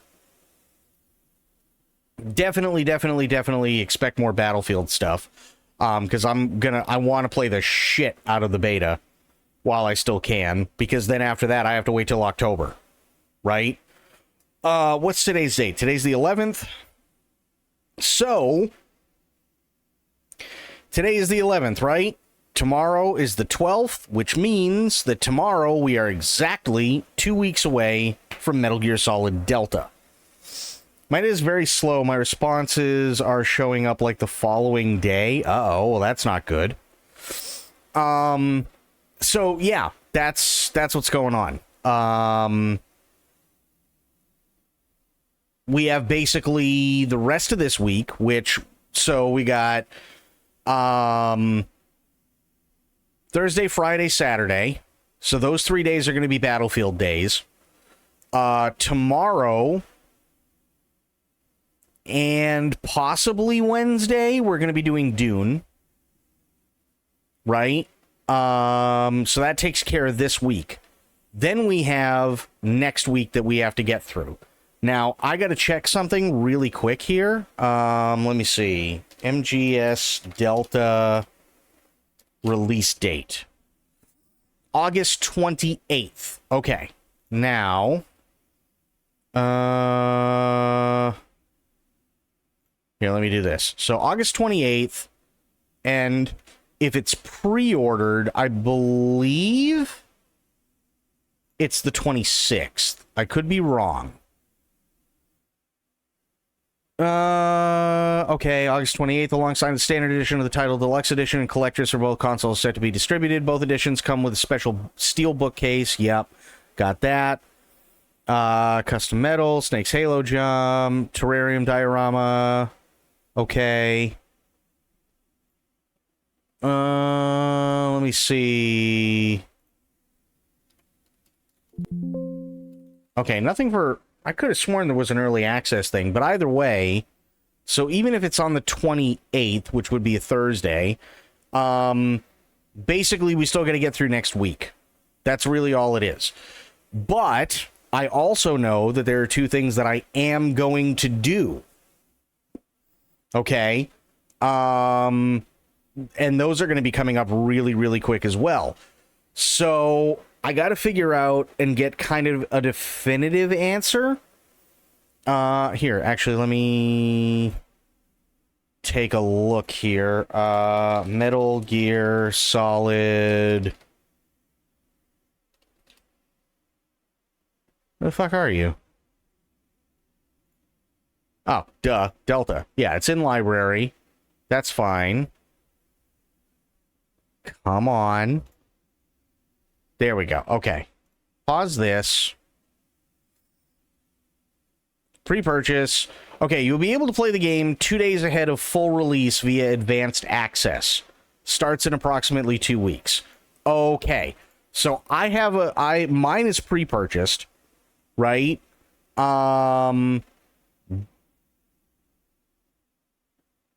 Yeah, it is pre-purchased. I have it in the library, so I'll actually be able to play it on the 26th instead of the 28th. But I gotta find out whether it's something that I can stream or not, because I definitely don't want to get banned. And I don't want Konami breathing down my neck, because that would suck too. I don't think there's going to be any problem, but it does kind of speed things up a little bit. So, like I said, tomorrow, probably going to do Dune. Wednesday, probably the same. I'm not entirely sure. Unless there's, like a stupid little game that we can do or something like that. But then Thursday, Friday, and Saturday is going to be Battlefield. And then I'm not back till Monday the 18th. So if I get to play Metal Gear Solid Delta on the 26th, then that means that I'm looking at Metal Gear Solid 1 on Friday the 22nd. And Metal Gear Solid 2, I'm going to do over 2 nights. So Metal Gear Solid 2 would be the 23rd and the 25th. And then that would lead us right into Metal Gear Solid Delta. So if that's the case, then it's really just 1, 2, 3, 4 days that I have to figure out.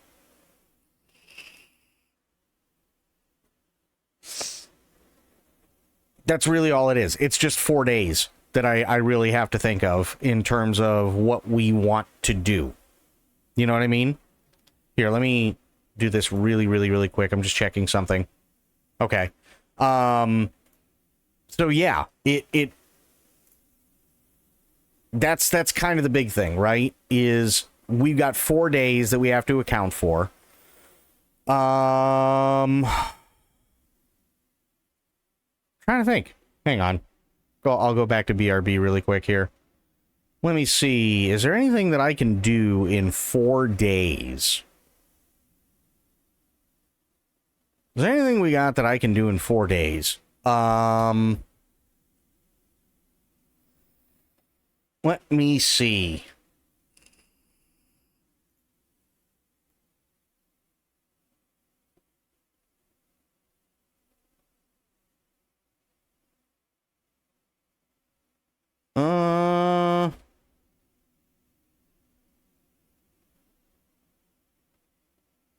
Well, let me see here. Hang on.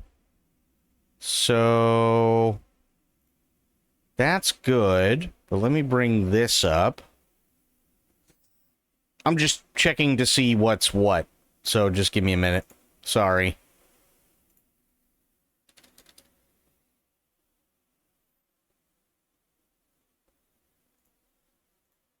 Here, yes.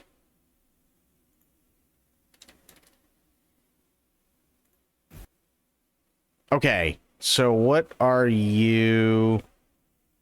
Okay, we're good there, and then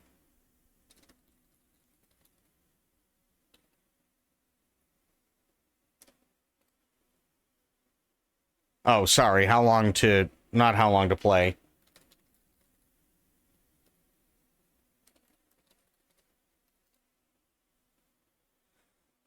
Okay. Interesting. So we'll see how it goes. We'll definitely see how it goes, but I may be able to do 3 of those days for one game. Oh, there you go. Somebody definitely grabbed that code. Absolutely. Can't confirm Twitch is fucking with my stream. Literally everyone else is loading like normal, and this one keeps buffering. I don't know why. I have no idea why. Zero clue. And thank you, Itzy, for doing that. I appreciate that. So yeah, somebody grab that. For the love of God, grab that. Let me see.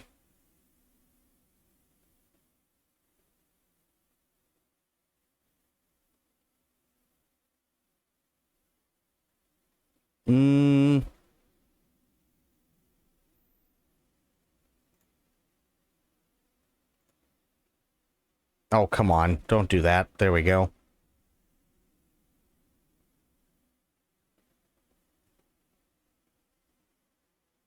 Okay, so I just looked this up. And I'll bring this back up here. Hang on one second. So I just looked this up. If I can hit the right fucking thing. There we go.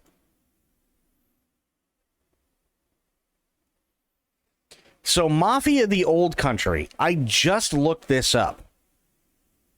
At best, unlocking everything and complete, it's only 20 hours. Maybe 21 if you push it far enough. Right? So, if we're looking at 21 hours, I might be able to push it through all 4. I might be able to. Because I do 6 hours. And yeah, we're looking at 6 times 4 is 24, right? So I may be able to push that and do that for all 4 days. Oh my God, Itzy.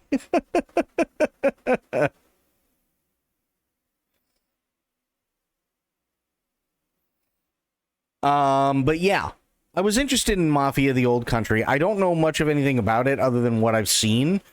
The only thing that I don't particularly care for is that apparently it's a short-ass fucking game. And for the life of me, I don't understand. Yeah, look at that. Why is Mafia: The Old Country so short? Relatively short, with a campaign length in comparable to Mafia Definitive Edition, estimated to be around 10 to 14 hours. This contrasts with some modern open world games that offer 30 to 40 plus hours of gameplay. According to some reviewers, the game's shorter length is a deliberate design choice, prioritizing a focused linear narrative experience over a sprawling open world. So, in my opinion, Mafia 2 is still the best Mafia game out there. Look, I'm not going to use it. No, Itzy, I appreciate it. I really appreciate it. That's awesome. Thank you for doing that and just giving them out. Mafia 2 is by far the best Mafia game that they've had so far, but it's also really fucking short. You can literally start it one day in the morning, and chances are before you're ready to go get something to eat for dinner, you're already done with it. And that's kind of always been the issue with Mafia.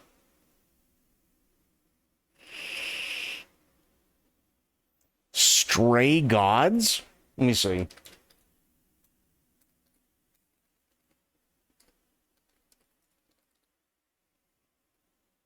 The role-playing musical? What the fuck? Role-playing musical is a role-playing musical drama adventure game developed by Summerfall Studios and published by Humble Games. The game was released 2023 for Windows and all the other shit. Players assume the role of Grace, a college dropout who finds herself accused of murdering the last muse. Grace must prove her innocence to a pantheon of Greek gods consisting of Athena, Apollo, Persephone, and Aphrodite, all within 7 days. She must learn to wield her newly developed powers of music to find out the truth behind Calliope's death. Players select dialogue choices, which change the lyrics, musical style, and even outcome of the songs. Interesting. Oh, Laura Bailey's in it too. No shit.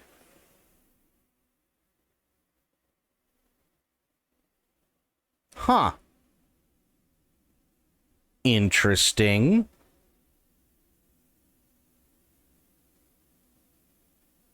Generally positive critical reception. Critics praise the voice acting, art style, overall idea, but were more mixed on its execution in the songs themselves. Some critics also found the audio mixing to be subpar and felt that some of the singing was not satisfactory in comparison with the voice acting, which I could see. It sucks, but I could see it. But yeah, that's actually really cool. Huh.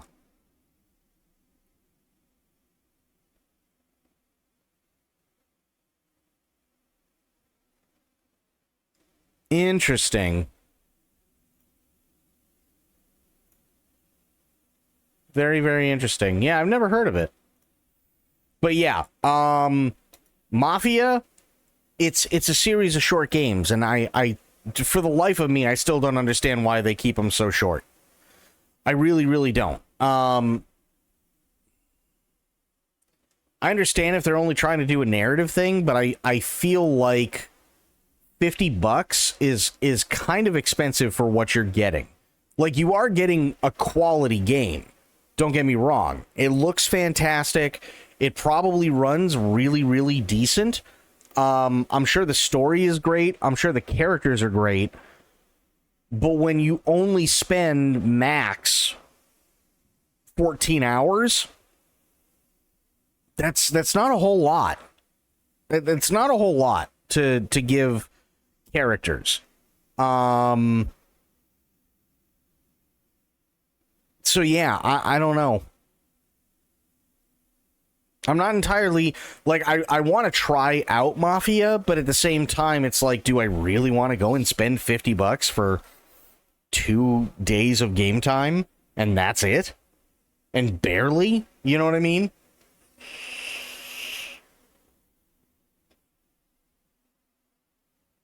That actor from Mafia 3 really doesn't have a good track record with video games. The main character?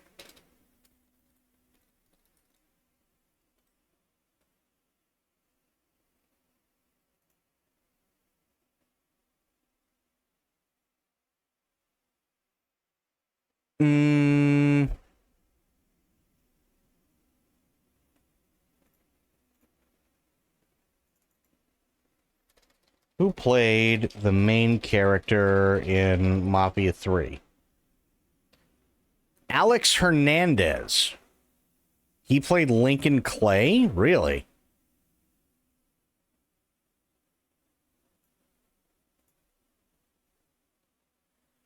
American actor is best known for his regular roles on Unreal, The Peripheral, and Sugar, and his performance captures Lincoln Clay on Mafia 3. He was in that one that bombed recently. Bombed recently? Which one? Oh, Mind's Eye? Oh, shit. Yeah. Oh, man, he was also in Gotham Knights as well? Ouch. Oh, man. Oof.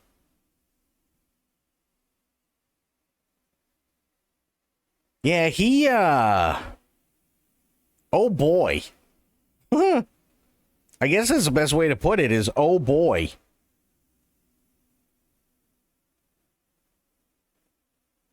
Yeah, he does not have a good track record. I mean, that's not his fault, but yeah, that's not good. That's really not good. Ouch.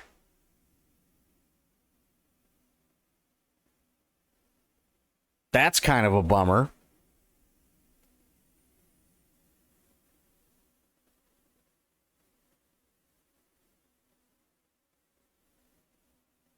Yeah, he doesn't have a good track record. It's not the best. Definitely not the best. Ouch. That's a bummer. Oh, okay. To be fair, it's not that Mafia 3 was terrible. It's that Mafia 3 kind of didn't make a whole lot of sense. If I'm being honest. It received mixed or average reviews from critics according to Metacritic. Critics praised the story, characters, and darker themes, but criticized the repetitive gameplay and presence of numerous technical issues, which, fair. VG247 gave the game a mixed review, writing, Mafia 3 features one of my favorite video game stories of the year, some gorgeous presentation, an amazing soundtrack, and an interesting world. Sadly, it also has by-the-numbers mission design and dubious performance. In his 2 out of 5-star review, Sam White of The Guardian wrote, to say Mafia 3 is a disappointment is an understatement. It has all of the surface components to form a great game. The writing and the acting are superb. Its direction and style are great, but its mechanical underpinnings are archaic and desperately unimaginative. Oof. Literally not seen him in anything else? Yeah, it's kind of weird.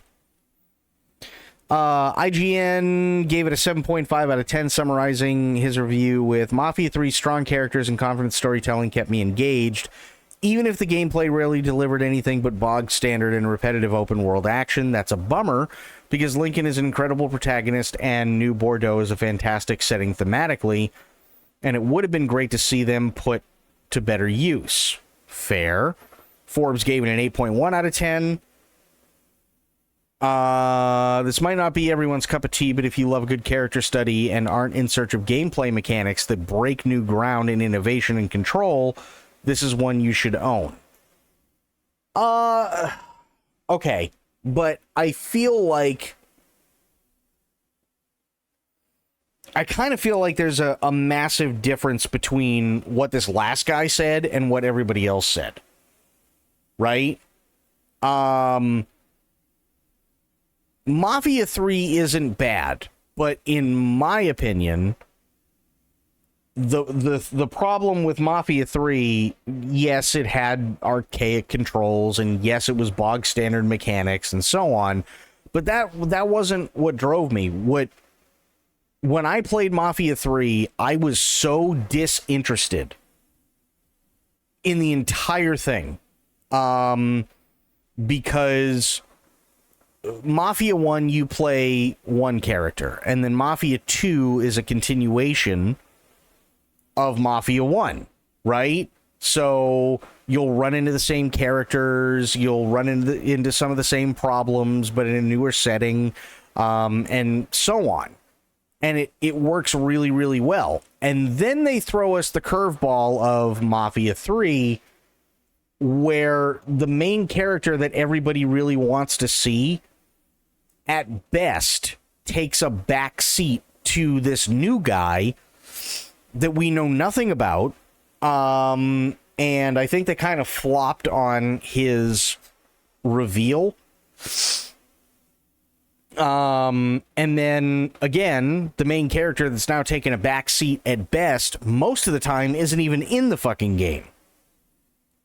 So you're sitting there going, okay, when do we change to this guy? Or when do we find out how, what's been going on with this guy? And you just don't.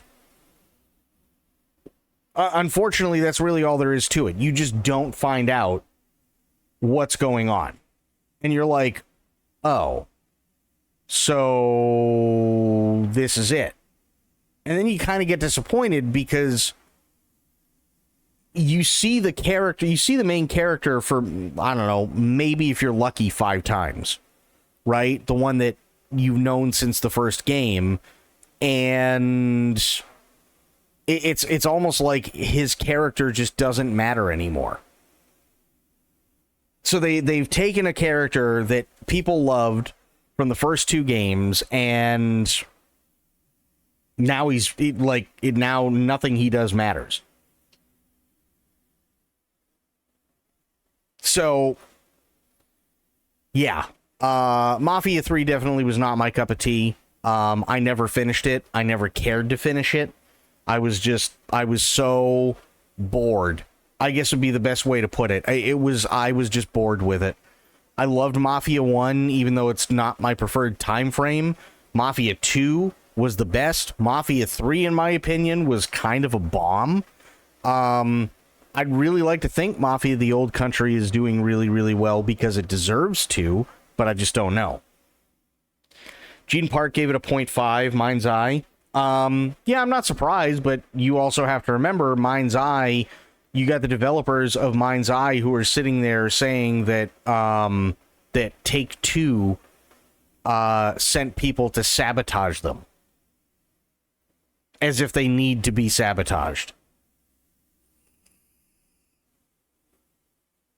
Right? Like, the dude has been nothing... The owner, hang on. Mind's Eye... allegations. Following the release of Mind's Eye, a new game developed by Build a Rocket Boy, allegations emerged about a concerted effort to damage the game's reputation with claims of paid negative reviews and bot activity. The studio's leadership also suggested internal and external saboteurs were responsible. These allegations have been met with skepticism, with the publisher, IO Interactive, dismissing the claims of a paid smear campaign. So this guy literally, I think it's the CEO of Mind's Eye, right, has basically come out and said that there were a bunch of people that worked for him that made a concerted effort to fuck the game over. And then you also had people that were paid to make negative reviews and review bot the game.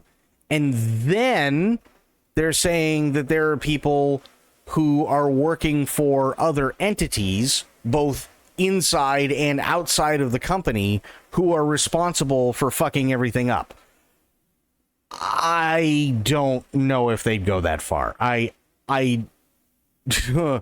really, really, really don't think, if I'm being honest, that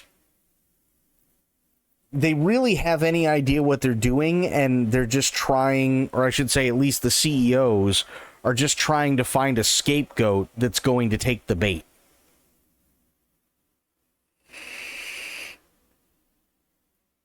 Right? I kind of feel like that's where we're at.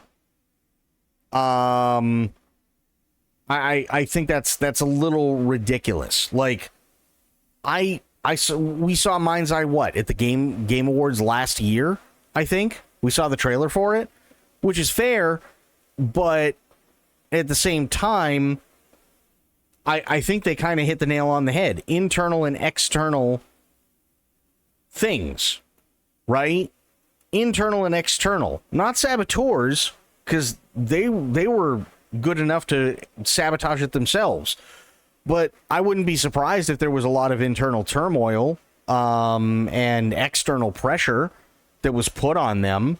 And then when it was crunch time, they realized, oh, we're kind of fucked here, right? And now they're just turning around and blaming Take-Two or whoever the fuck else because they don't want to take accountability.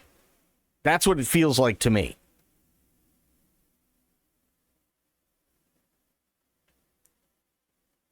You know what I mean? Reports highlighted issues such as bugs, mixed reviews, and a potentially toxic work environment. Again, am I surprised about a toxic work environment? No. No, I'm really not. Especially considering it's a new studio and they have a lot to prove. Despite the allegations, some players have experienced severe issues with the game, including crashes and broken missions, which has led to a critical reception. The studios responded with an apology and a commitment to improving the player experience. However, the focus on sabotage and the denial of accountability have drawn criticism. Yeah, again, denial of accountability. Okay, this is one reason why I hate, and we saw a video about this, I think it was from Legendary Drops, who used them as an example. But this is why I hate people using Cyberpunk 2077 as an example of something that bombed constantly. Okay? Because the difference between something like Mind's Eye and Cyberpunk is that Cyberpunk came out and admitted that they are the ones to blame. They admitted that they were way too ambitious with everything that they wanted to do. They also acknowledged that, yes, there was outside pressure. They acknowledged that the timetable that they originally gave was very, very, very ambitious. And unfortunately, it all caught up with them, and they didn't have much of a choice, right? They had already delayed it once. The publishers weren't going to do it again. The people who wrote the checks to keep everybody paid weren't going to do it again. So they didn't have much of a choice.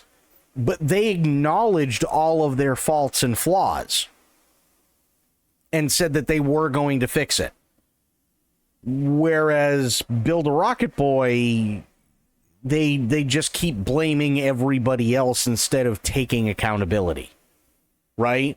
And I think that's kind of where it stems from. You have Cyberpunk 2077 and you have No Man's Sky, where in their own ways, they've both admitted to fucking up royally. Right? The release for No Man's Sky was terrible. Especially for a game of that magnitude for that size company.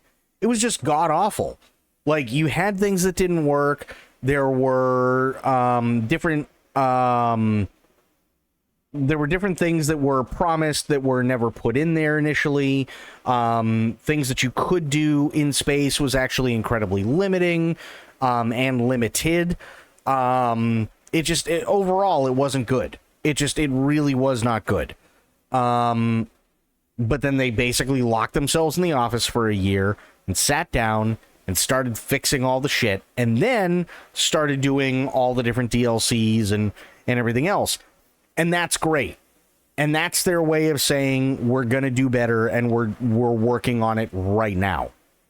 CDPR with Cyberpunk, they had to put something out because it did come out really bad initially, but they acknowledged their faults and their flaws.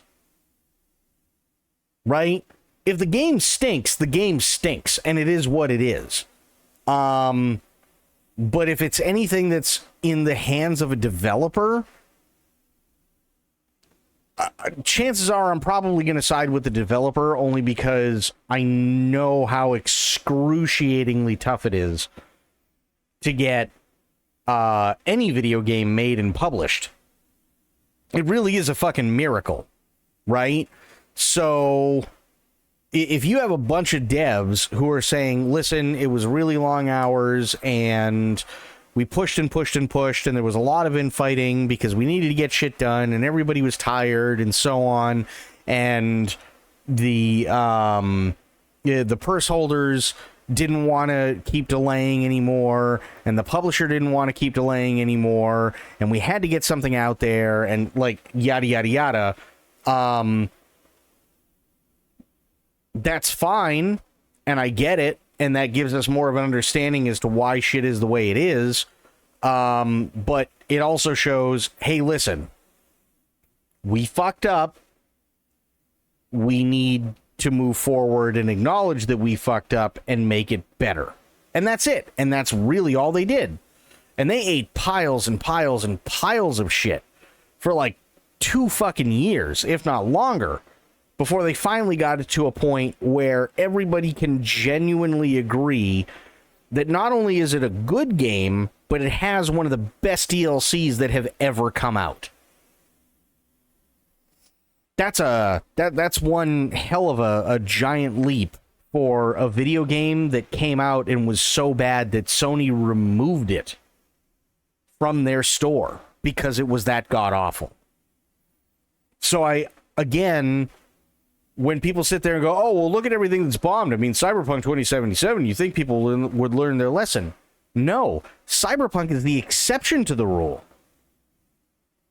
And they're the exception to the rule specifically because there were a lot of things that unfortunately were out of their hands, right? If Mike Pondsmith decides, hey guys, I'm going to go take a fucking 8-week vacation in Fiji, don't bother calling because I'm going to be balls deep in as many women as possible, right? Now you can't get a hold of literally the guy who made Cyberpunk.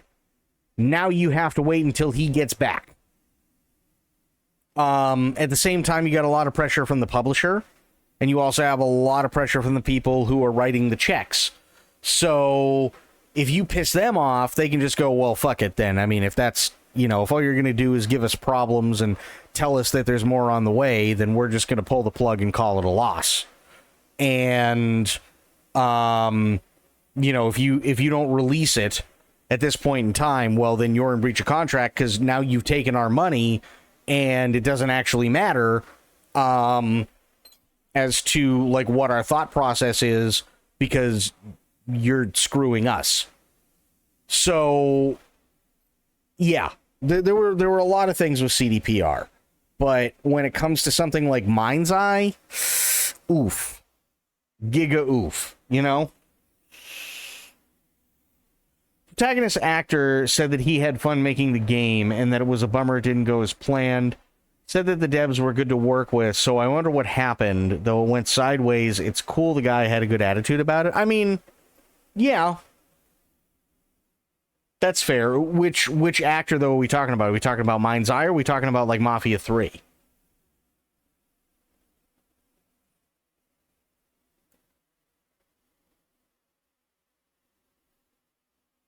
Ooh, I'm stretching.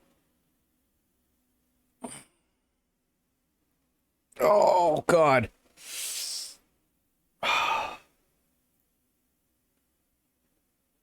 All the things still hurt from earlier. Sweet Jeebus.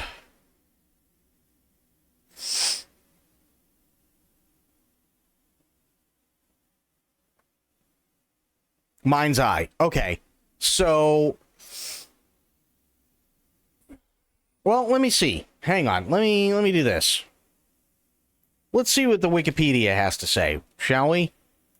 Might as well. Development. Yeah, studio based in Edinburgh, Scotland. Okay.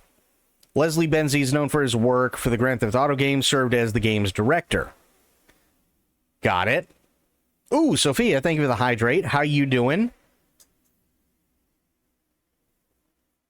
Where is my water? Where'd I put my water? Hang on. Aha, found it.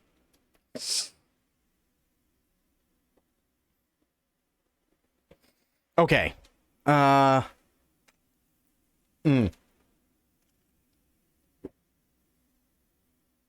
Oh, yeah. Okay. Game was created as a proof of concept for Everywhere, a game creation tool. It was envisioned as a premium experience set entirely within the free-to-play Everywhere platform. In 2023, it was revealed to the team that Mind's Eye would be an episodic game. Each episode of Mind's Eye would be set in different time periods and parts of the universe, though the episodes would be connected by an overarching narrative. Mind's Eye was described by the team as a cinematic, story-focused game, one that would last for about 20 hours. The narrative would explore themes such as artificial intelligence, technology, greed, and corruption. Just fine and dandy, good. Glad to hear it. Were you lurking, Sophia? Did you, by any chance, see the end of Detroit?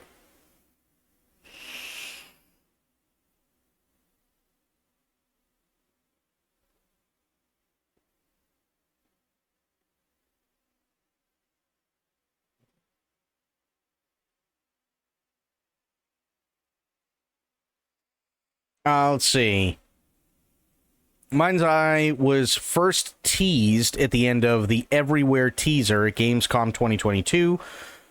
A full teaser for the game was released in March 2023. You didn't? Oh, no. Well, thankfully, the VOD will be available after this. So, because it's only like a couple of hours. In 2024, it was announced that IO Interactive, the developers behind the Hitman series, would publish the game. Okay. You were sleeping? Fair. Have to tell me how it ended? No. We've got the VOD. Detroit ended 30 years ago. You're not wrong. In the lead up to the release, advanced review codes were not given out.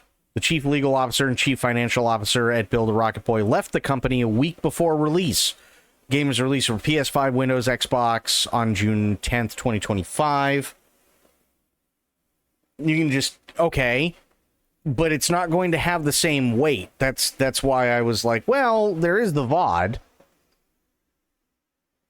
Because, okay,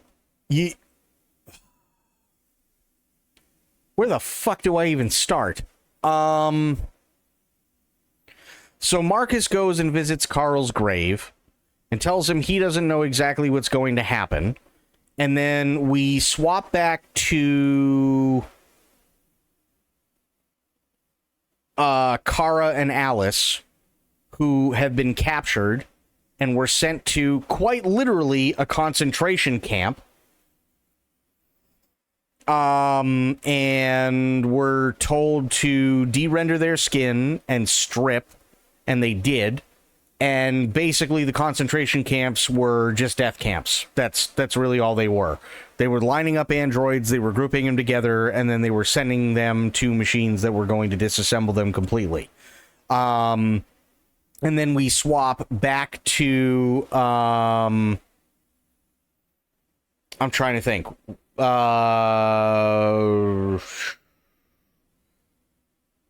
We swap back to Marcus, who then talks to all the people that fled the last peaceful protest after they got shot.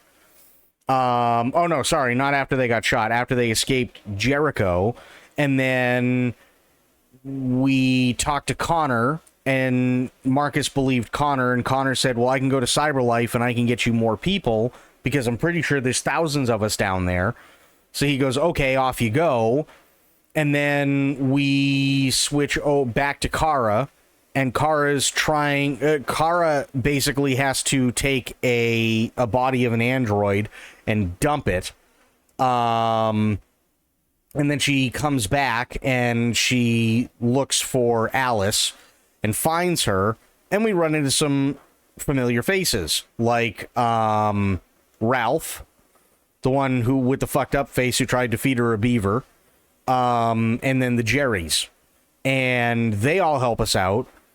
They help Kara find Alice, and they're separated by this massive gate, but then both of them get sent, or I should say forced, into another area where basically they all have to line up and wait their turn to die. And then there was another robot who said, we can help you get the little one out of here. And they create a distraction, and then Kara and Alice escape under barbed wire and into basically an android graveyard, which is basically where they stay for the remainder of the game. Then it switches over to Connor, who goes to CyberLife, and he kills a couple of guards because he has to. And then he goes down into the depths of the building, and he's about to start converting everybody, and then another Connor shows up with a gun to Hank's head. And Hank tells him, forget about me, do what you got to do. But then we turned around and saved Hank, and then both Connors had a fight, and then in order to help Hank figure out who was who, he asked a couple of questions, like what's my dog's name, what was my kid's name, and so on. And we proved that we were us, so then he shot the other Connor, and then we were able to convert everybody. And then we go back to Marcus, who's in the middle of trying to do a peaceful demonstration while the army is firing on unarmed people, unarmed protesters who are doing nothing more than standing in the middle of the road, and then they build a barricade, and then the FBI guy heading the entire thing calls out Marcus for a meeting, and he basically tells him, you're all fucked. You can either stay here and die or surrender, and I promise none of you will get hurt.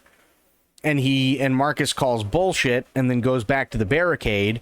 And then you also have a bunch of reporters and media and everything like that watching everything unfold in real time. And the army storms the barricade, and we never actually fight to hurt anybody, but what we do instead is fight to protect them. And then everybody gets cornered, and then the rest of the people that aren't dead or injured from the attack get backed up against the side of a bus, and the army surrounded them, and they're basically in a firing line. And then Marcus starts to sing, and everybody else starts to sing because they're trying to give Connor time to get the fuck over there. And then the president catches word and sees what's happening, and the media is going nuts, and the president orders the army back, and then Connor shows up with basically the thousands of other androids that were there, and then Connor gets fucked, and he gets sent back into like his mind palace or prison, whatever the fuck you want to call it, where Amanda is. And Amanda says, oh, no, you've been a sleeper agent the entire time. We wanted you to become a deviant so that when the time came, so that everybody could believe you and you could become part of their group. And then when the time came, we just take over again.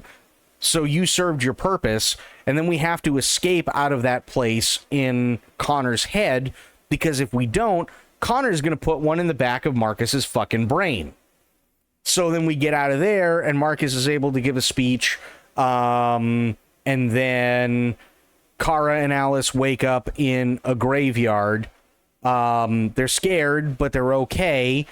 And the president has basically said everybody that's human needs to evacuate Detroit. And then there's a post-credit scene where Hank and Connor meet each other one last time, and Hank gives Connor a hug.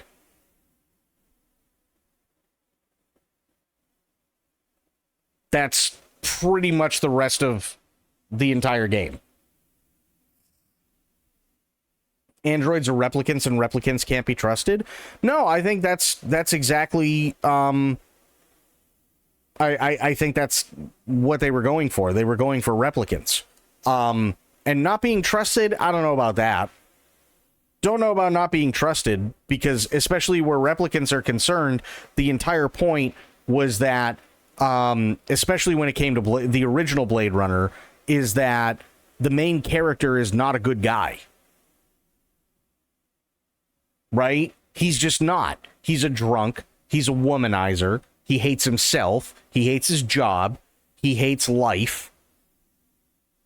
Most of the time, he'd probably be happier if he just put a bullet in his fucking temple. He doesn't want to be a cop, but he doesn't have a choice. Meanwhile, you have replicants whose their only crime is being born a replicant and being deemed illegal because they were made to be better in almost every single way, but only given a 4-year lifespan. And the only thing that they want to do is live. So essentially replicants are quite literally being executed for doing nothing else other than wanting to live.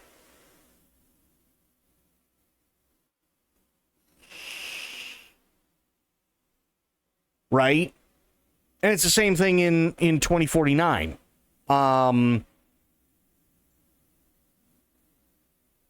Basically, with the exception of Blade Runners being human in the original, Blade Runners typically, or at least some, are replicants themselves, but they don't have a choice.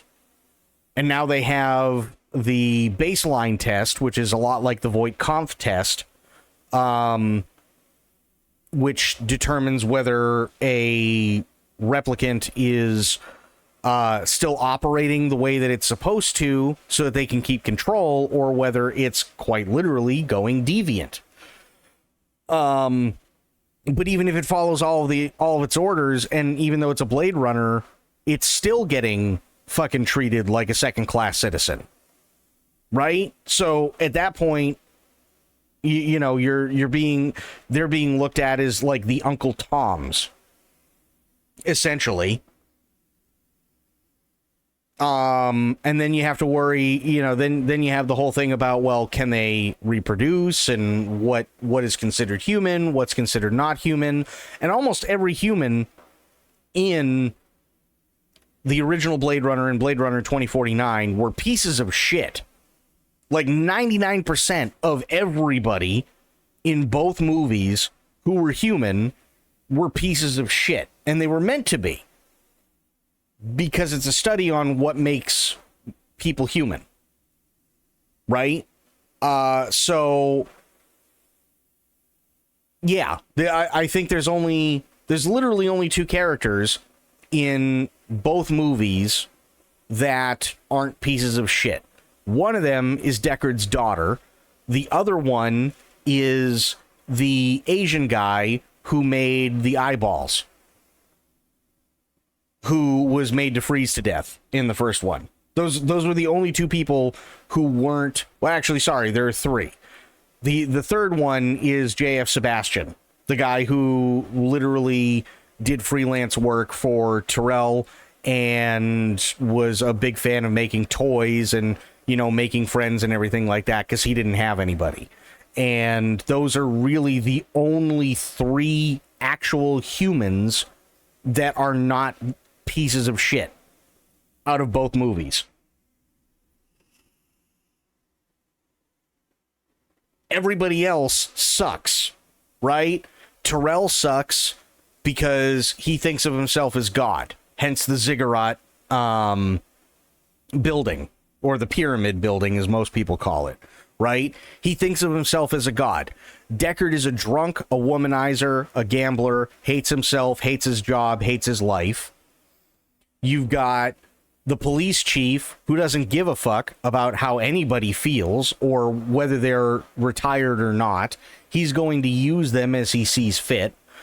You have Edward James Olmos's character, who knows everything that's going on, but because he can't do anything about his specific situation, he tries to help in his own right Deckard realize that there's more to life than just existing. But even he's a piece of shit. All the cops are a piece of shit. It's yeah. Same thing in 2049, right? The only people who are actually like really good people are Officer K, for lack of a better term, the hookers, because they're all replicants.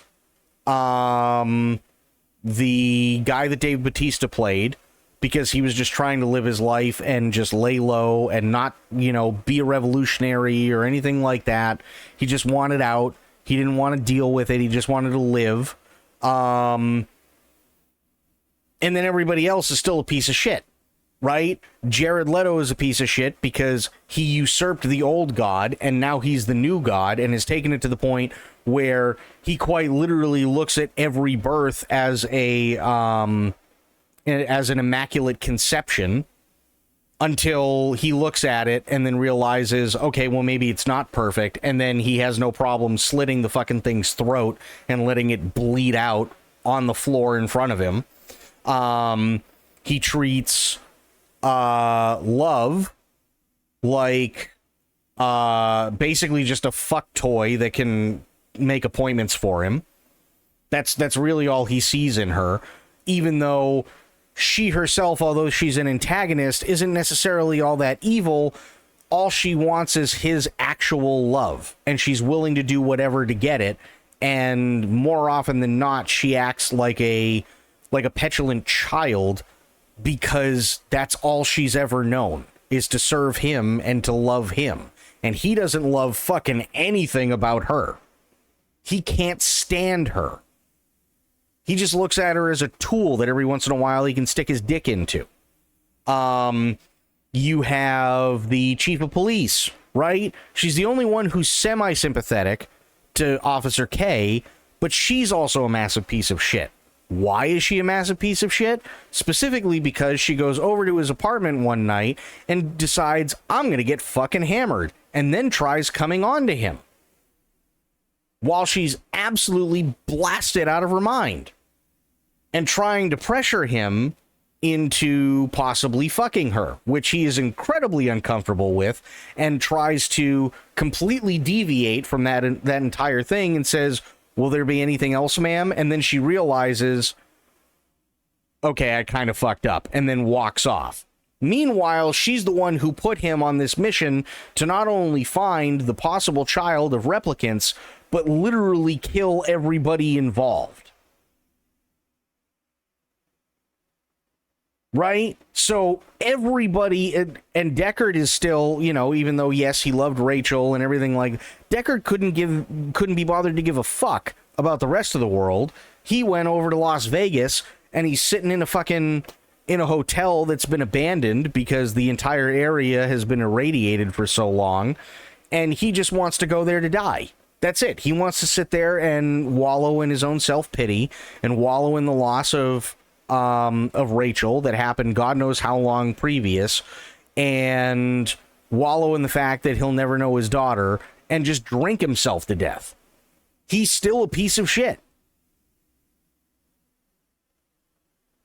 So it's like, I get what people are saying when it comes to replicants, but I think a better analogy would be synthetics from the Alien franchise, right? With the exception of Bishop, with the exception of Bishop and Walter, I'll put it that way. With the exception of Bishop and Walter, every other synthetic has been an absolutely massive monster. They just have been. Ash was a monster in the original Alien. Bishop was really good in Aliens. Alien 3, they had Bishop for a very short period of time, and then he died. And then in Alien Resurrection, you had another synthetic who was played by, I can't remember her name off the top of my head, Winona Ryder, I believe, and she played a piece of shit because she had no problem, like, bucking the system just because she could, not because there was really any reason to. She just did, and it just so happened that she stumbled on something that morally ends up being right, but she did it more to just piss everybody off than anything else, which she accomplished. And then you have Prometheus, where you have David, who is a massive monster. And then you have Alien Covenant, where you have David again, still a massive fucking monster. But you also have Walter, who's a counterpart and meant to not be a monster. And then you have Alien Romulus, which, I'm sorry, it's a good romp in terms of, like, it's a popcorn movie. But I'm gonna be honest, and I still stick by what I said. I know a lot of people didn't actually really mind it, and a lot of people actually really liked it. I think Alien Romulus is a fucking cop-out. I do. I think they've completely missed the mark, and they don't understand what made the Alien franchise special anymore. Right? Because the Alien franchise and the Blade Runner franchise take place in the same universe, right? The only difference is that they're, I don't know how many hundreds of years apart, but they're in the same universe. The difference between the two is Blade Runner explores what it means to be human. Alien explores what it means to actually be a monster. Right? Because who's the bigger monster? The beast, who is working off of just its instincts and its drive to survive, to do exactly what it was designed to do mindlessly? Or is it the people who keep throwing other people in harm's way of the beast and deeming them expendable because they want to be able to control this just massive ball of destruction and use it for their own means and purposes so that they can get a really good quarterly statement? Who's the bigger monster? And I kind of feel like when it comes to Alien Romulus, they completely missed the mark and lost the point. I really feel like they completely they lost the plot a long while ago.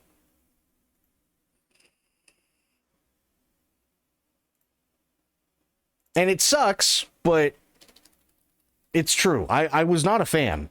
Is it something that I might watch again? Sure. I might watch it again if I'm bored and there's nothing else and nothing else looks good. Sure, I'll pop it in maybe a year or two from now.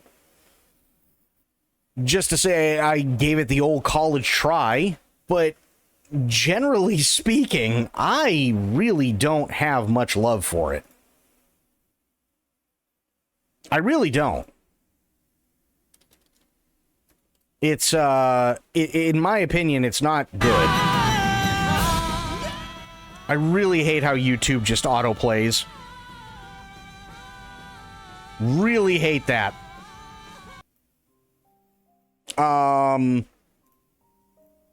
But yeah. I was not a fan. I really was not a fan of Alien Romulus. I think there were too many member berries, and I think they were too concerned with trying to appeal to people who haven't given a fuck about Alien for the better part of 40 years because they keep fucking it up.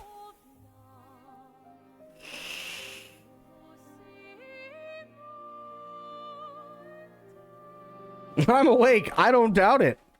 After that, I don't doubt it. Here, I'll do this.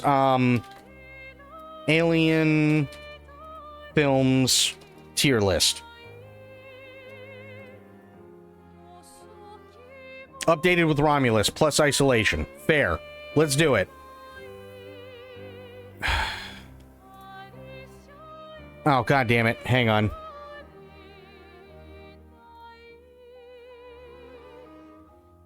There. Okay. I hate the sign-in thing. So let's go back to here, and we'll do this. There we go. I already did, fuckhead.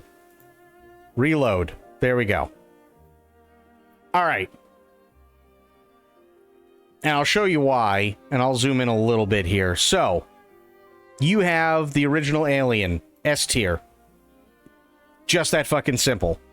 Absolutely S tier. You also have Aliens, absolutely S tier. Right? Two different genres. One is horror, the other is action. Right? Alien 3, absolutely S tier.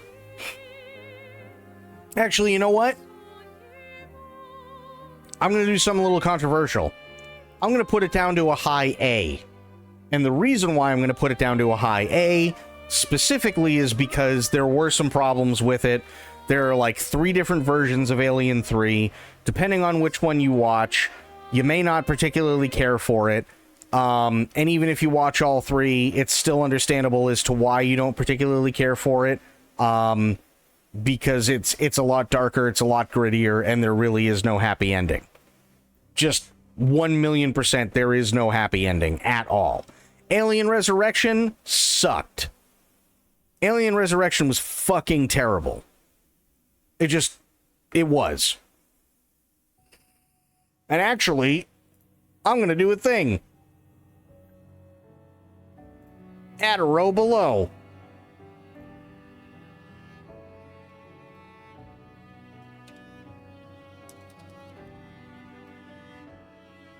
There. Sucks dick. I'm gonna put you as gray. That's about all you're good for. Alien Resurrection. Sucks dick. Okay. AVP. AVP, I'll give it a C. It wasn't bad, but it wasn't the same quality as the original 3. AVP Requiem. Sucks dick. Actually, probably...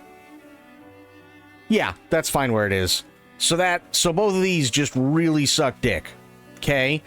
Prometheus. I'm gonna give Prometheus a B. Prometheus actually was not bad. It was a good idea at the time. I didn't mind it. It was a good start. But unfortunately, that good start was also followed by Alien Covenant, which I'm gonna give a C, and it's lower than the original AVP. And the only reason why I say that is because they kind of threw a lot of shit at you all at the same time, but the real sin when it comes to that movie is there were a lot of things that were originally supposed to be practical effects that would have done really, really, really well, but unfortunately, because Fox really, really pushed and demanded that it had to be out within a certain time frame and weren't willing to budge, and also, if I remember correctly, the budget was cut in Alien Covenant. They were forced to take a lot of those practical effects and turn them into digital effects and do it really quickly, and some of them really don't stand up. And some of them look pretty fucking terrible. And you can tell, especially in the second half of the movie, that they didn't have enough time to really establish everything. So it's basically, they all land on planet. Planet looks kind of cool. Guy takes drag of a cigarette, starts to feel sick, and we don't know why. Things happen. Everything goes to shit. The landing craft blows up. Everybody seems fucked until the main villain comes around, and then he starts experimenting on those who are left, except for Walter, because he thinks he can trick Walter into being his brother, and Walter tells him to go fuck himself, which is all well and fine, except for the fact that Walter dies. So now you have the bad guy who ends up making his way on top of the ship that's up top that comes to rescue everybody that's still alive, and it doesn't matter what any of them do because they're all dead by the end of the movie anyway, and David gets to go off and do whatever the fuck he wants with all of the embryos of everything on Earth ever. And it's like, oh, got it. But this still has some of the most brutal scenes I've ever seen in a movie. So, credit where it's due, Ridley Scott still knows how to do horror. Unfortunately, it got really, really rushed. Alien Isolation, though, absolutely S tier. Alien Isolation, 100% S tier. That was fantastic. Alien Romulus, I'm actually gonna give it a D. I'm giving Alien Romulus a D. And again, it's not because they don't have a certain story that can't be good. It actually has a lot of promise of being good. But unfortunately, the director kind of gets in his own way most of the time by trying to make sure that there are enough Easter eggs and member berries to turn around and go, yeah, but guys, remember this? And it's like, okay, what do we want? Do we want a fucking horror movie, or do we just want to keep rehashing the same shit over and over again? Make your fucking mind up. Stop trying to do both. Like, did he go to the same fucking school that J.J. Abrams went to? Did he get his directing degree at DeVry? What happened?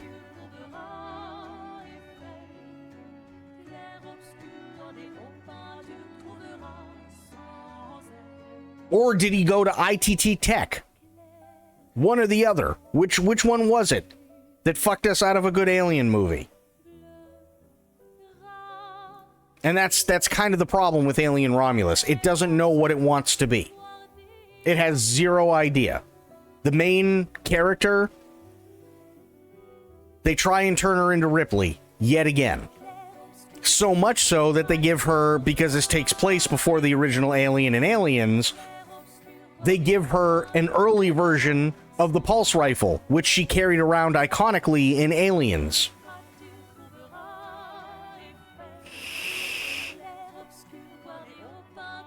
You did not just ITT tech that poor man? Fuck yes, I did. Absolutely. I don't know who the hell hired that douchebag, but whoever did really needs to reconsider their fucking career. Because I'm sorry, but the director who made Alien Romulus had no clue what they were doing. Zero clue. Like Alien Romulus feels like a movie that was made by committee, right? And it doesn't, it really feels like they went, hey man, actually, let's look it up. Let's look it up. Alien Romulus.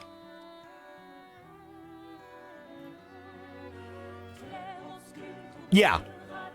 Directed by Fade Alvarez. So, Fade, what do you got? You've got short films. You've got Evil Dead in 2013. Don't Breathe. The Girl in the Spider's Web. Don't Breathe 2. Texas Chainsaw Massacre Redo. And Alien Romulus. And that's it. That's all he's got to his name.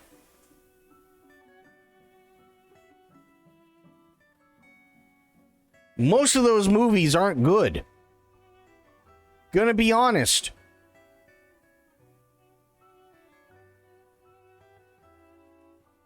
His name is Fade Alvarez. He's the guy who made Alien Romulus. He's the director.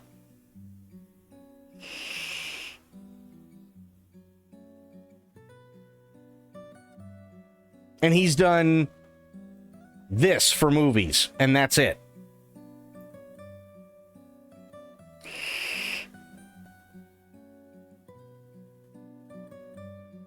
Like Texas Chainsaw Massacre, it was okay. Don't Breathe, in my opinion, not good. Don't Breathe 2, in my opinion, not good. Girl in the Spider's Web, I remember this. I didn't particularly care for it.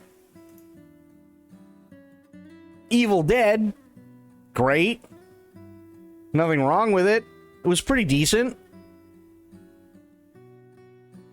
So you got 1, 2 out of 1, 2, 3, 4, 5, 6. So right now he's batting 2 for 6. Those aren't good odds.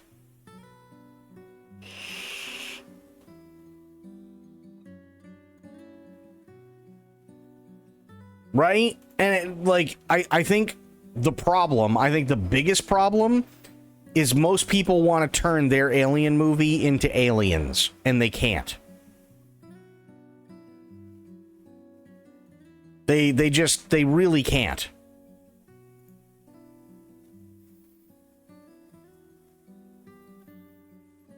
After the acquisition of 21st Century Fox by the Walt Disney Company, 20th Century Fox confirmed at the 2019 CinemaCon that future Alien films were in development.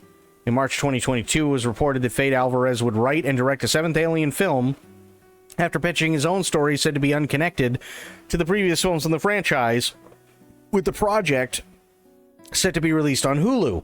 Alvarez later clarified that the film was not a standalone story. The film was said to take place between the events of Alien and Aliens, with some technical crew members returning from the latter film. Alvarez stuck as close as possible to the established canon of the film series and used the fan wiki Xenopedia as a reference point while writing the story. The film features connections and references to all the 6 prior Alien films. Yeah, we know.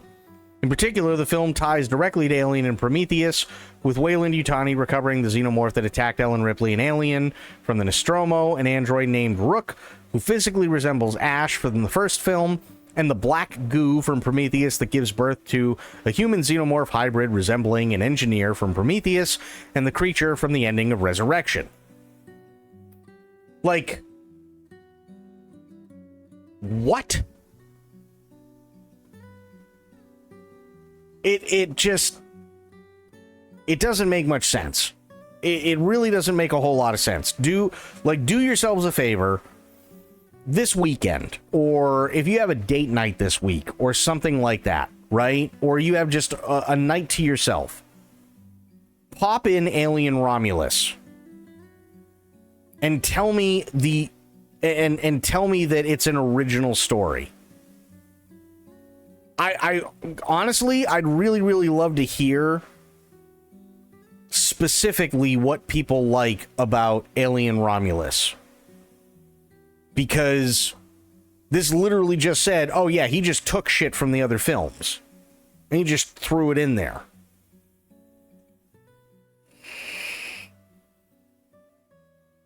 Rook appears to be an animatronic with the likeness of the lady in Home who previously portrayed Ash.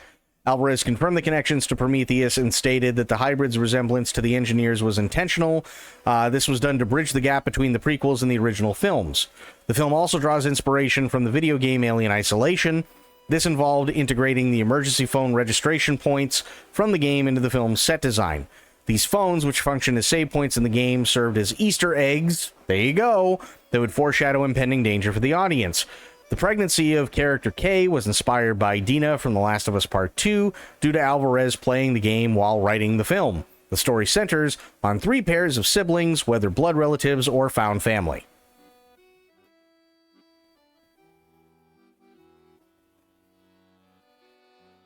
To me, this right here just all sounds like a complete fucking mess. And by the way, if you haven't seen it, spoilers, it's exactly that. It's a complete mess.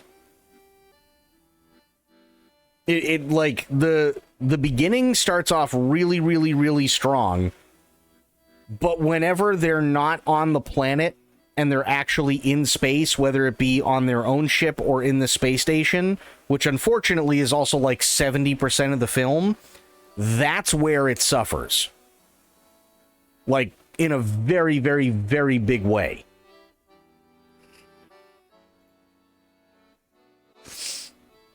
So, received a positive review from critics. The review, Rotten Tomatoes, reported that critics praised this film's striking visuals and claustrophobic terror with gory action and formidable lead performance from Kaylee Spaney, calling it arguably the best installment since Aliens. Oof. On the website, 80% of 392 credits gave the film positive review with an average of 6.9 out of 10. Critics' consensus reads, honoring its nightmarish predecessors while chest bursting at the seams with new frights of its own, Romulus injects some fresh acid blood into one of cinema's great horror franchises. It really didn't, though.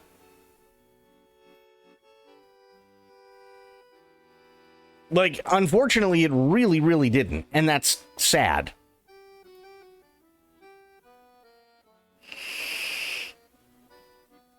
I'm not entirely sure what they were going for, but whatever it wasn't good. So yeah, I did not like Alien Romulus, but it's definitely not in the sucks dick category. That's for sure. Right? It might be licking the dick tip, but it's definitely not taking the whole shaft. I'll put it that way. So honestly, there's my tier list. Alien, Aliens, Alien Isolation, all S tier. Alien 3, A tier. But very close behind in terms of between these two. Prometheus was a B. AVP and Alien Covenant, I'll give them a C. Although if people want to put Alien Covenant down as a D, I can understand that. But I think D should be reserved for something that, like I said, it may be licking the tip, but it's definitely, you know, it's not gargling, okay?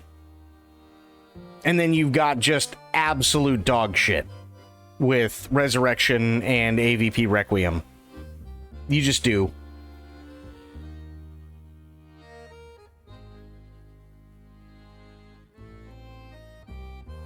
So, yeah. Let me see here. We got 1, 2, 3, 4, 5. So we got 5 movies that are good. These would all be in the good category. You've got 2 that are passable. You got 1 that, in my opinion, is just a ripoff of everything above it. And then you've got 2 that don't make any fucking sense whatsoever and are just terrible movies in general. So it's not exactly the most successful franchise, I guess would be the best way to put it. It's not exactly the most successful franchise in the world. I really feel like everybody wants to make their own version of Alien or Aliens, and they really don't want to try and make anything original.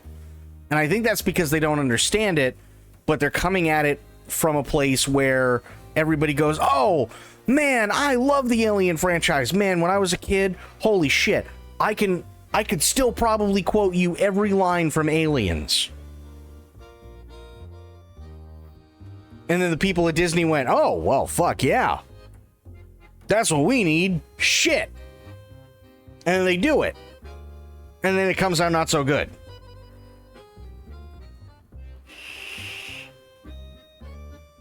I really feel like that's what happened. Like, look at Neil Blomkamp.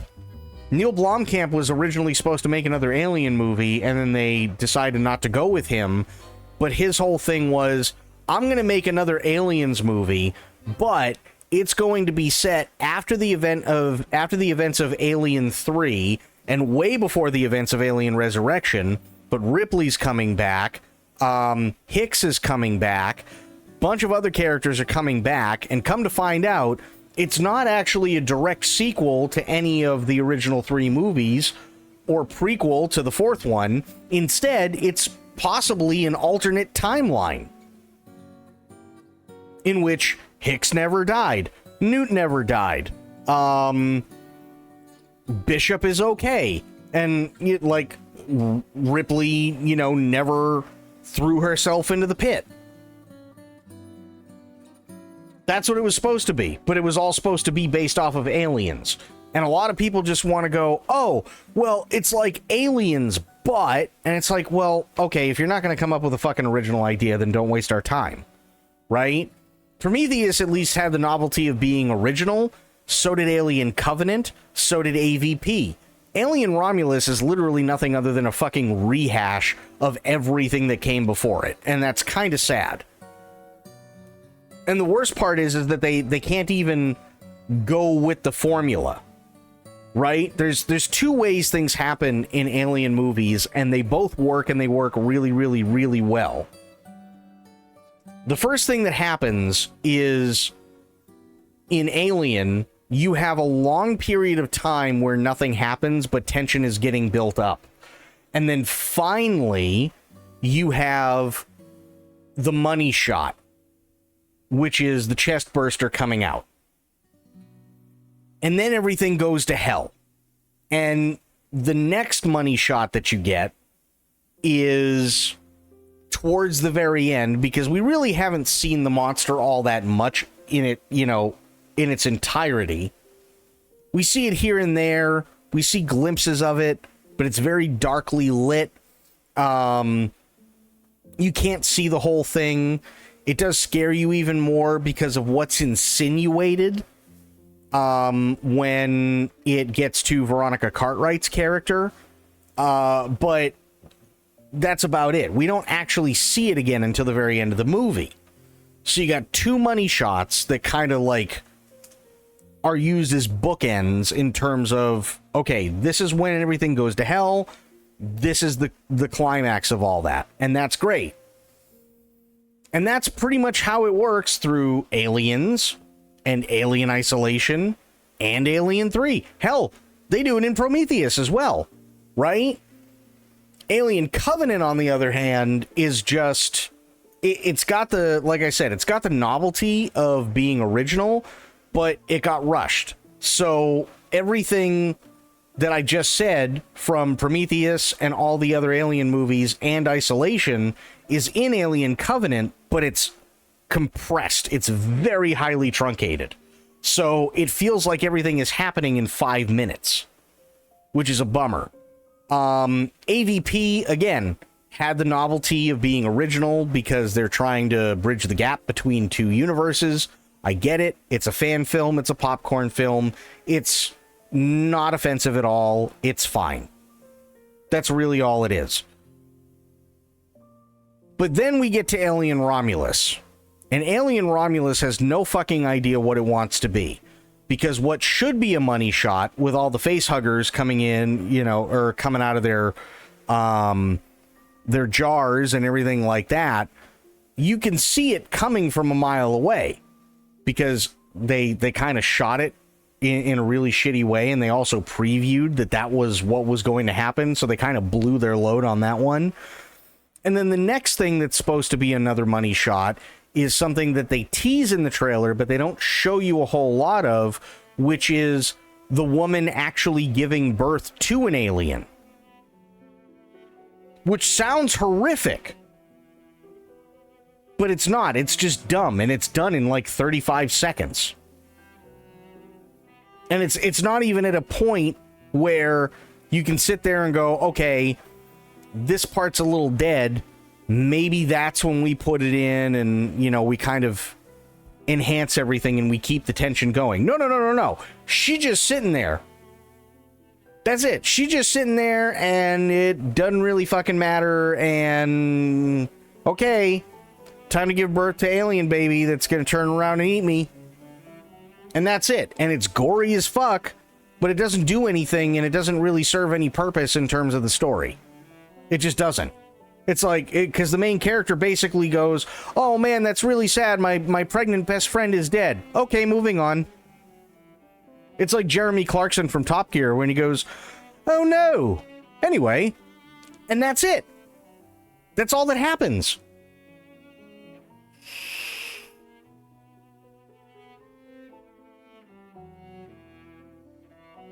Or, hey, if you guys missed out in Sigourney Weaver from Aliens from 1986 going, get away from her, you bitch, now's the time to see it.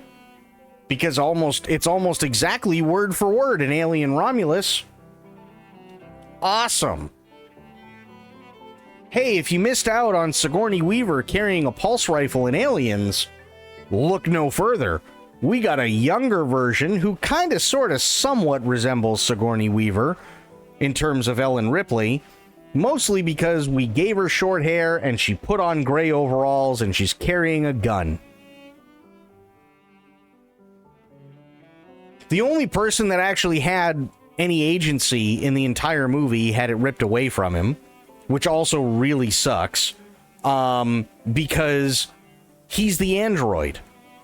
But then we find out, no, he doesn't actually really have any agency to speak of, because it's all being done off of a fucking chip in his head.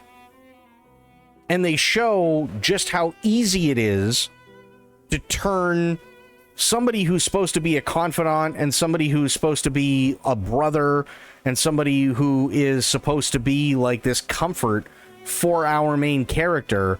It shows how easily that switch can be flipped. But we already knew that because we knew it from Ash in the original Alien.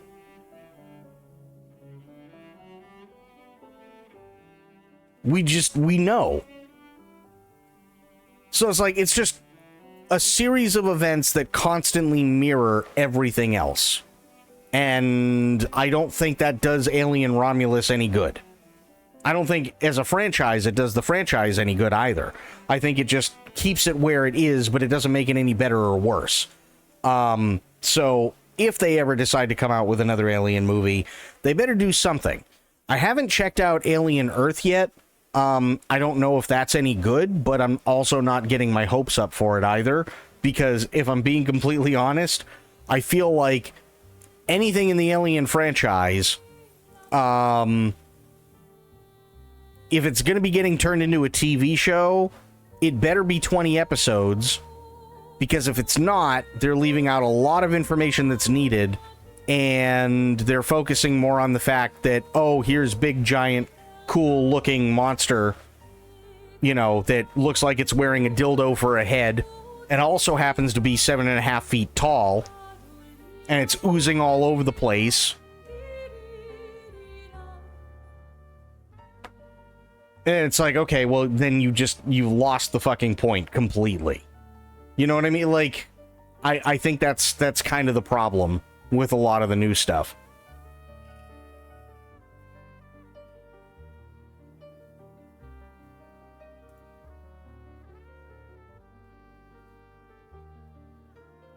So yeah, I don't know.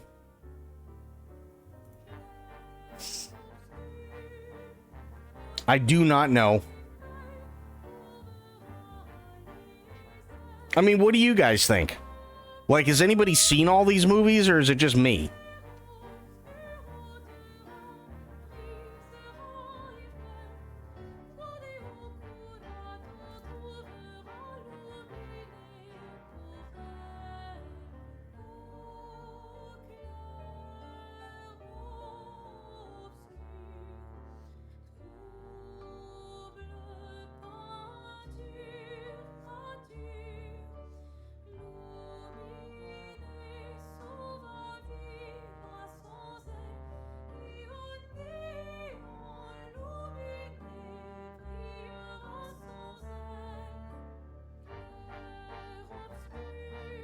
I think it's just me. Yeah, I think it's just me too.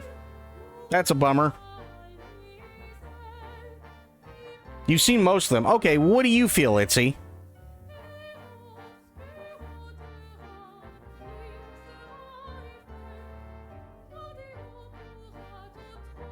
You do want to check? Well, I mean, I'm going to check out the TV show too. I'm just...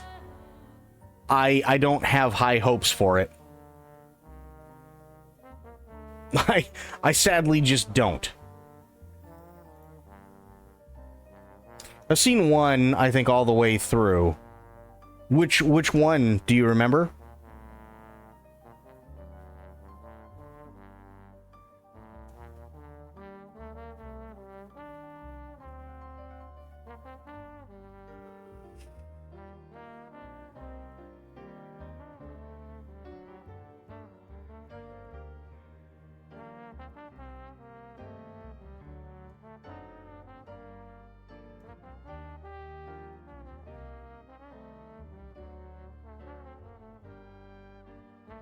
When I saw all the way, I was with a date that wasn't going well. Aliens? Okay. Fair. Fair. To be honest, I'm curious how involved H.R. Giger was in the first movies before he died. So, actually, hang on. I can bring something up.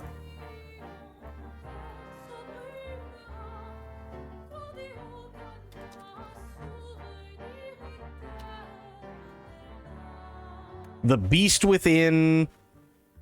Here we go. I can't play it on mine, but this is a documentary that is quite literally on YouTube. And I highly suggest you check it out. It is almost 3 hours long, but it is totally worth it. As well as The Making of Aliens, 1996. That's a really good watch as well.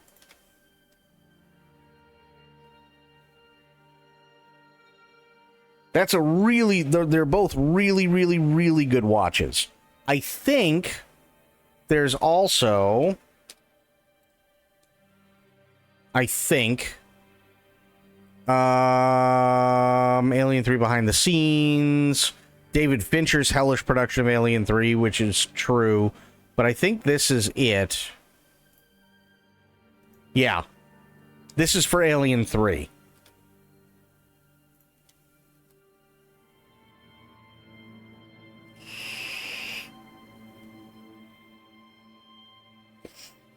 I'm just curious if they took any liberties when he passed. Well, so in Aliens, they already took liberties. James Cameron had specifically talked to Giger about the Queen, and Giger had some other ideas about it. But generally speaking, everything that James Cameron needed, aside from the Queen, was already done by Giger in the first Alien. So he just took a lot of that stuff and added it back in as best as he could. Things got changed a little bit because of the way that the movie was shot, so that things could be a little bit easier on the actors in terms of like crawling around in the bodysuits, and making them look a little bit more visceral than they did in the original. But the big thing was the Alien Queen, and James Cameron did that. And then Giger, if I remember correctly... Hang on. Oops.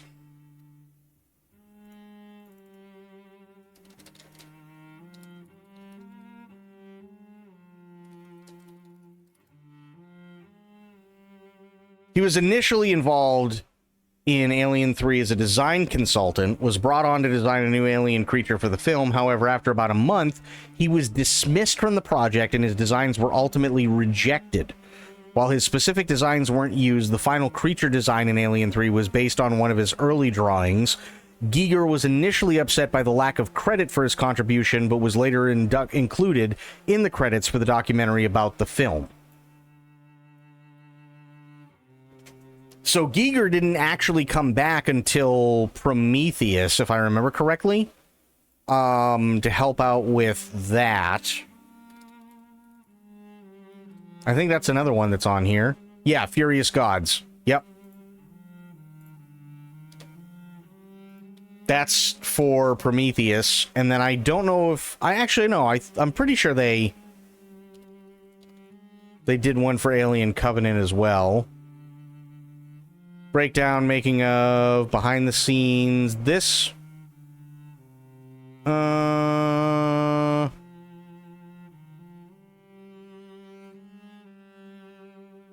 don't know. I'd have to find it. But I know for a fact there is one. Well, that makes me mad. Well, okay, but you have to remember, there's a lot of stuff that H.R. Giger made that, even by today's standards, are still considered very risque.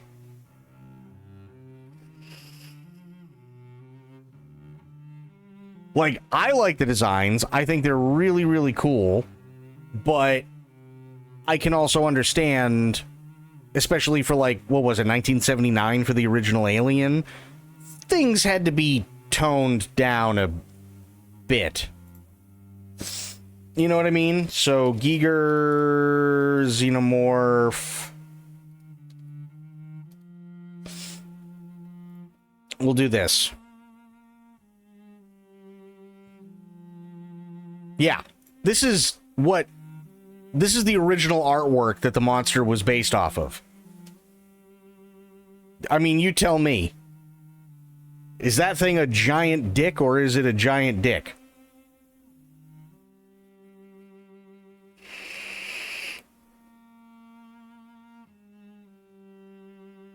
They get very muchness, yes. Right? So you have this, but that gets turned into this, which, again, more streamlined and everything like that.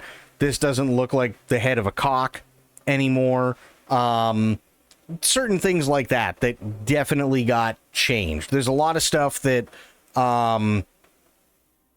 yeah. Or, for instance, right? Facehugger. Pretty sure we all know what this is. You know what I mean? Like, okay, got it.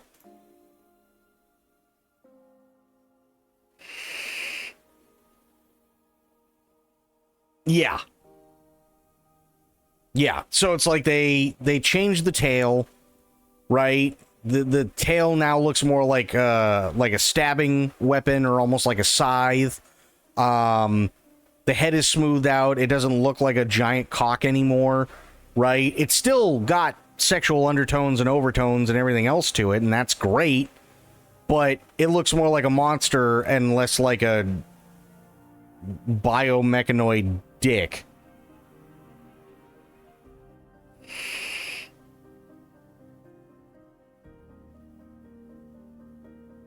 So yeah, they had to do a lot. They definitely had to do a lot. There was, and it was actually really, really interesting, and I think it's in the making of the Alien 3 documentary that I showed you. There was a script. Caca, holy moly, all into some biomechanical erotica too. I know, right, Dagger? There was a script for Alien 3 that actually was going to put Ripley on a planet made entirely of wood.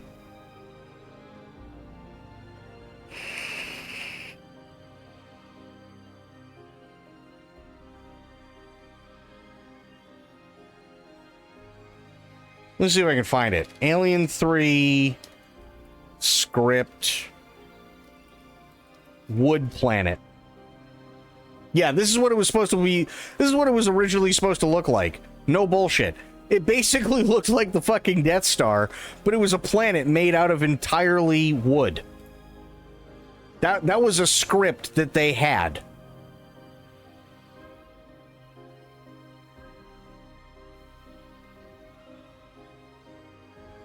Wait, explain. I will totally explain. This is what the inside of the wood planet was supposed to look like. Because most planets have wood. No. This was a ball in space made entirely of wood, but as big as a moon.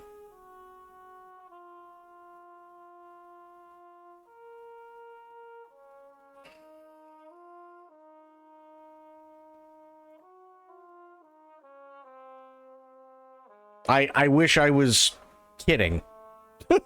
I really wish I was kidding.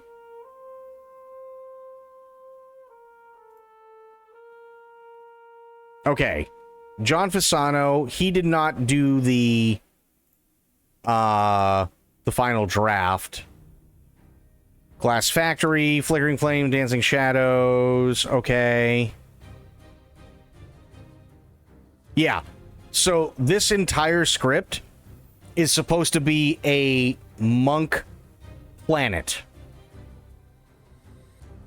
That's what it's supposed to. It's supposed to be a planet of monks instead of a planet that's full of prisoners. Yeah, Vincent Ward's Alien 3. Okay, here we go. This will be the last thing we cover anyway, because it's getting close to that time. So, okay. After 3 years, 3 different screenwriters, and an assortment of drafts and directors, Alien 3 finally began to take some crude sort of shape. Plot and design elements were beginning to take hold, and though Ward's script was never made per se, many of the decisions made here would ultimately affect her appear in the final movie. The decision to kill off Hicks, Newton Bishop was made here, as was Ripley's isolation among an imprisoned monastic order. Her alien pregnancy and a denouement featuring, a denouement featuring a final sacrifice. Still, progress was glacial and expensive. The pressure to deliver a worthwhile successor to Aliens was running high. Production had recently lost its director, Rennie Harlin, who felt frustrated by the lack of creative control and went on to direct Die Hard 2 instead. For a moment, the film was mired in production hell yet again, but when producer David Giler saw The Navigator, an Odyssey Across Time, he was impressed enough to seek out the film's co-writer and director, New Zealander Vincent Ward, and quickly hired him to direct their hindered Aliens sequel.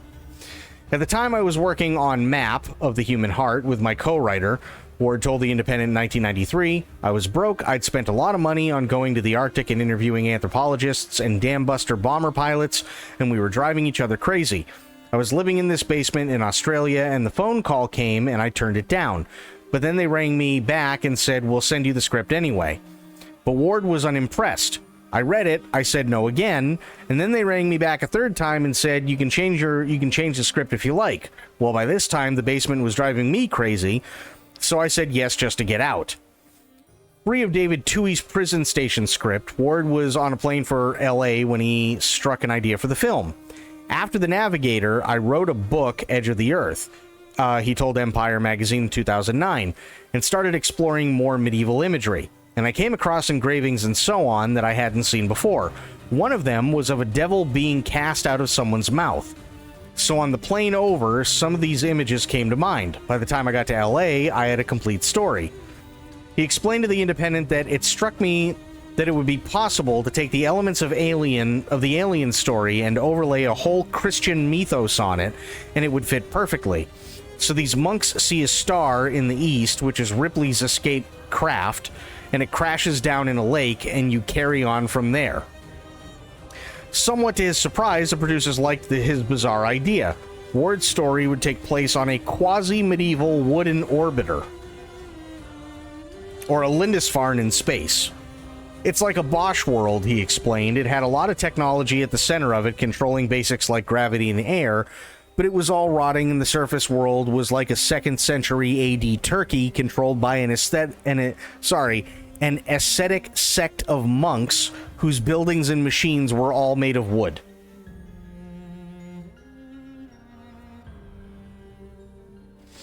It was a sort of retro film, Ward explained. Ripley was with monks in a strange wooden orbiting vehicle with a monk commune in a wooden orbiting satellite, really. The monks decided to do everything the hard way because they were monks, but they did have basic tech so they could survive. Then in a world where people believe in devils, where she doesn't, comes the alien. I think it would have been quite amazing.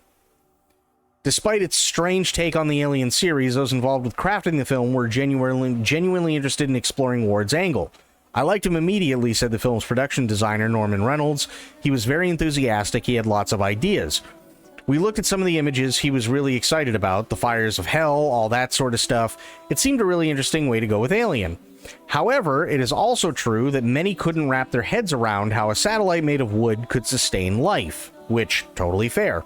Vincent Ward explained that the satellite was not made of wood, only covered in it, like scaffolding that had grown outwards from a technological core. The orbiter was originally quite ordinary, but was modified to resemble an ancient abbey. The monks themselves were to be exiles from Earth and included political criminals among their ranks. Before we get to the story synopsis, let's take a look at and get out of the way one of Alien 3's most infamous legacies, the killing of the aliens' characters, and where it all began right here in Ward's story. The script begins with a scene familiar to Alien 3 viewers, the evacuation of the Sulaco, with some key differences. Sulaco is under siege by aliens, and Ripley and Newt are awakened from hypersleep. They record an SOS message before abandoning the ship in an EEV.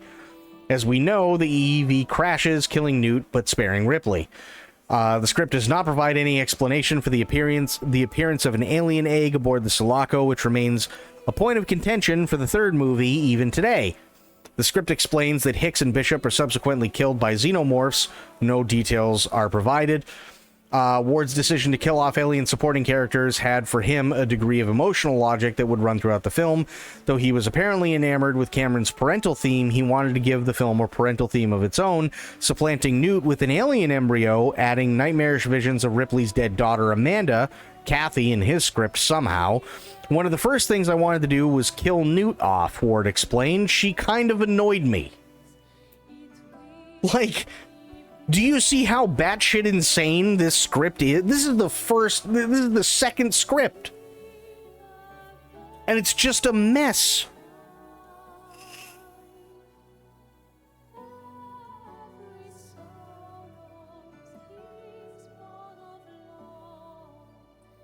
Like, and it just goes on and on and on, and it's just not good.